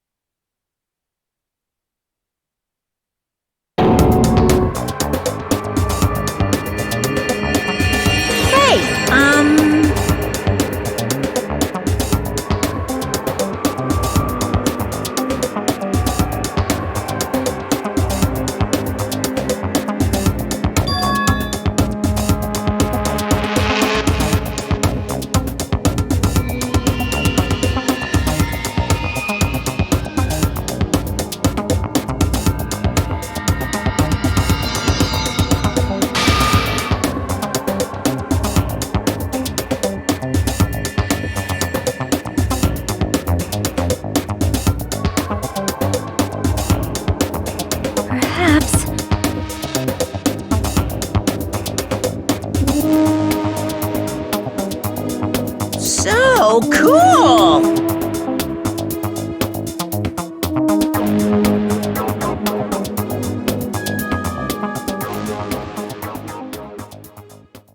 But still...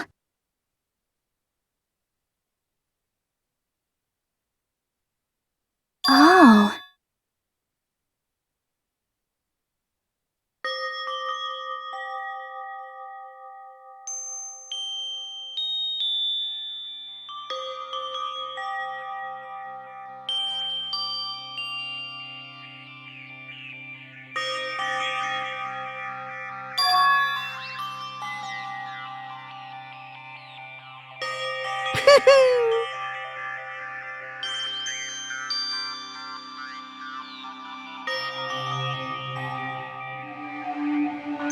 Anyway...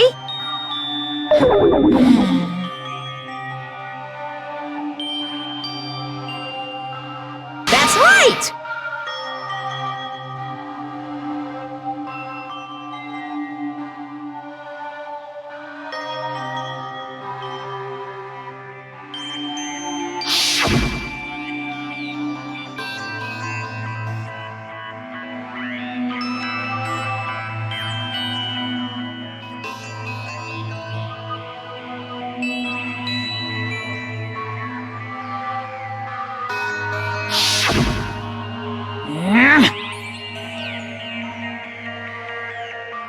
No, no!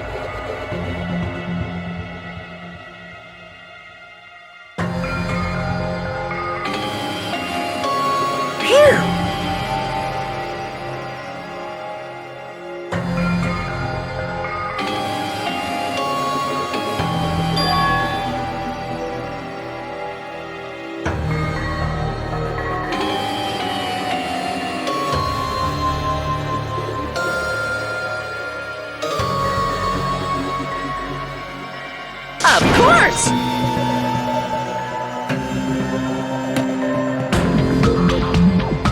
Could it be? Hey,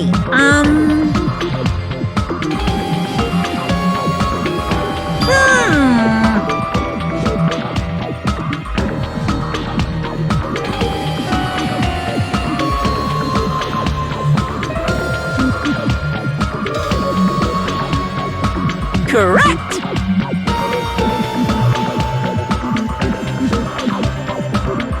Hey, hey!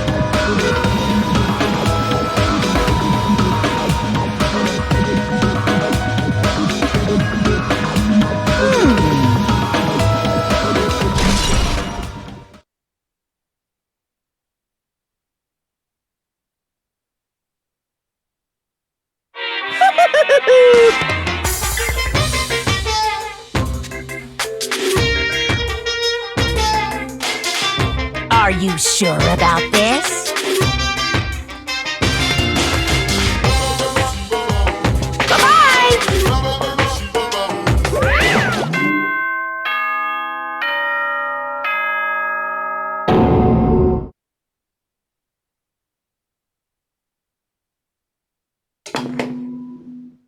What is most important for living things? Well, personally, I think time is. I mean, your bank account may go up and down, but time will inevitably run out, right? That's why we gotta cherish time. There is nothing more wasteful than wasting time. So, time's up.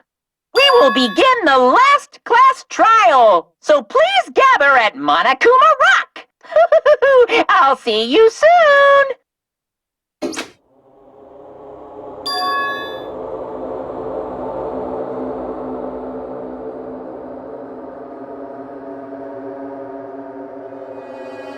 Yep.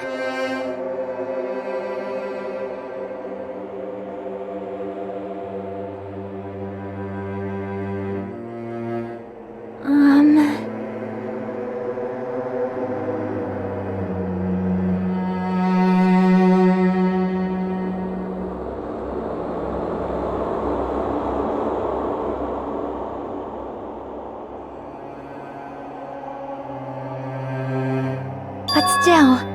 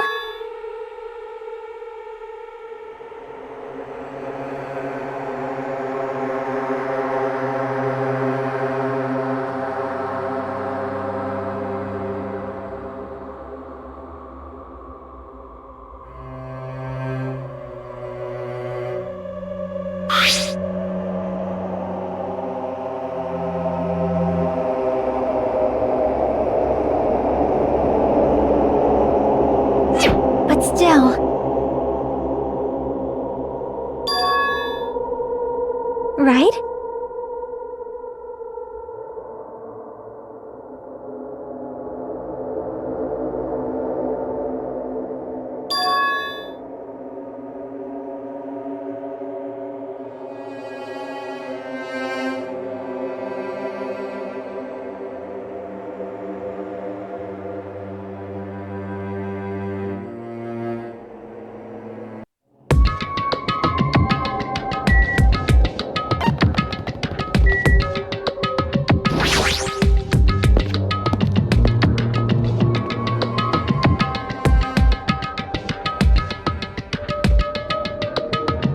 Damn right. Huh? Damn it. Stupid fool!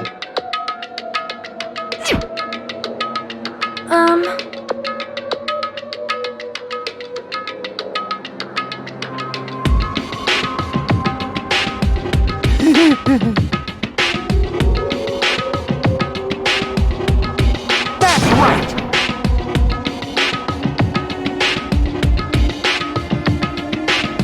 Damn it.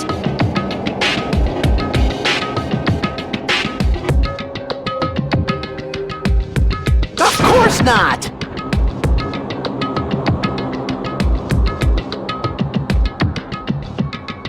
You know, right?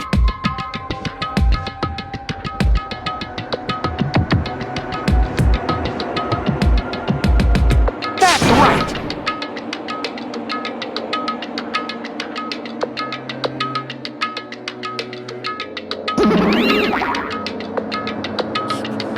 You...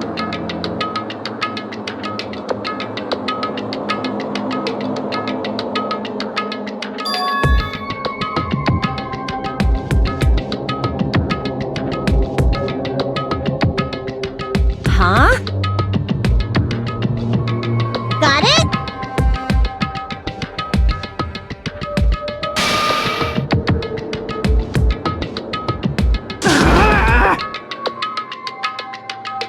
I'll pick you up!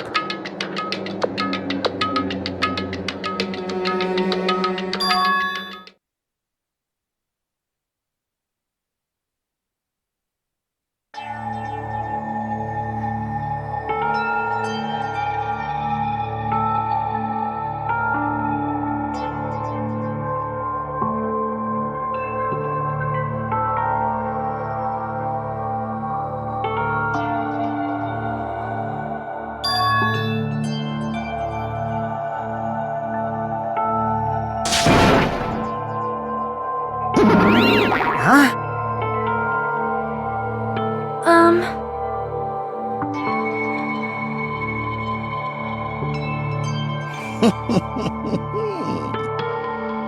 Wait. You...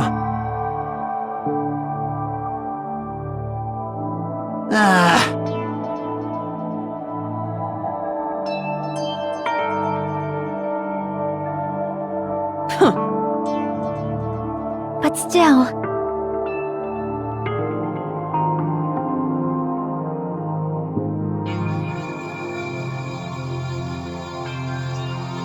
Yep.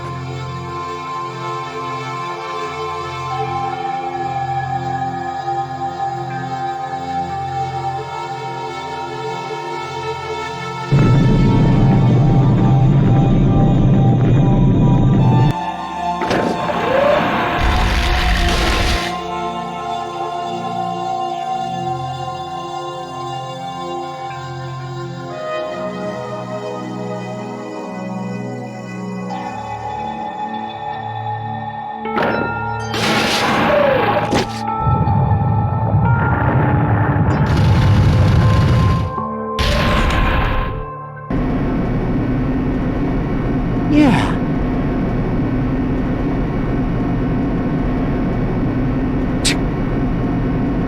Well, You are right.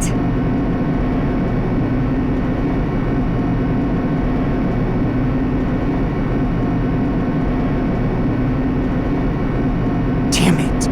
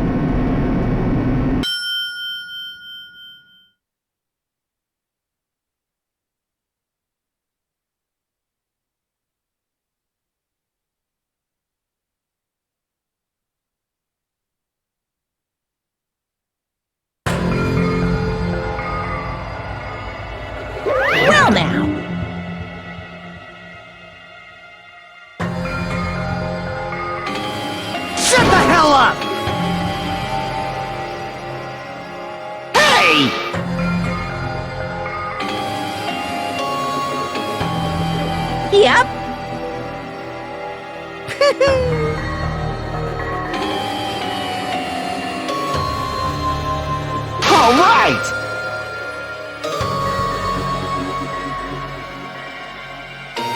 Now then. Viva killing!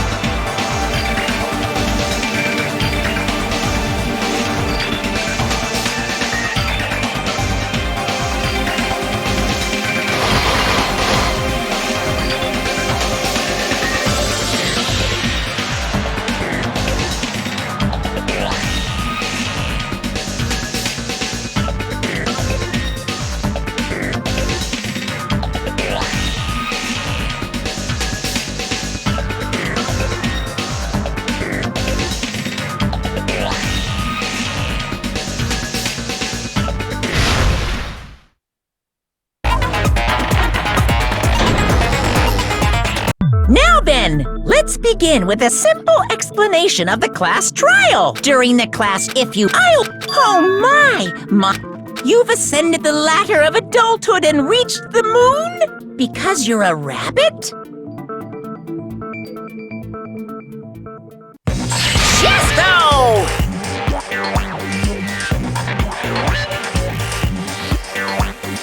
One more time! Jeez! How about this one? This will be my final blow! It's useless. You're right. Now's not the time. The victim this time is not who in the... If he was killed for that traitor... No. Huh? Are you trying to protect the traitor? They didn't call out when we were in danger. Wait. Don't tell me you're the traitor. Don't say something so stupid. There's no way in hell I'm the traitor. Now that's more like it! Why don't you guys hurry and start arguing already?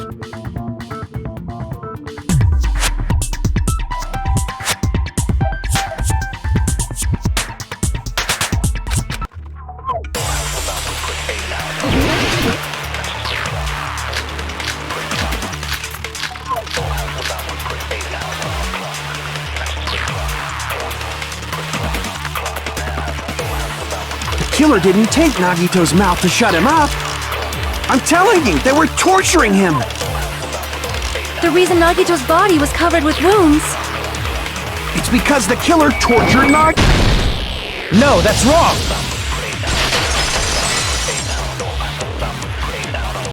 But Nagito's mouth was covered with duct tape, so he wouldn't have been able to confess anything. If he was being tortured for information, they wouldn't have taped his mouth like that. I'm prepared. Ah, I just realized it. It's a trap. Trap? Stupid Hajime. You got caught in that trap.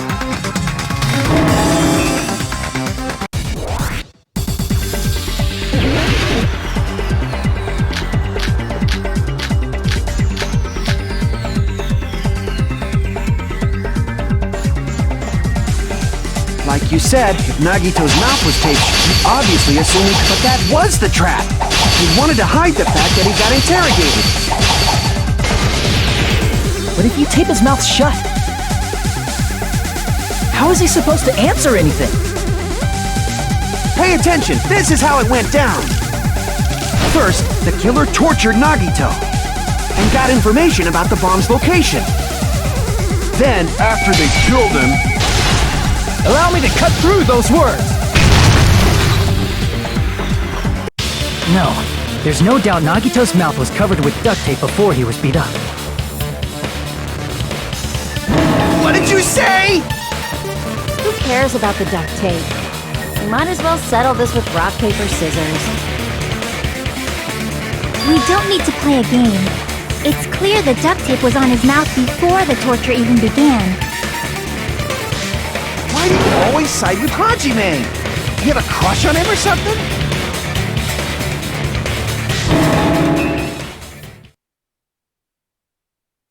You were with us when I peeled the duct tape off Nagito's mouth, right? The blood on Nagito's face wasn't under the duct tape, remember? The blood on his face came from his arm wounds. Which means the duct tape was on his face before his arms were even wounded. And the duct tape had a lot of crinkles around his mouth. He must have been struggling to open his mouth under the duct tape. Perhaps the duct tape was used so we wouldn't be able to scream. Then it's like I said at the beginning. The tape wasn't for torture. It was to keep his mouth shut. However, if they wanted to seal his mouth, they did not need to hurt him with such ferocity. They probably had a deep grudge against Nagito. Then, are you saying the killer was trying to make him suffer? If so, it's friggin' crazy. Did they go psycho or something? No, they didn't just go crazy. Whoever did this must be one crafty bastard. If not, they wouldn't have taken the time to set fire to the crime scene and destroy all the evidence. The warehouse fire was for destroying evidence? You can't think of any other reason. But who could have done that? When the fire occurred, everyone in this room was gathered in front of the warehouse. Yeah, and right after I opened the warehouse door, the flames started burning from the very back.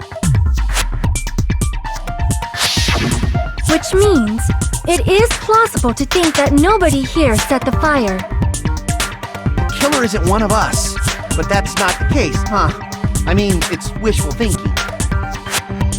Even if it was only a coincidence, the timing was just too perfect.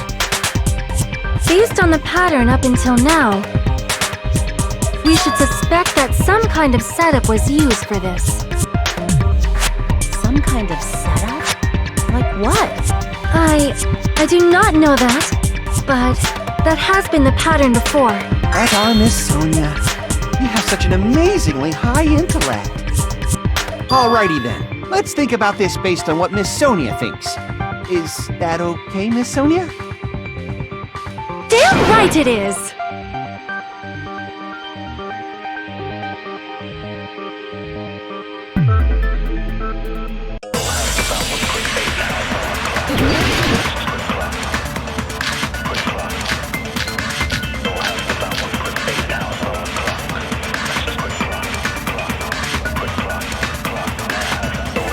The direct cause of the fire was the oil lighter found at the crime scene, right?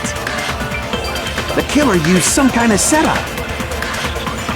He lit the curtain on fire with the lighter. Some kind of setup? Did they use the oil as an improvised fuse? They probably just threw the lighter. Based on the shape of that oil lighter, it can stand upright while the flame is lit. If they tipped over the lighter in some way, it could have ignited the curtain. Some way? Maybe they used invisible thread. There should have been a way to tip it over with sound waves. Or perhaps opening the door caused...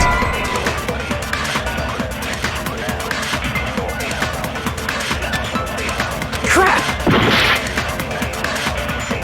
The direct cause of the fire was... the oil lighter found at the crime scene, right? The killer used some kind of setup. He lit the curtain on fire with the lighter. Some kind of setup? Did they use the oil as an improvised fuse? They probably just threw the lighter. Based on the shape of that oil lighter, it can stand upright while the flame is lit. If they tipped over the lighter in some way, it could have ignited the curtain. Some way? Maybe they used invisible thread. There should have been a way to tip it over with sound waves. Or perhaps opening the door caused... I agree with that.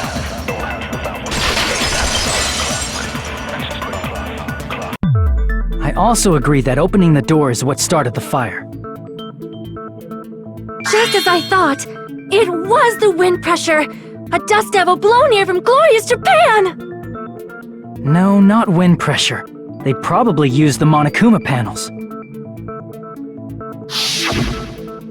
A huge number of tipped-over Monokuma panels were found at the crime scene, right?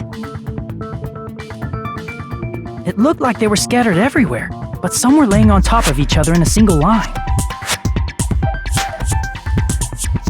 Just a single line leading from the warehouse door to the fire's origin. Does that mean anything? The killer probably arranged those Monokuma panels to create a domino effect. Domino effect. You mean those tiles kids play with by lining them up and tipping them over? In place of those tiles, the killer used the Monokuma panels. So when we opened the warehouse door, the first panel toppled into the second. And from there, they fell like dominoes until they reached the lighter at the end. But wouldn't it be obvious that those big panels were...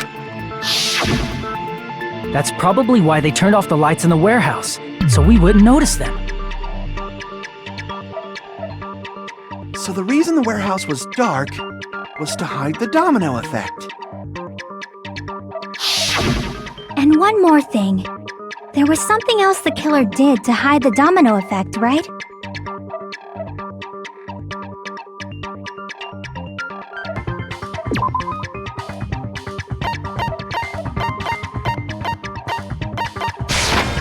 I see! You're talking about the MP3 player, right? That hymn blaring throughout the warehouse masked the sound of the falling panels.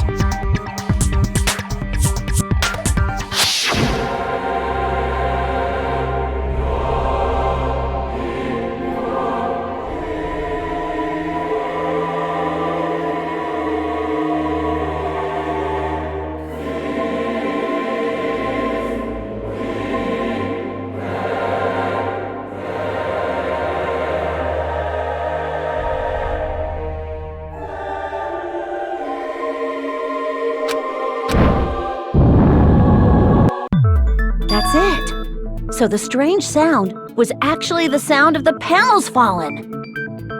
But those sounds weren't the only strange thing, right? Looking back on it, it was also strange when we opened the door to the warehouse.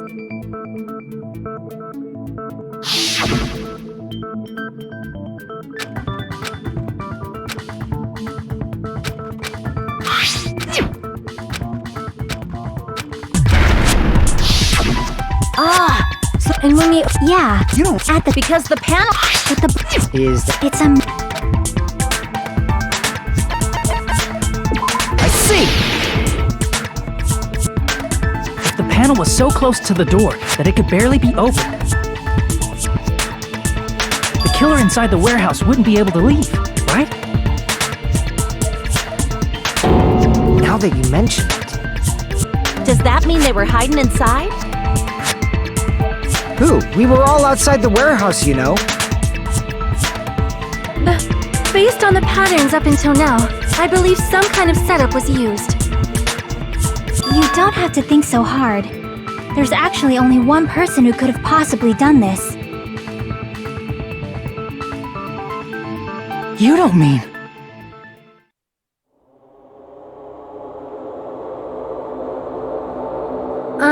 Hajime?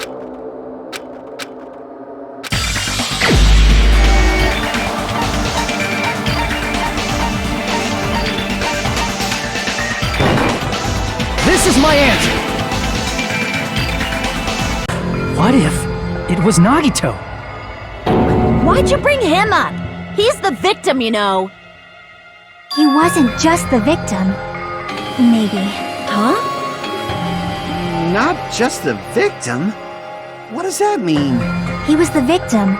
And he was the perpetrator, too. Maybe. Are you saying this was a suicide? Don't be stupid! His body was covered in torture wounds. Or did you already forget? Are you saying those were all self-inflicted? But Nagito might do something like that, don't you think? That's not the issue! He was tied up, remember? Even for a creep like Nagito, it'd be impossible for him to tie up his own arms and legs. Yeah. It seems we need to... That's not necessary.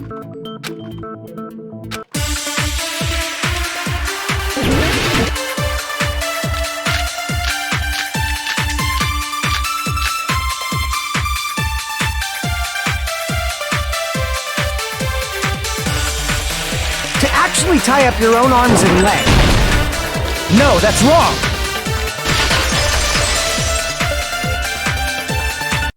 Hold on a sec. Isn't that premise flawed? What? I mean, it's no mistake that his arms and legs were... No, it shouldn't have been both of his arms. The rope on his right arm was completely burnt up. Based on that, you can't say he was tied up. That was just burned by the fire. He should have been tied up before then. It burned because of the fire. Like you said, it might look like that. But that was part of the trap. There's concrete evidence that proves it.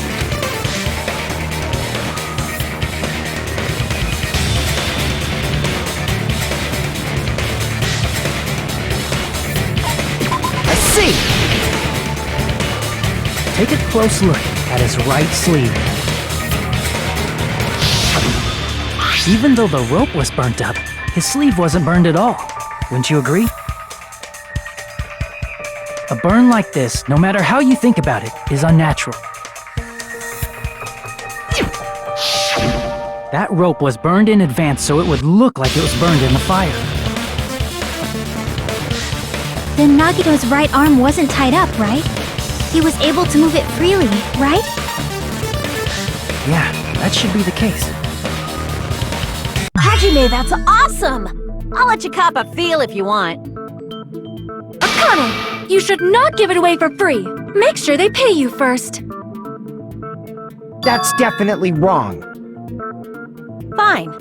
I just gotta get a Benjamin from him before I let him touch me, right? That's not what I meant. I'm talking about Nagito. I mean, even if his right hand wasn't tied up, the knife was still stabbed into it, you know? It's impossible. Hajime, Hold on. Then hurry. if it's something lame,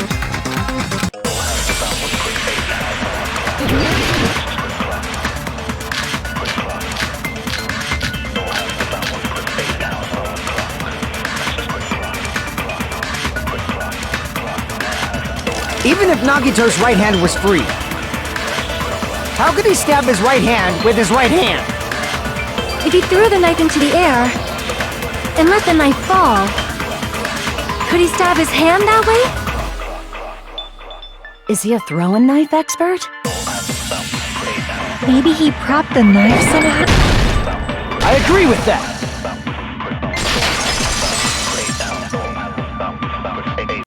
The life-size Monokuma plushie. He must have used that to prop the knife. Makes sense. That's why there was a big hole in the plushie's stomach. He inserted the knife handle into that hole to prop it up. Then he slammed his hand onto it. If that's it, he had to place the plushie near him, and it also explains the mysterious blood on the plushie.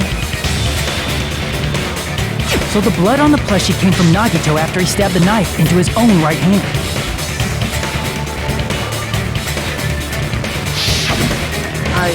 I see. So that's the trick. But for a moment, I seriously thought Monokuma died or something. A bleeding plushie is super scary. It's got the same fear factor as a doll whose hair grows too long. After stabbing his hand, he no longer needed the plushie, so he cast it off toward the fire's origin point. He probably thought the fire would incinerate it and destroy the evidence. So what do you think now, Fuyuhiko? I get what you're saying about the wound on his right hand, but there's still one huge problem. The spear. Basically, you're saying Nagito committed suicide by impaling himself with a spear, right? If you think about the order, getting killed by the spear should have been the last thing to happen to Nagito. If that's true, how is that possible? He can't grab a spear with his right hand if a knife is stabbed into it and his left hand... If you go... I'm sorry. Like I said... Hey, bastard! Like it'd be so but no matter... To think that one of us could kill someone with such... You said, but that's what... You just if you... This... And I... Of course. But even if I'm... No... I also... Do you really... But... I don't know. You don't? It's impossible. That's how... Everyone... Alright.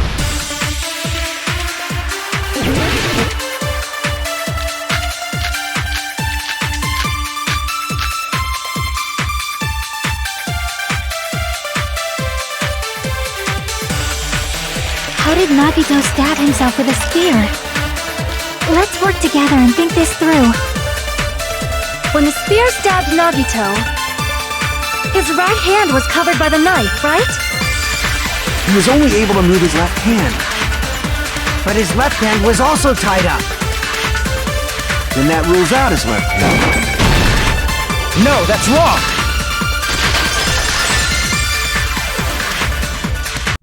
Hold on. What? But there was something off. The bloodstain on the palm of his... He only... When the blood That settles... Look, like you we might need to think and use our imaginations for a bit. If there's blood on his palm and the back of his hand, what was his left hand doing as the blood splattered?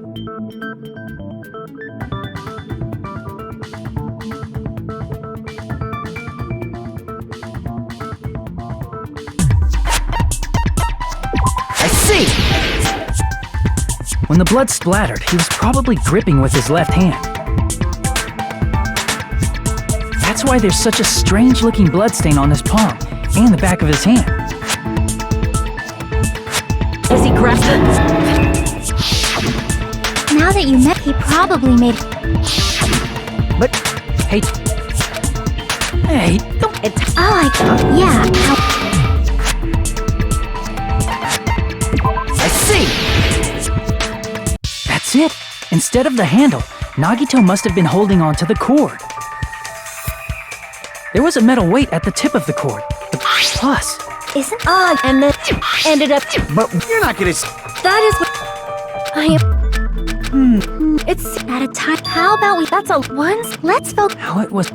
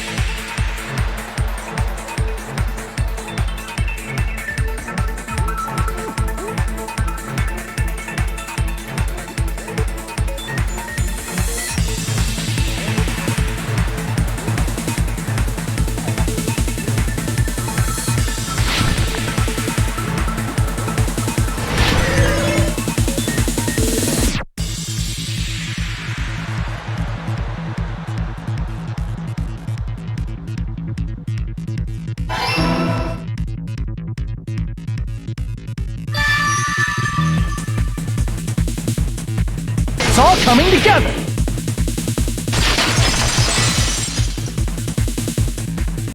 The spear impaled Nagito as he was laying face up. It must have been perpendicular to him just before that.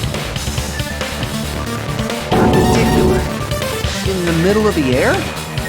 If Nagito did that all by himself, did he have some sort of ESP? That'd be awesome, but he'd probably use the ceiling girder directly above him. Nagito probably slung the cord over the ceiling girder, and using that as a support. He hoisted the spear directly above him. And if Nagito let go of the cord, the spear would have fallen and impaled him while he was laying face up. I noticed a slight red streak on the ceiling girder. It probably got smeared there during the setup. The blood on the cord probably rubbed off on the ceiling girder as the spear was falling. So, how about it? Using this method, Nagito could have impaled himself with the spear. Are you serious? He really committed suicide? Like that? He probably chose that spear so he could commit suicide like that. If someone else did this, there's no reason they'd go to all this trouble just to kill someone with a spear. I agree. When I was investigating this case, I kept thinking over and over how strange it was. Why did the killer use the knife and the spear so differently? So you're saying he needed to use that spear to pull off his trick? Then he... Every single wound on his... Not just that. That spear should not, which means not. Did he put the duct tape? Did he need... That's beyond... He was probably trying to get us to make a mistake. By committing skull was to get us all executed. And that's why he stabbed himself over and over again? Did he want us to die that bad? That's messed up. That's seriously so messed up. Yeah, that's our Nagito.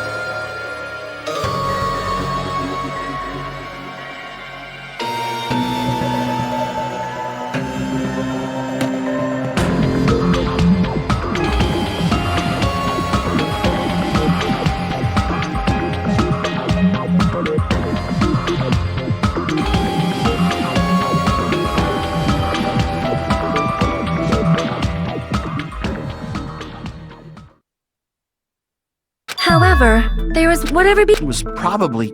So why did he not, if he had no- I bet the... He made it. He tried... Did he cause a- He's a fucking bat... You- Yeah, bat... No, it's probably... So, What do you think? Well, you are right. Then that means it's okay to reach such a happy ending, right? then it's okay. No! Sorry, I can't help. Like who the- But the issue... That's...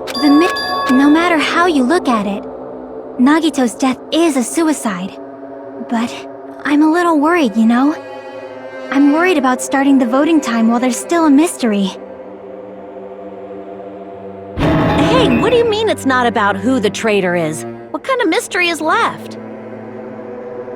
There's just one thing that doesn't make sense, and it relates to Nagito's death. Plus, it's something even Nagito couldn't influence. He couldn't even tamper with the evidence for it.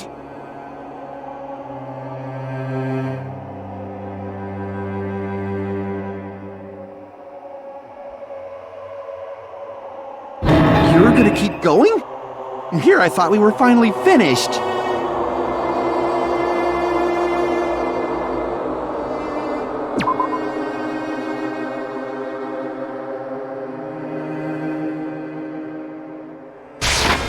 I see! Is it about the Monokuma file? Yeah, that's it. Huh? There was something suspicious in the Monokuma file?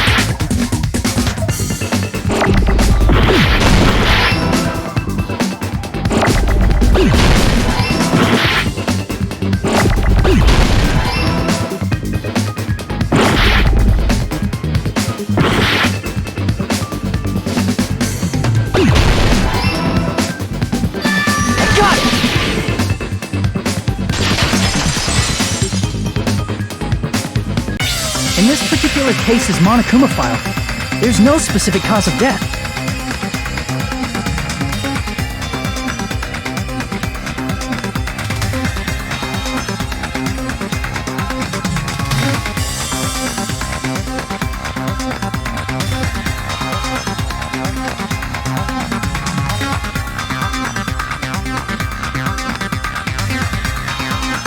Isn't that weird? Until now, the files always specified the cause of death. But the cause of death is obvious, is it not? The spear in Nagito's stomach. It is obvious just by looking at it that it was the cause of death. Maybe it's not included if it's not important enough to write about. Well, Monokuma? I plead the fifth! There he goes again! I'm so appalled that I have nothing to say. But even during Gundam's case, and before during Nikon's case, the thing he purposely omitted from the Monokuma file was always the most important mystery in the case. Are you saying that applies this time too? Hold on a sec. Then, are you saying there's more to Nagito's death? Are you suggesting, again, that his death wasn't a suicide? You guys were the ones who said it was a suicide in the first place! No, I don't think it's a mistake to call Nagito's death a suicide, but it's not just a suicide. Come to think of it, did Nagito really commit suicide just to get us all killed? Are you sticking up for him? That's not what I meant. I mean it in a bad sense. Bad sense? I just remembered that his malice always defied our expectations, and that concerns me. For example, would that malice just end here? Did Nagito's malice drive him to risk his life for a truth we'd reach this easily? I mean, this is Nagito we're talking about, you know? How interesting! You sure do believe in Nagito, huh? Because you believe in his malice, you continue to suspect his malice. I see. I guess that's what passes for friendship these days. What friendship? What should we do, you guys? Should we proceed with the vote? I think we should keep going until everyone is satisfied, even if it's just to be safe. You're right. We only get one chance to vote after all. Just to be safe, huh? Guess I have no choice. If that's the case, I'll do my best to go along with it. This is friggin' annoying. But if you guys say you're doing it, there's no way I'm gonna back out. Hey, Monokuma! You heard us. The voting's gonna have to wait! We've come this far. Let's work hard till the very end. If we work together, everything should be alright. That's what I believe. Oh, splendid. You guys are so splendid right now. That's right. If all your hopes are united, no despair can shake you.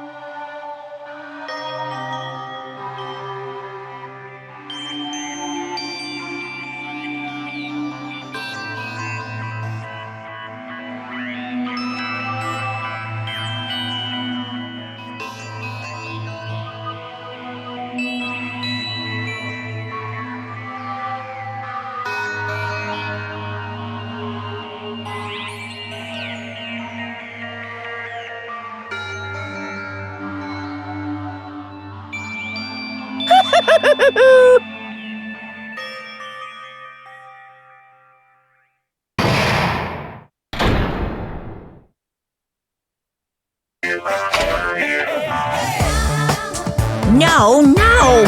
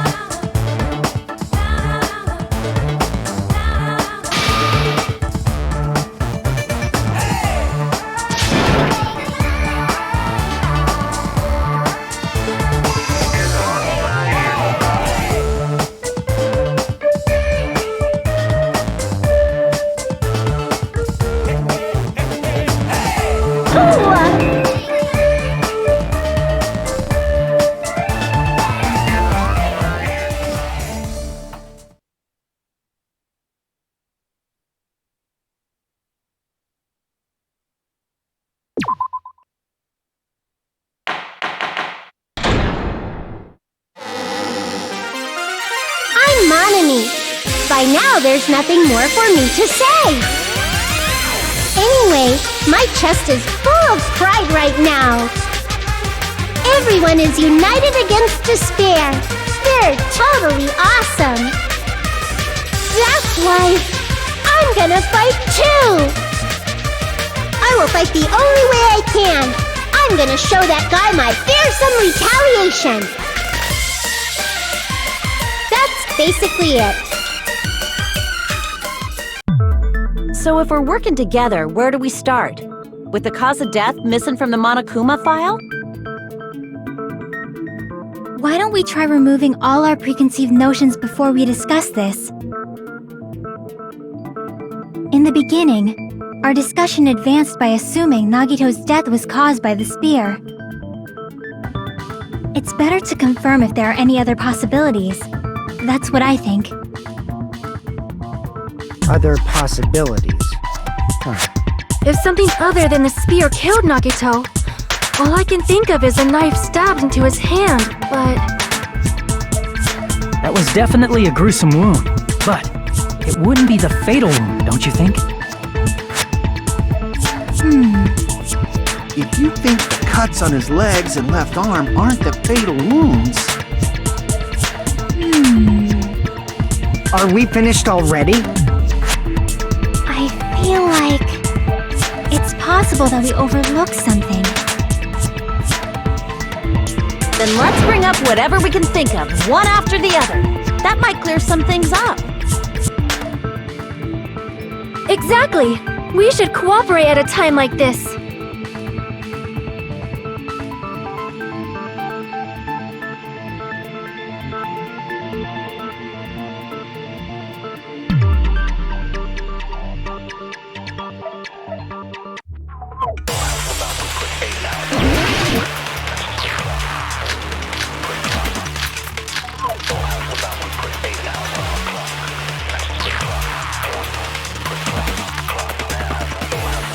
Let us consider a different fatal wound.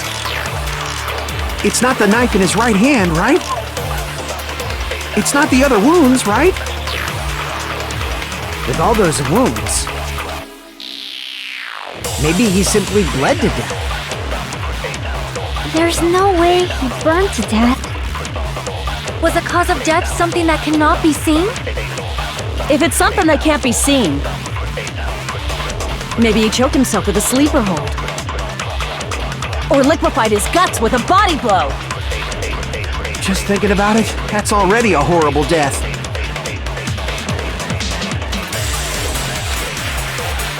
Let us consider a different fatal wound. It's not the knife in his right hand, right? It's not the other wounds, right? With all those wounds, maybe he simply bled to death. There's no way he burned to death. Was the cause of death something that... I agree with that.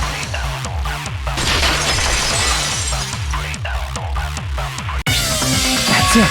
I totally forgot about that possibility.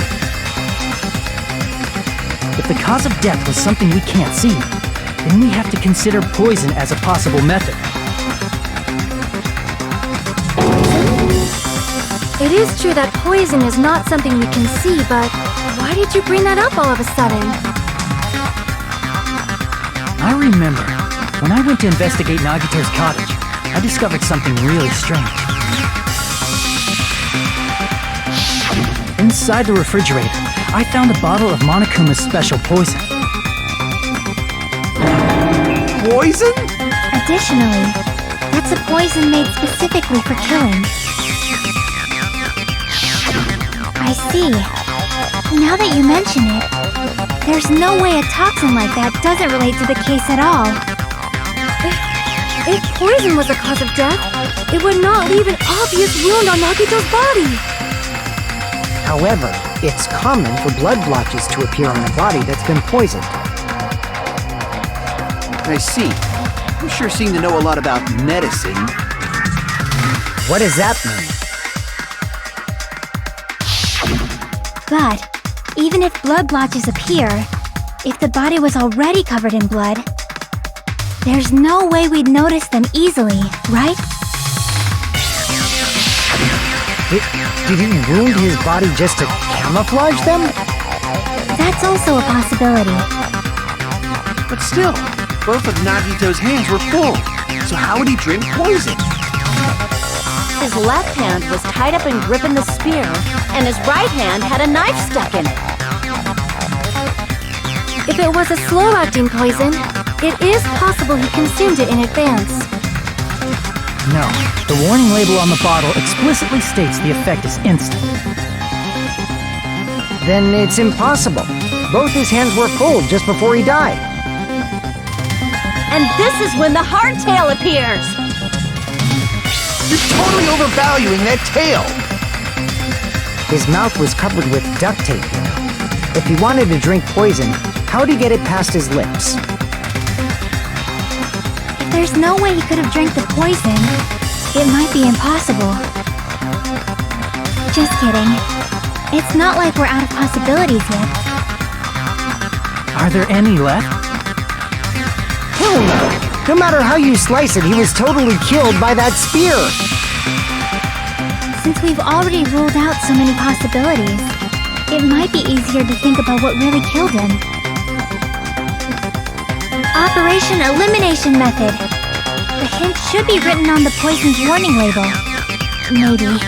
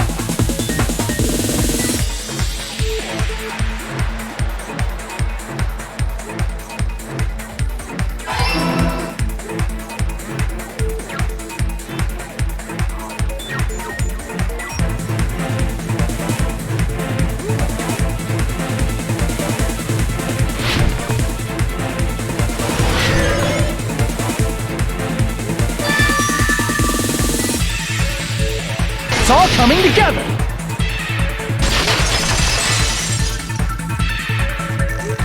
What if instead of drinking the poison, we assume he inhaled it? Inhaled? It's written on the poison's warning label.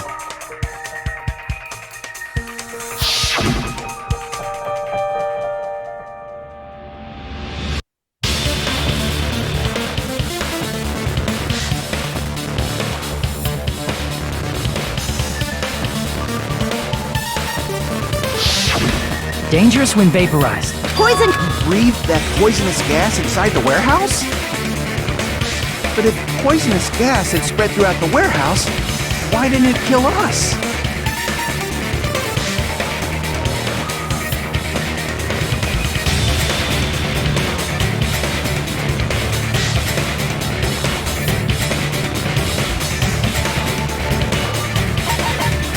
I see! The sprinklers in the warehouse.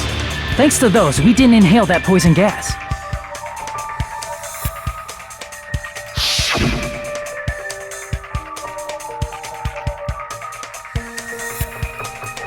The poison gas disappeared because of the sprinklers? It wasn't the fire? Well, this was also written on the poison's warning label.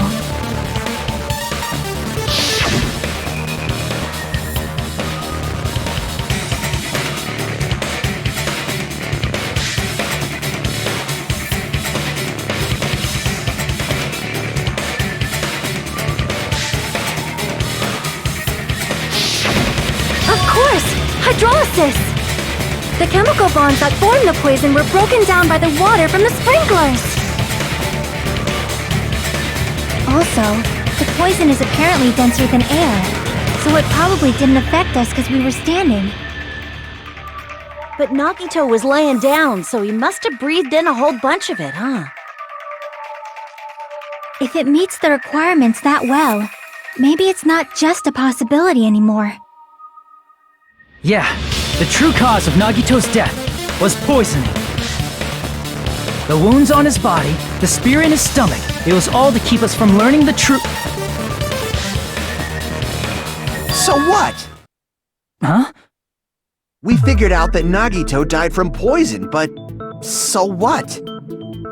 In the end, it doesn't change the fact that he committed suicide, right? Then enough already! Nagito inhaled the poison he prepared and died. Yeah, that still sounds like a suicide. Well, with this, we have a clearer picture. We've also determined the true cause of death. Alright, all the mysteries should be solved now. We should get on with the voting time, right? Well, but... What? There's still more?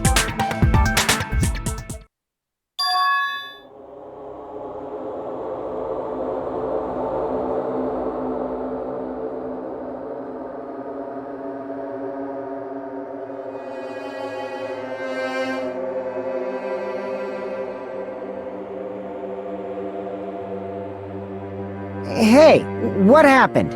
There's no reason to wonder about that stuff anymore, you know.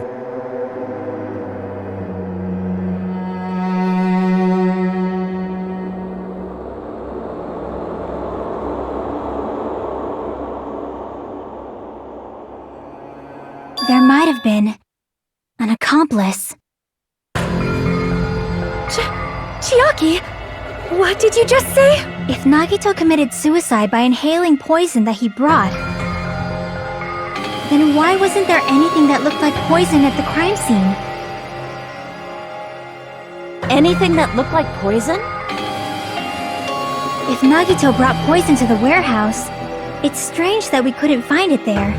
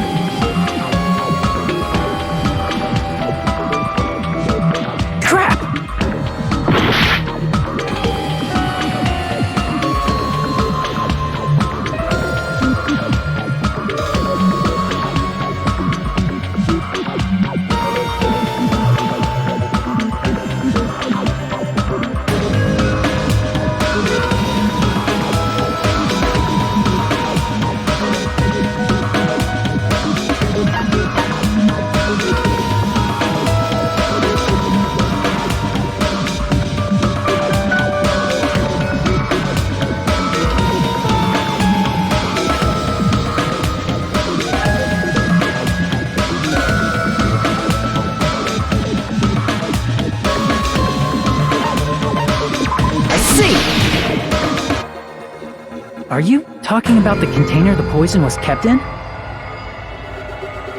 Yeah. If Nagito brought it, it's strange we couldn't find that container anywhere, right? He can't carry around poison without putting it in a container?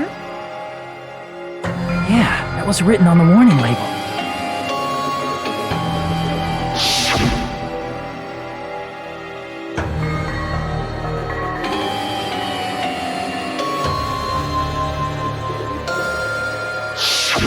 The container probably melted in the fire. It's probably plastic or glass, right? There's no way it'd completely incinerate. Even the plastic fragments of the fire grenades we used to put out the fire didn't completely burn up, you know? Then, does that mean someone got rid of the container? So that's why you mentioned an accomplice. That is impossible! I mean, an accomplice? It is just too... Like, does that really matter all that much? I mean, even if he had an accomplice, it doesn't change the fact that Nagito still committed suicide.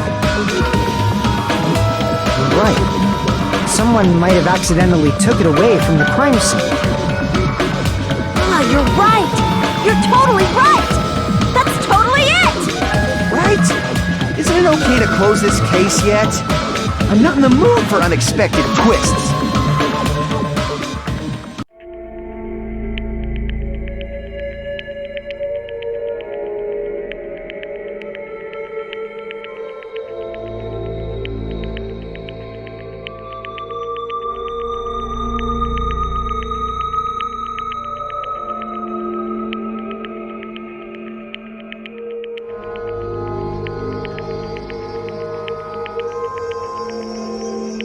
That's no good.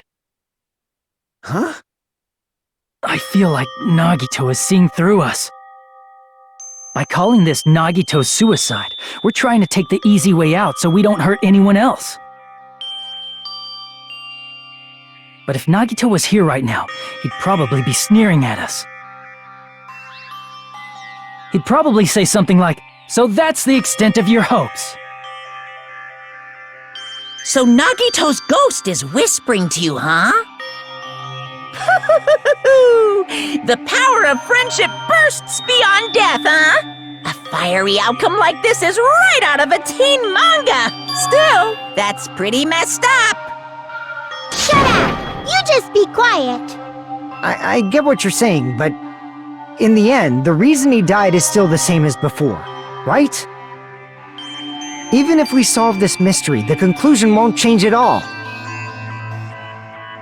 I mean, it'd be a suicide regardless, right? Even if there really was an accomplice, is there any reason we should take the time to figure out who it is? Like Fuyuhiko said earlier, it is possible that somebody accidentally removed the poison from the crime scene. But I just can't imagine ending this by turning our backs on the truth. It's fine, okay? There are some things we're better off not knowing. And we probably just didn't notice it. Like maybe the container was hiding with the fire grenade fragments.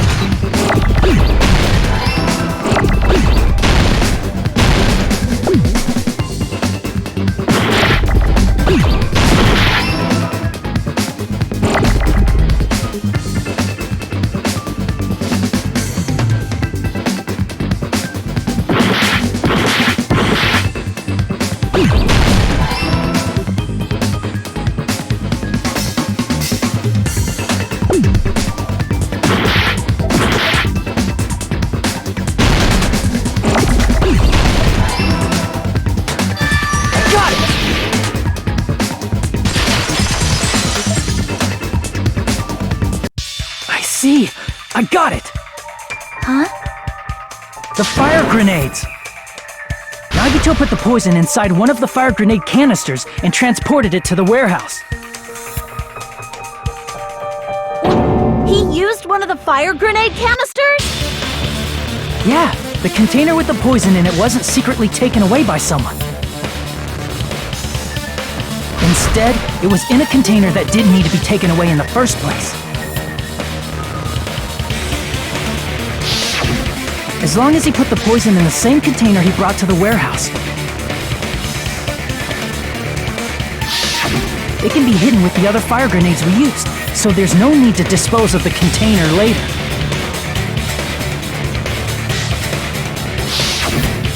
Bastard.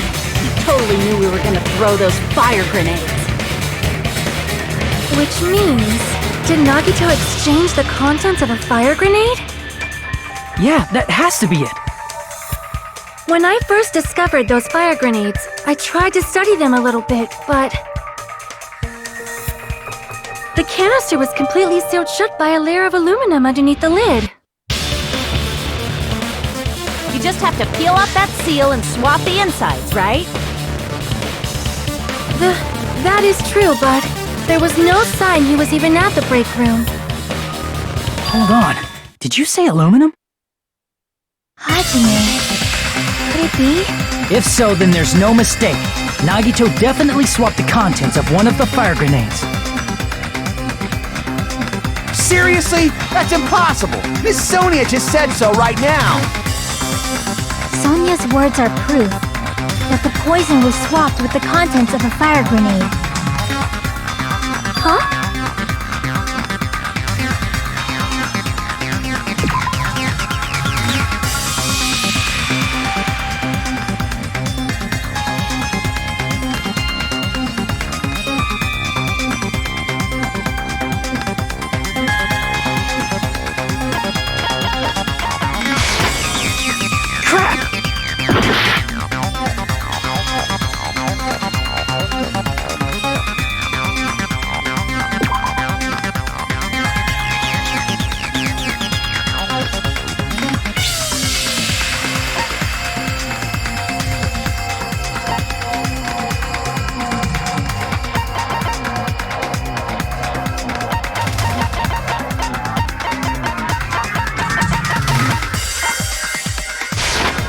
I can prove it with this! Take a look. We found this under Nagito's bed when we were investigating his cottage. Huh?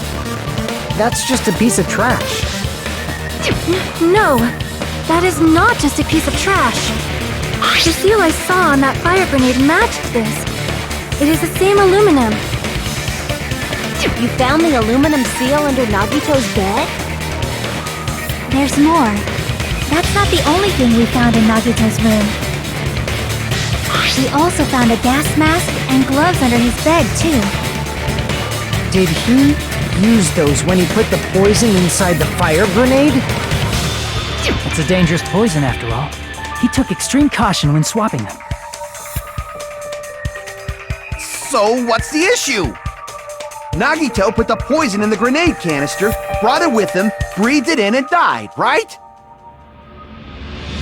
So in the end, he still fucking committed suicide! Enough already! You're right. If the canister wasn't thrown away, then it just means that there wasn't an accomplice after all. See, I told you. The conclusion is still the same. Nagito committed suicide. End of story. I admit that there wasn't an accomplice. That was just my misunderstanding. You're right. In actuality, the truth is even more horrifying. What did you say? Hey, what are you planning to say now? What the hell? Do you still want to keep going? Is this not settled?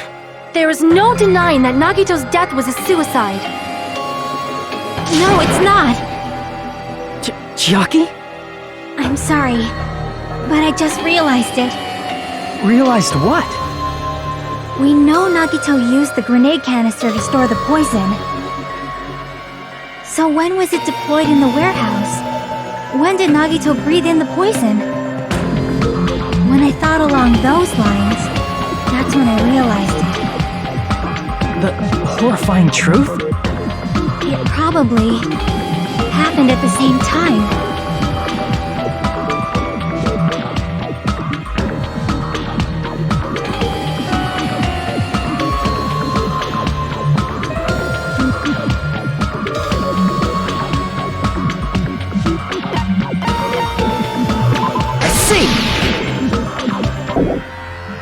Yeah, I think so.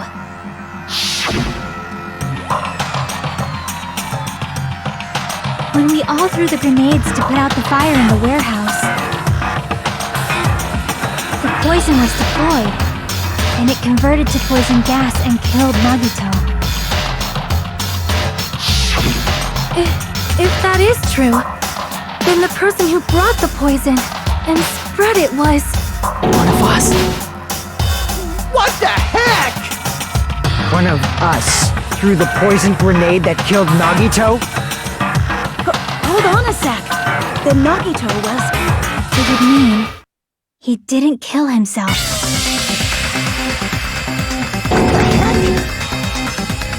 You said so yourself! You said Nagito committed suicide!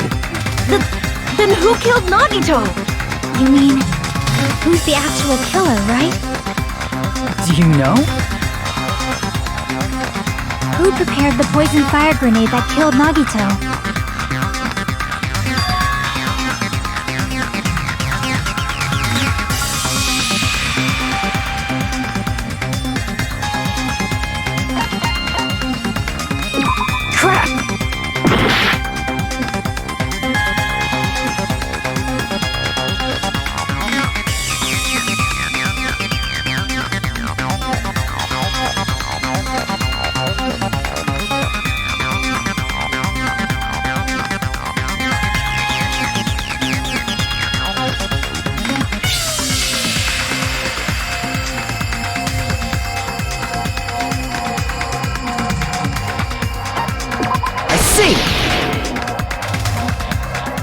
It was Nagito, obviously. We just discussed this a few minutes ago. Then who set the warehouse fire that caused one of us to throw the poisoned grenade?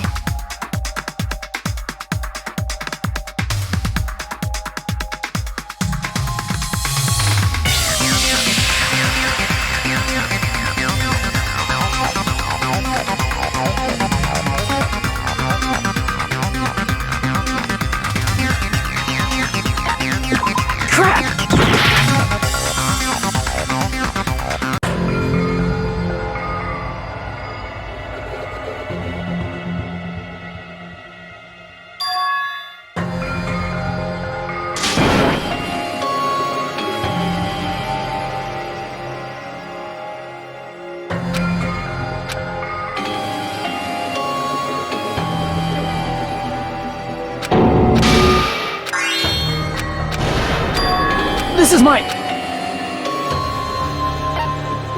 We will never give up!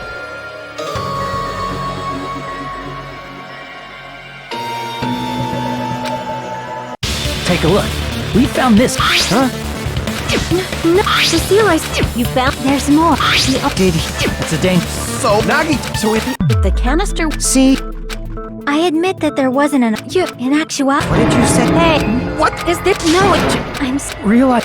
So when was it... When... The... It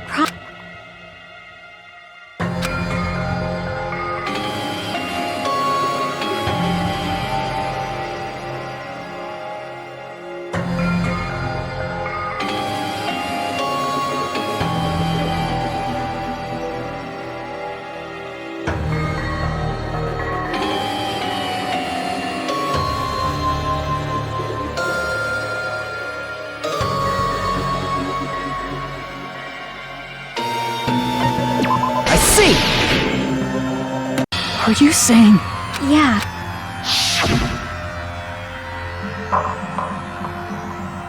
When we all threw the grenades to put out the fire in the warehouse, the poison was deployed, and it converted to poison gas and killed Nagito. If that is true, then the person who brought the poison... It would mean he didn't kill himself. You mean... Who...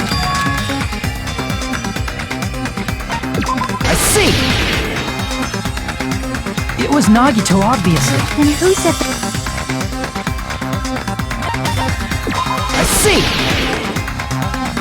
That was also Nagito.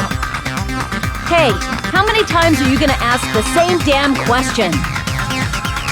The next question will be my last. Considering all the facts up till now, why did Nagito set the warehouse on fire?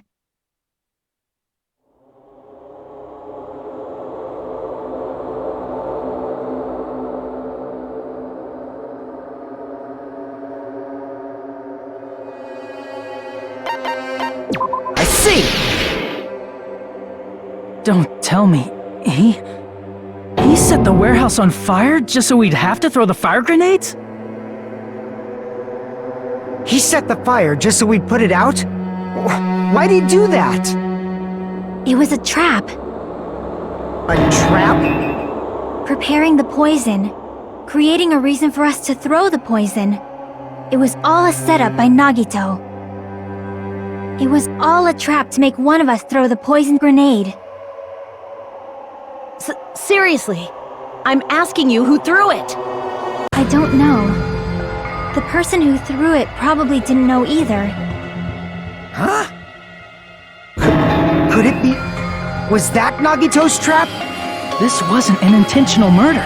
This was a murder that Nagito forced someone to do. And for that reason, he put the fire grenade that he filled with poison with the other grenades. Setting up a murder nobody can solve. That was Nagito's true goal. What? What the hell? Nagito did not commit murder. Instead, he manipulated someone else into killing him? To do that, he set a trap to force someone to kill him. The poison grenade and the fire were traps. That's why the curtain was the fire's origin point.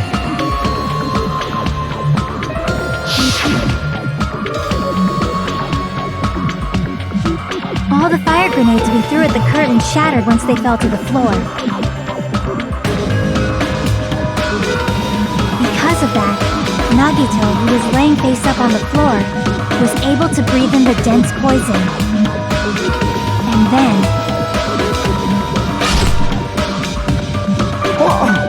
Hold on! If that's true, you can't say the poison was the cause of death.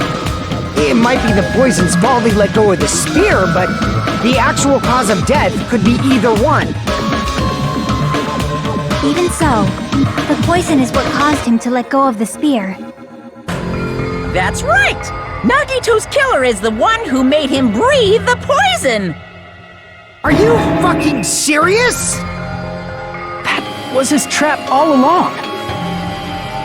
Even the wounds all over his body, it was all to mess with the evidence for what actually happened. His true goal was creating a murder that nobody can solve. He wanted to prove to us that there are mysteries that just can't be solved with educated guesses. He probably expected that his fake suicide would be found out. After all, a mystery that can be solved is destined to be solved in the end. However, he also prepared a mystery that couldn't be solved.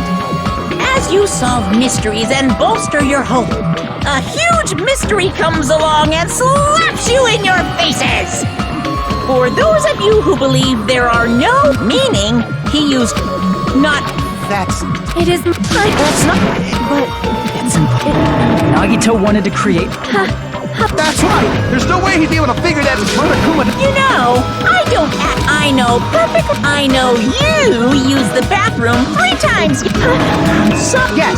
No, Is there any way... even though there's one... Hey, is it alright if we look at Nagito's crime one more time from the beginning? I want to make sure my hunch is correct. Hajime, please.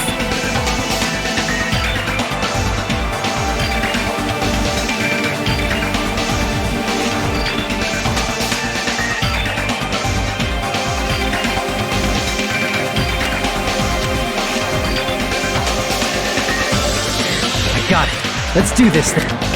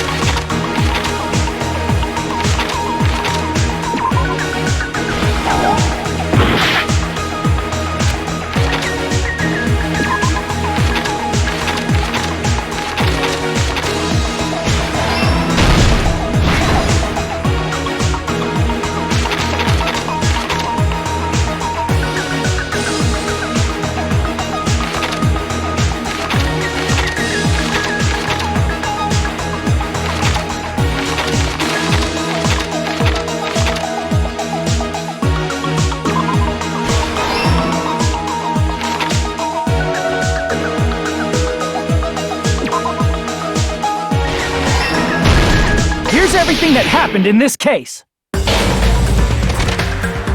The person who actually arranged this incident was the victim, Nagito Komaeda. He kept a specific item inside his cottage that he needed for his plan. Monokuma's special poison, which he brought with him from the Octagon.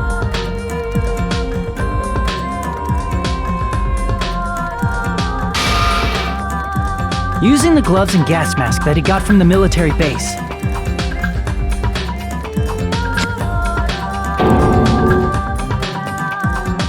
Nagito swapped the contents of a fire grenade he took from the plushie factory break room with that poison. When he did that, a specific item was left as evidence, the blue aluminum seal on the grenade. With that, Nagito finished making the poisoned fire grenade, took it with him to the factory,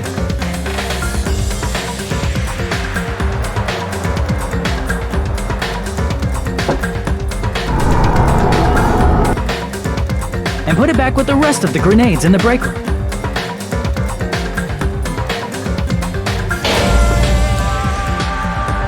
The next morning, Nagito appeared before us and declared that he hid a bomb somewhere.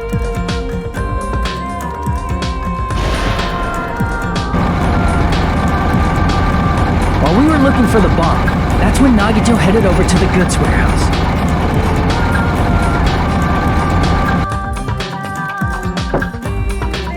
In order to set up a fire, Nagito arranged the Monokuma panels in a line going from the door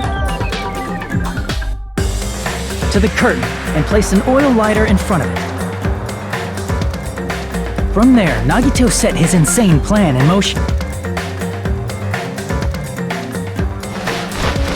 First, he hung the spear that he took from Nezumi Castle from the ceiling girder by its cord.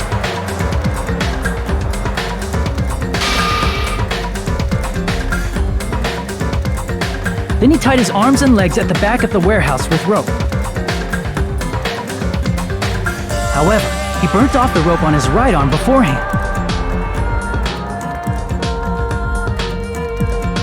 In doing so, he made sure that only his right hand was free, while his remaining arm and legs were tied up.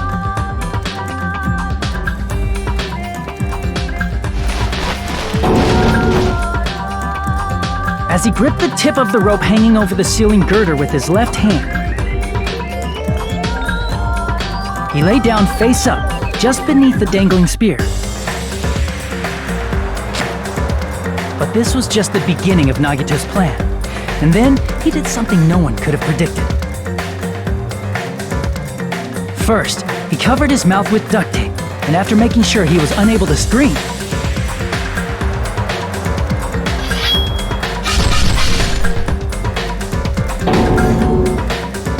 he stabbed himself with the knife multiple times in his left arm and in both of his thighs.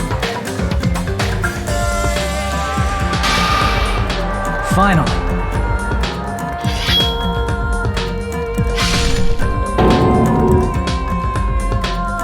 he propped the knife on the plushie and slammed his right hand onto the blade. He didn't just want us to think he was tied up, he also wanted us to think he'd been tortured. Through all this, Nagito never let go of the spear. His plan still wasn't over. In fact, it was just about to begin.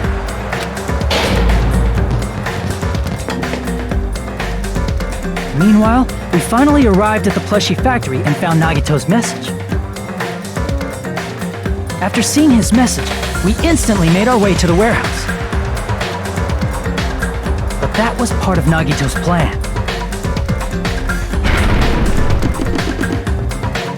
We opened the door to the warehouse, which inadvertently started the Monokuma panel domino effect.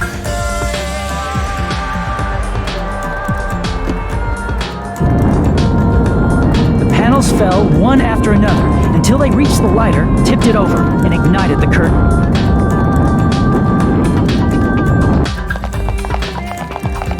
Shocked by the sudden fire, we rushed to the factory's break room to obtain some fire-extinguishing grenades.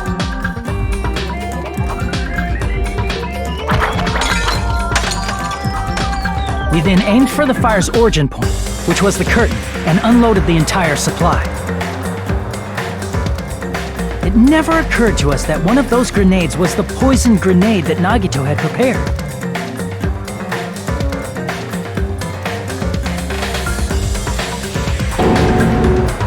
The poison sank to the floor, instantly vaporizing due to the intense heat, and spread everywhere.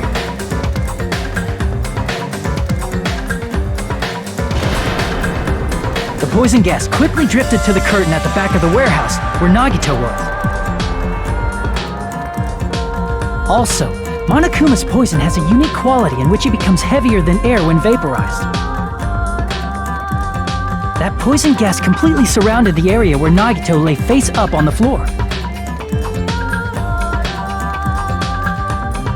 There, Nagito inhaled the poison, and if it didn't instantly kill him, he certainly lost consciousness.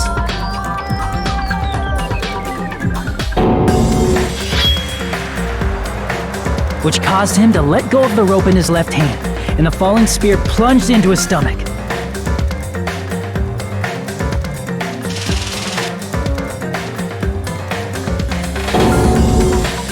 This is all the information related to Nagito's plan. His true intention was to set one of us up as the killer. At this time, we still don't know who the killer is, because the killer wasn't aware they killed someone. Try as we might, we cannot reach that truth. That was Nagito's trap. In conclusion, the fact that we can't determine the killer's identity.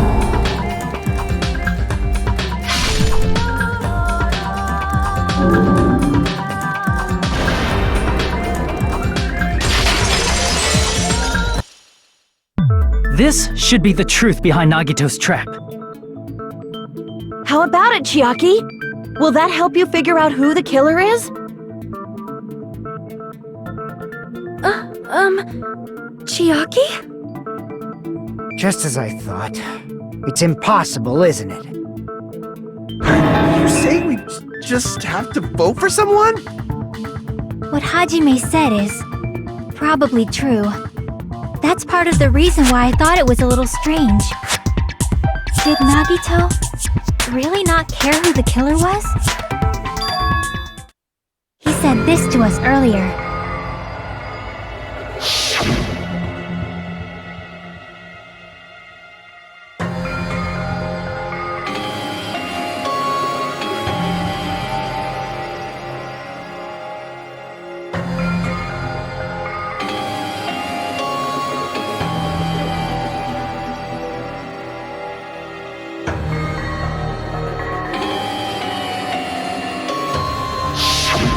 That feeling of belief is at the heart of his trick.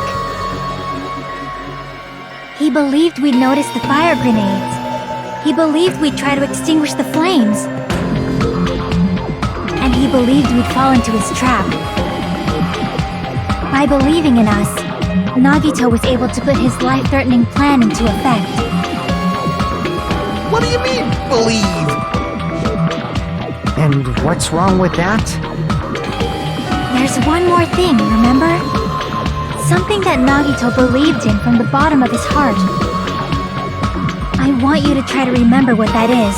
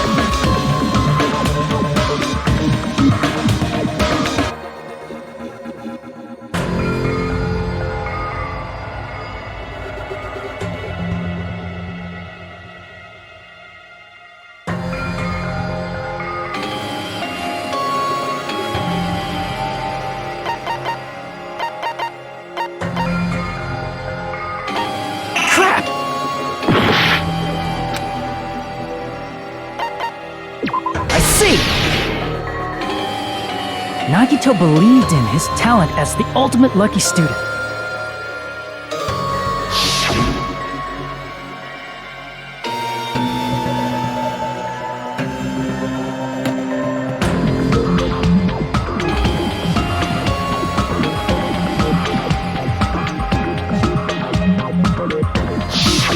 guess the last thing he could believe in was his own talent. That's not so strange, really. Most of us here have been relying on the same thing. But, in his case, it was pretty remarkable, wasn't it? It almost seemed like he had blind faith in it. You're right. The same thing happened when he cleared the final dead room at the funhouse.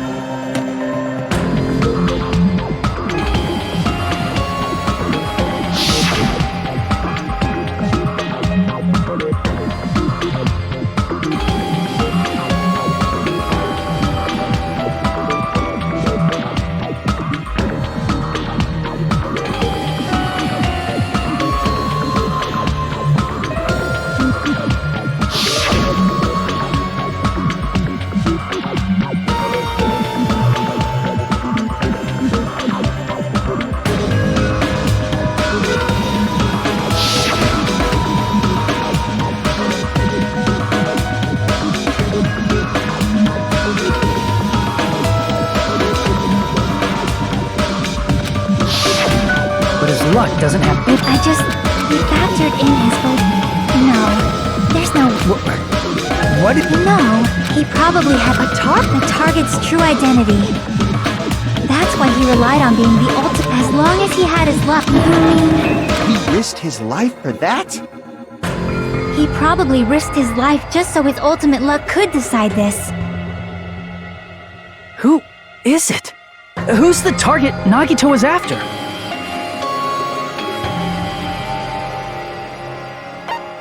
I see!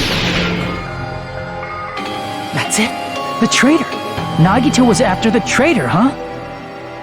Then he relied on his luck to weed out the traitor? Nagito didn't know who the traitor was until the very end. All he could do was rely on his own luck. Then, what he said in his video message...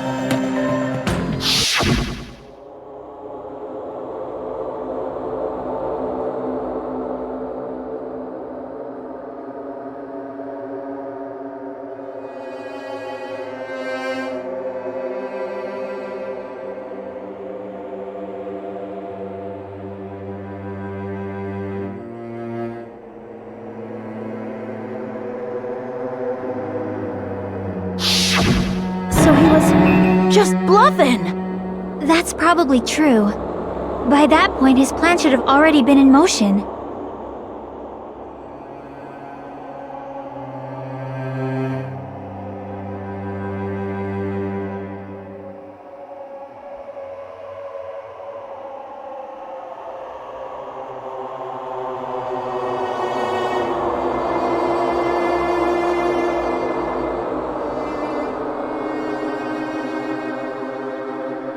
But if he just wanted to out the traitor, he didn't have to go this far and make that person the killer.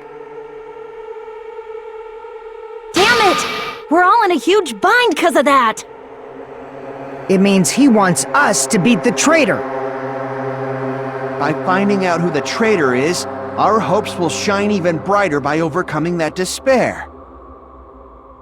That's something he'd say.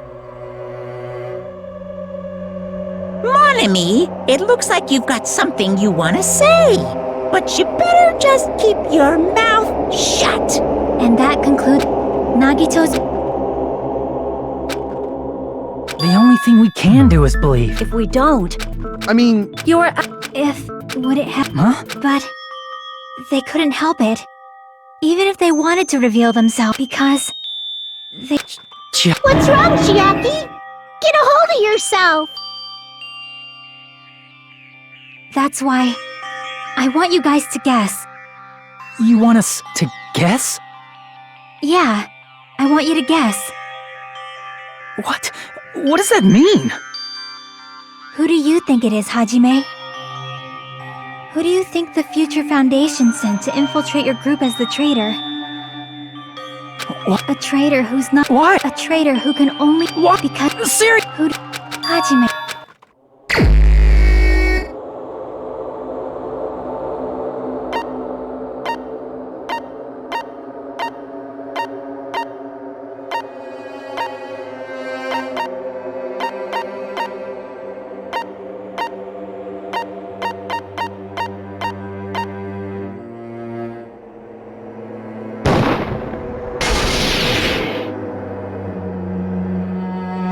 It's...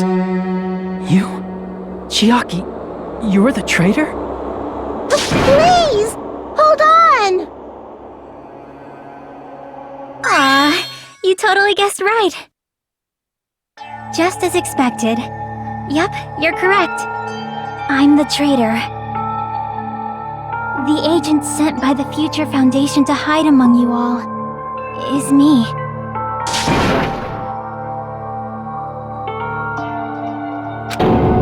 Hey, I'm... Hey! After all, we have been working Chiaki. That is obvious. Please! Wait! shut the fuck up! No, because we all... So the only... If you speak... Hey, It's... Maybe... Hey, Hajime. Can you do me a small favor? Favor? Me? I want you to prove to them that I'm the traitor. What? What are you saying? Why do I have to do that? I want to explain everything to you guys, but... As I expected, that's rather difficult. That's why... The only thing I can do is plead with you. I want you to do it. I believe you can prove it. Whether I can prove it or not, that's not the problem. Don't you understand? You may as well be asking me to kill you. There's no way I can do that. I'm very sorry, but this is the only way. So please... looks like we gotta do what we can. It's not like I believe... She's not good! Monami... I don't... Hey! I don't... Hajime...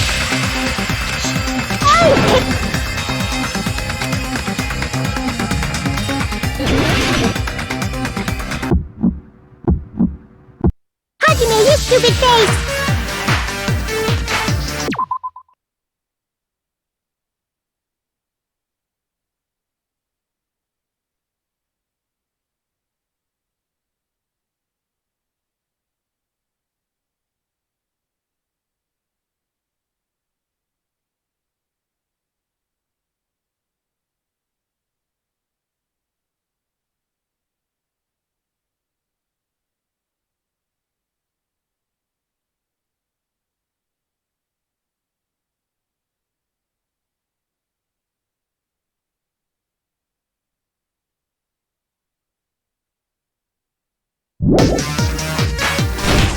Let's all get along!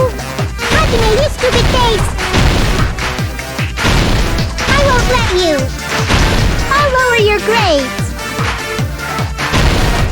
Burst open and mix! I won't let you! I can't lose! Hajime, you stupid face! I won't let you!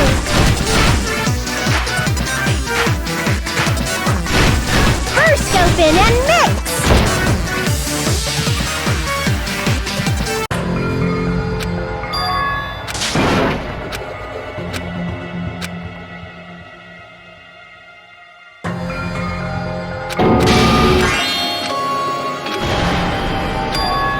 This is my... our... We will never give up! Hajime.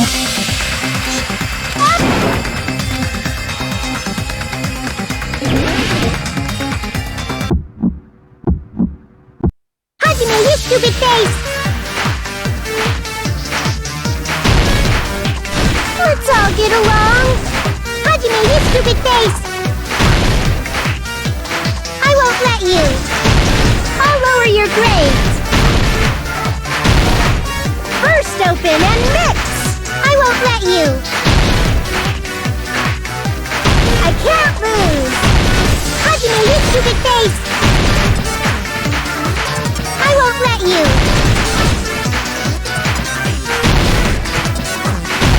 First open and mix! Don't defy your teacher! I'll lower your grades! First open and mix! Hajime, you stupid face! Let's all get along! Let's all get along! I'll lower your grades! Hajime, you stupid face! Let's all get along! Hajime, you stupid face! I won't let you! I'll lower your grades! First open and mix! I won't let you! I can't lose! Hajime, you stupid face! I won't let you!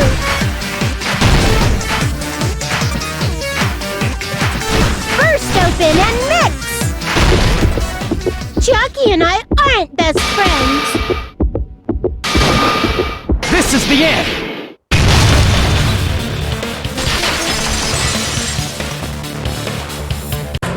When we investigated Nagito's cottage, I discovered a notebook with the new Sami logo on it. That's your notebook, right? The one Nagito stole from you. I don't know. I don't know. Don't tell me. Is that where the traitor's true identity is written? That's right! Since I knew something like this would happen, I made sure to bring it here today! So sudden? Give me that notebook!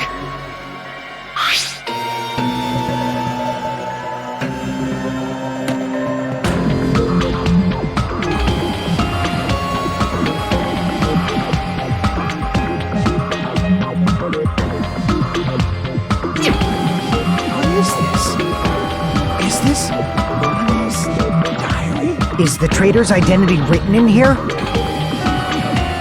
Nagito was probably looking for that too, so that might be why he stole the notebook.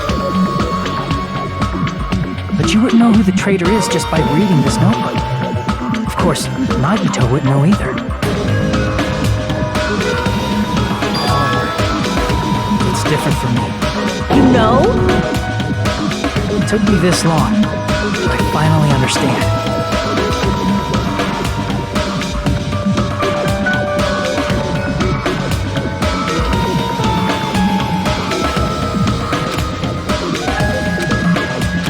First of all, this is And the one who wrote someone. If so, is it evident? But how would you... Cut.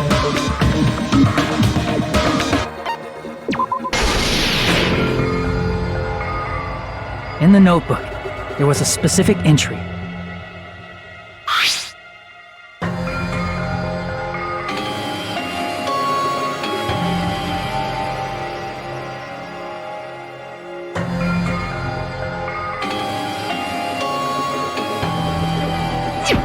There it is. It's true.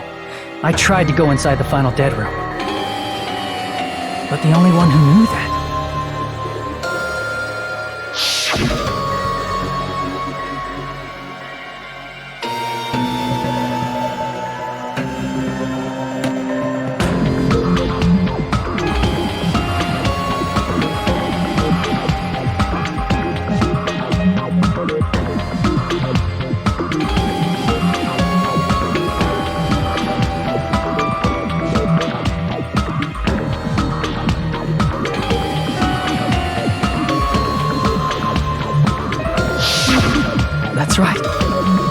person who knew that is Chiaki. That's why. There must... what was all was that? Chiaki is... I mean...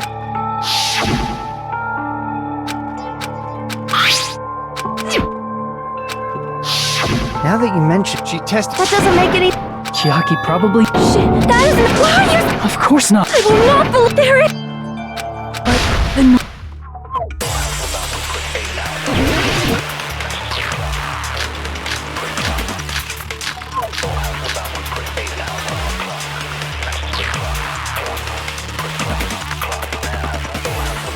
Chiaki is not the traitor! when we were trying to turn off the bomb, didn't Chiaki use the card reader right away? If she's a traitor, she would have been more cautious. There's no way Chiaki would have known if that bomb was fake or not! The only person who knew it was a fake was... me, when I tried to detonate... That's not it.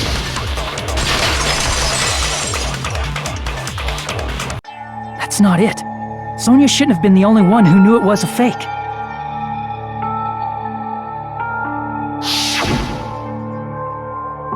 Monami was also there when you found out the bomb at the military base wasn't real. You said so yourself. Is that true, Miss Sonia? Chiaki heard about it from Monami. That's why she knew the bomb was a fake. Since I've been found out, I'll just confess.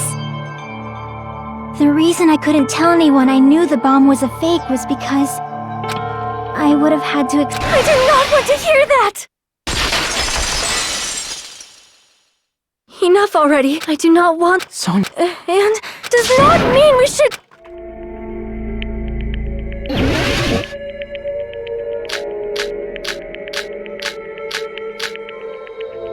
Even if she knew the bomb was fake,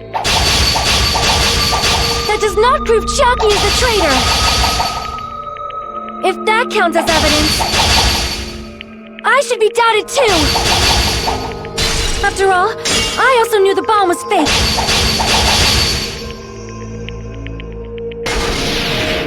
Knowing it was a fake isn't the problem. What matters is who told her. What matters is that she heard about it from Monami.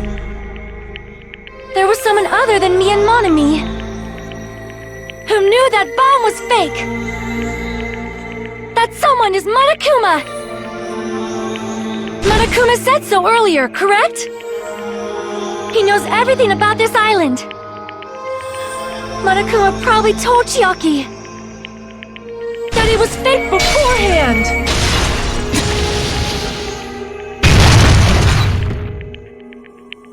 You're right. Monokuma probably knew the bomb was a fake. But Monokuma shouldn't have told anyone either.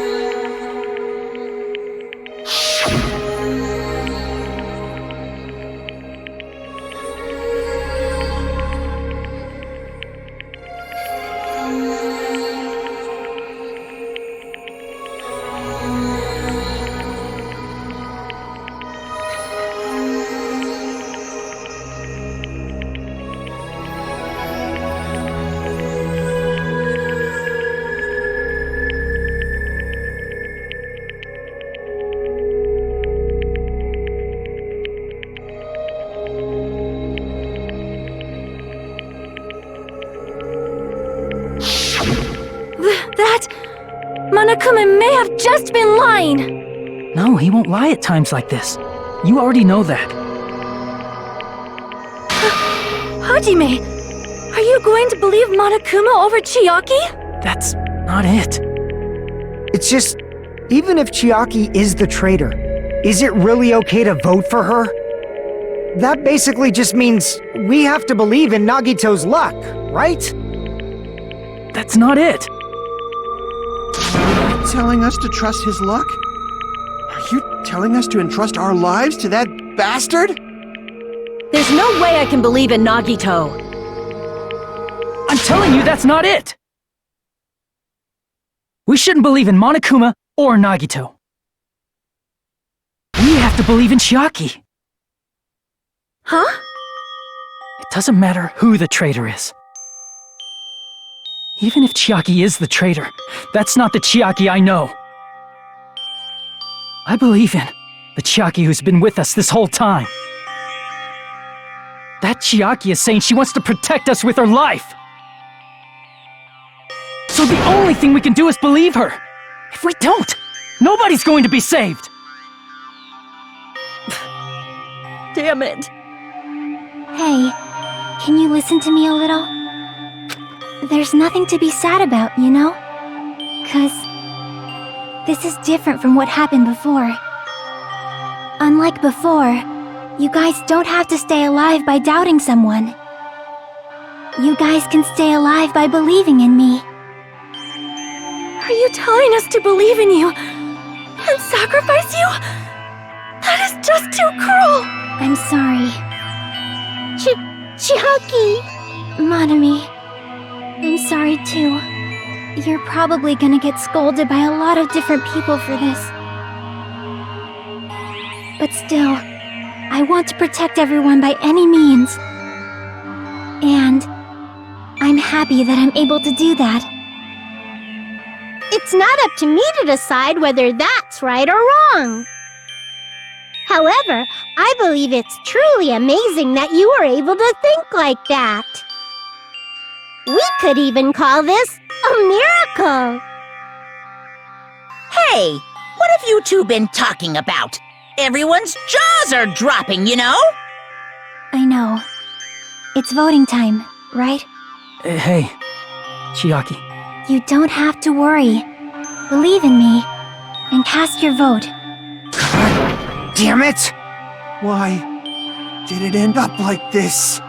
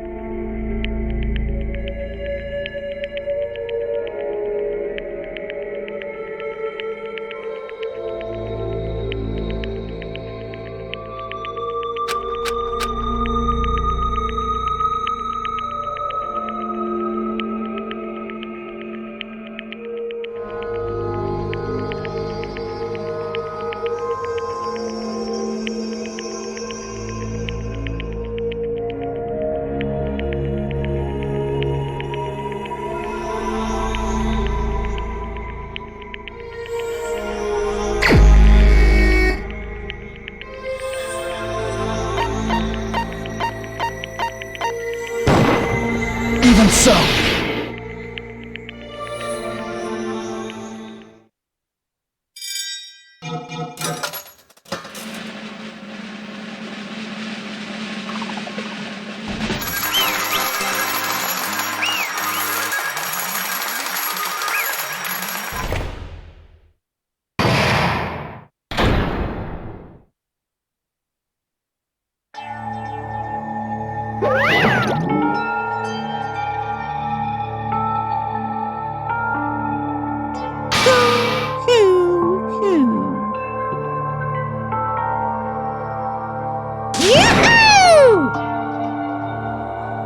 Damn it!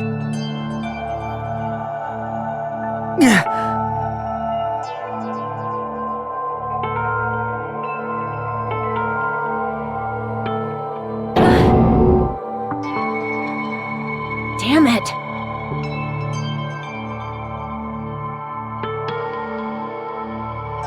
Congratulations, everyone. Damn it. Damn it!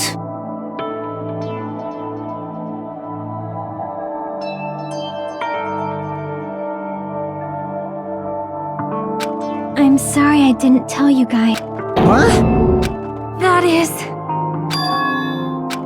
I'm 'cause... Well,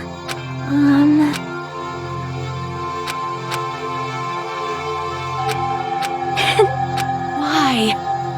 well, I'm sorry.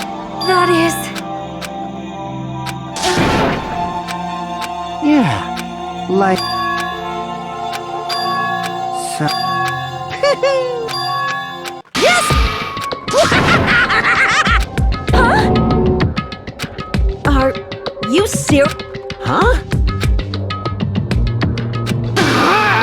Nope. Well?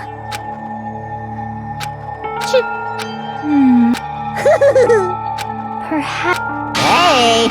I can't. Hi-ya! Huh? I will no longer let you do as you please. Stupid! Stop! What are you doing? As they say, we shall die together.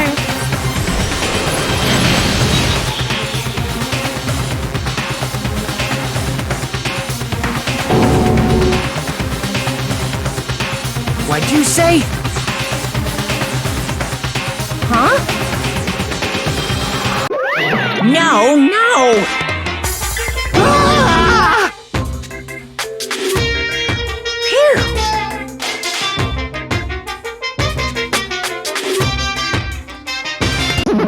I can't lose. That's... If I don't beat you, nobody can live in peace. Stop it, I say! I'm sorry, I lose! Forgive me!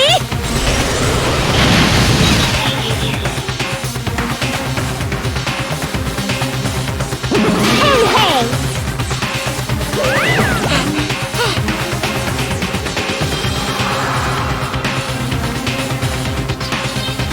I won't forgive you.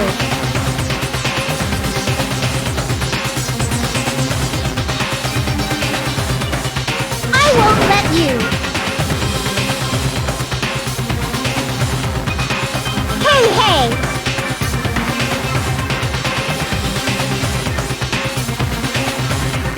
Ooh, how exciting!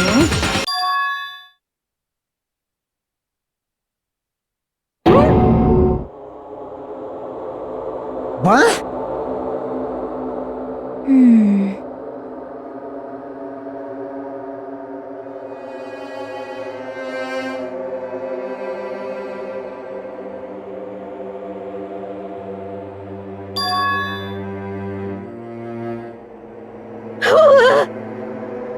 Hey, hey!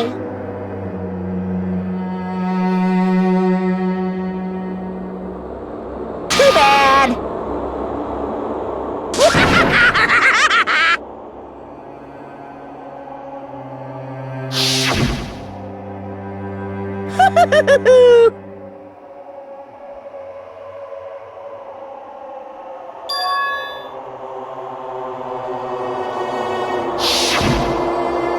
That's wrong!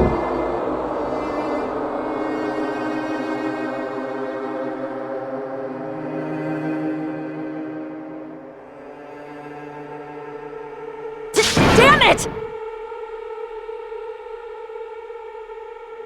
Hey,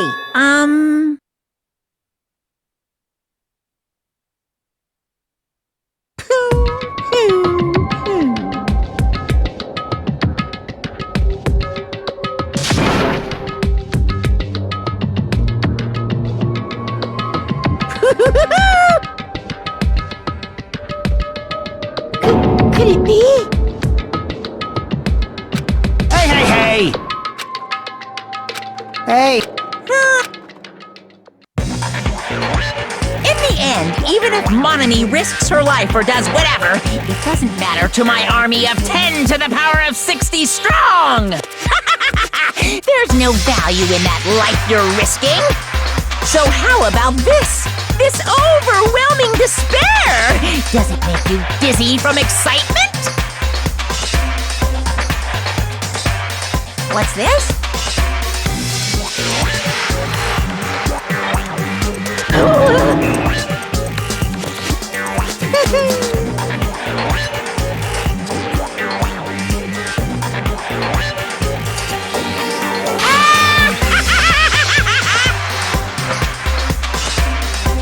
I can't lose. It's okay, Monami. Hmm? Well, let's move. Right? Damn it. Please listen! Like, this is bad.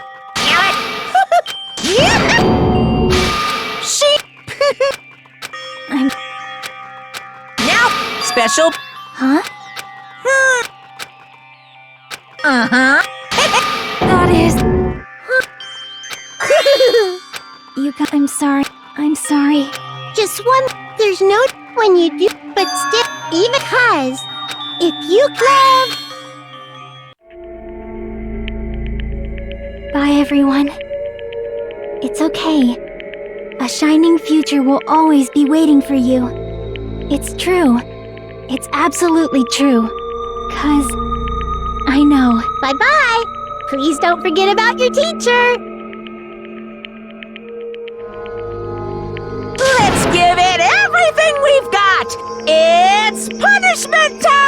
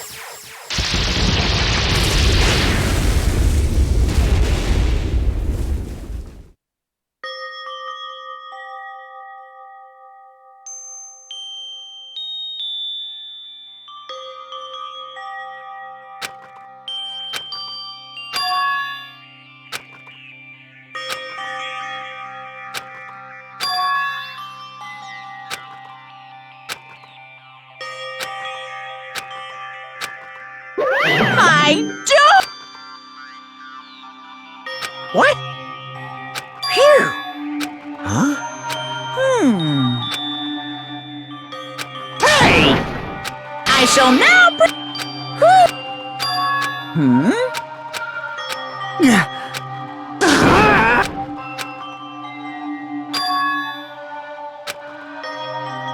Huh? Stupid fool!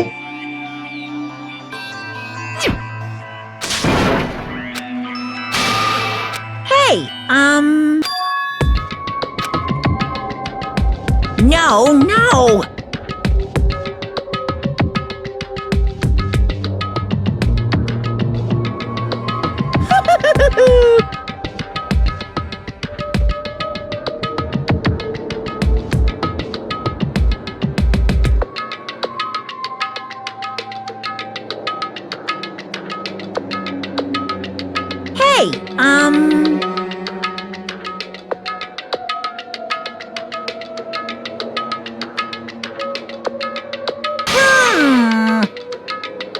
Hey, Hey.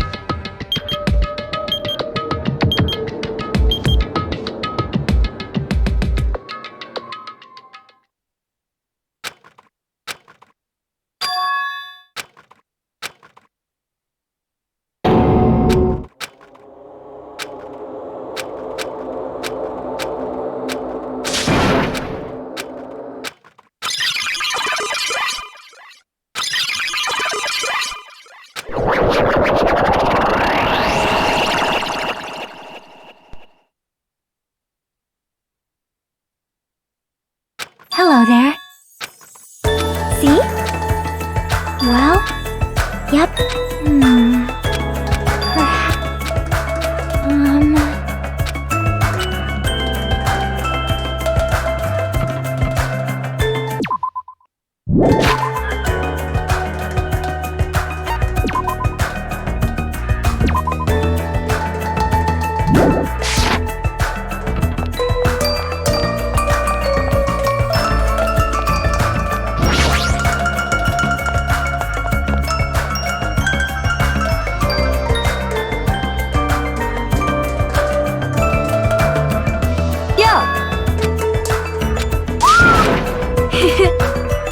Listen!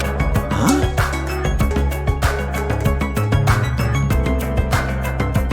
Damn right.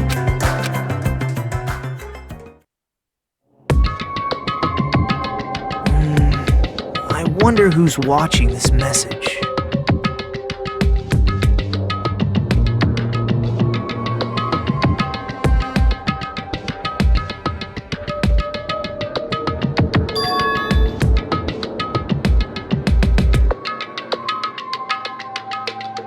Damn it.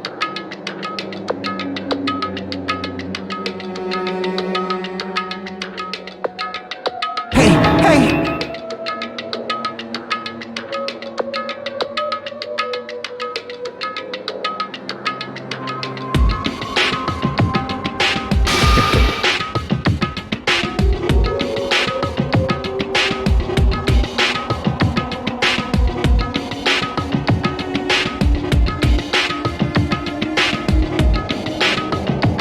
How unfortunate.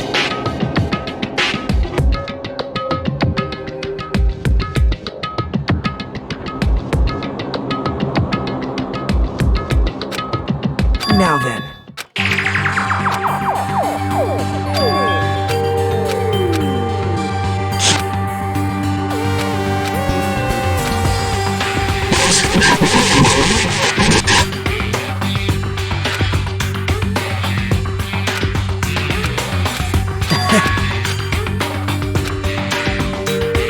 Now.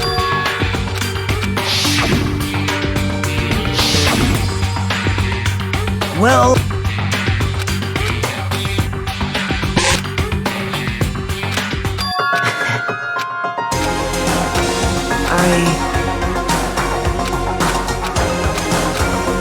Please call me.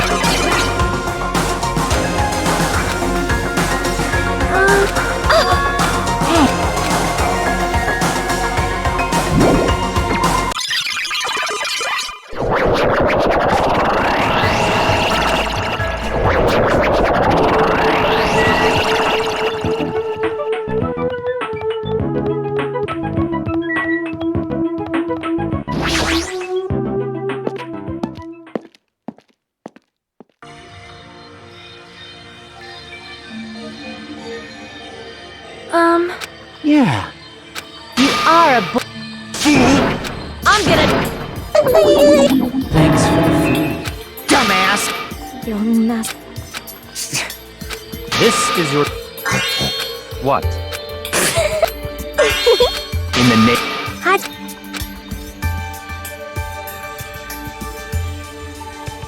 It's gonna be fine.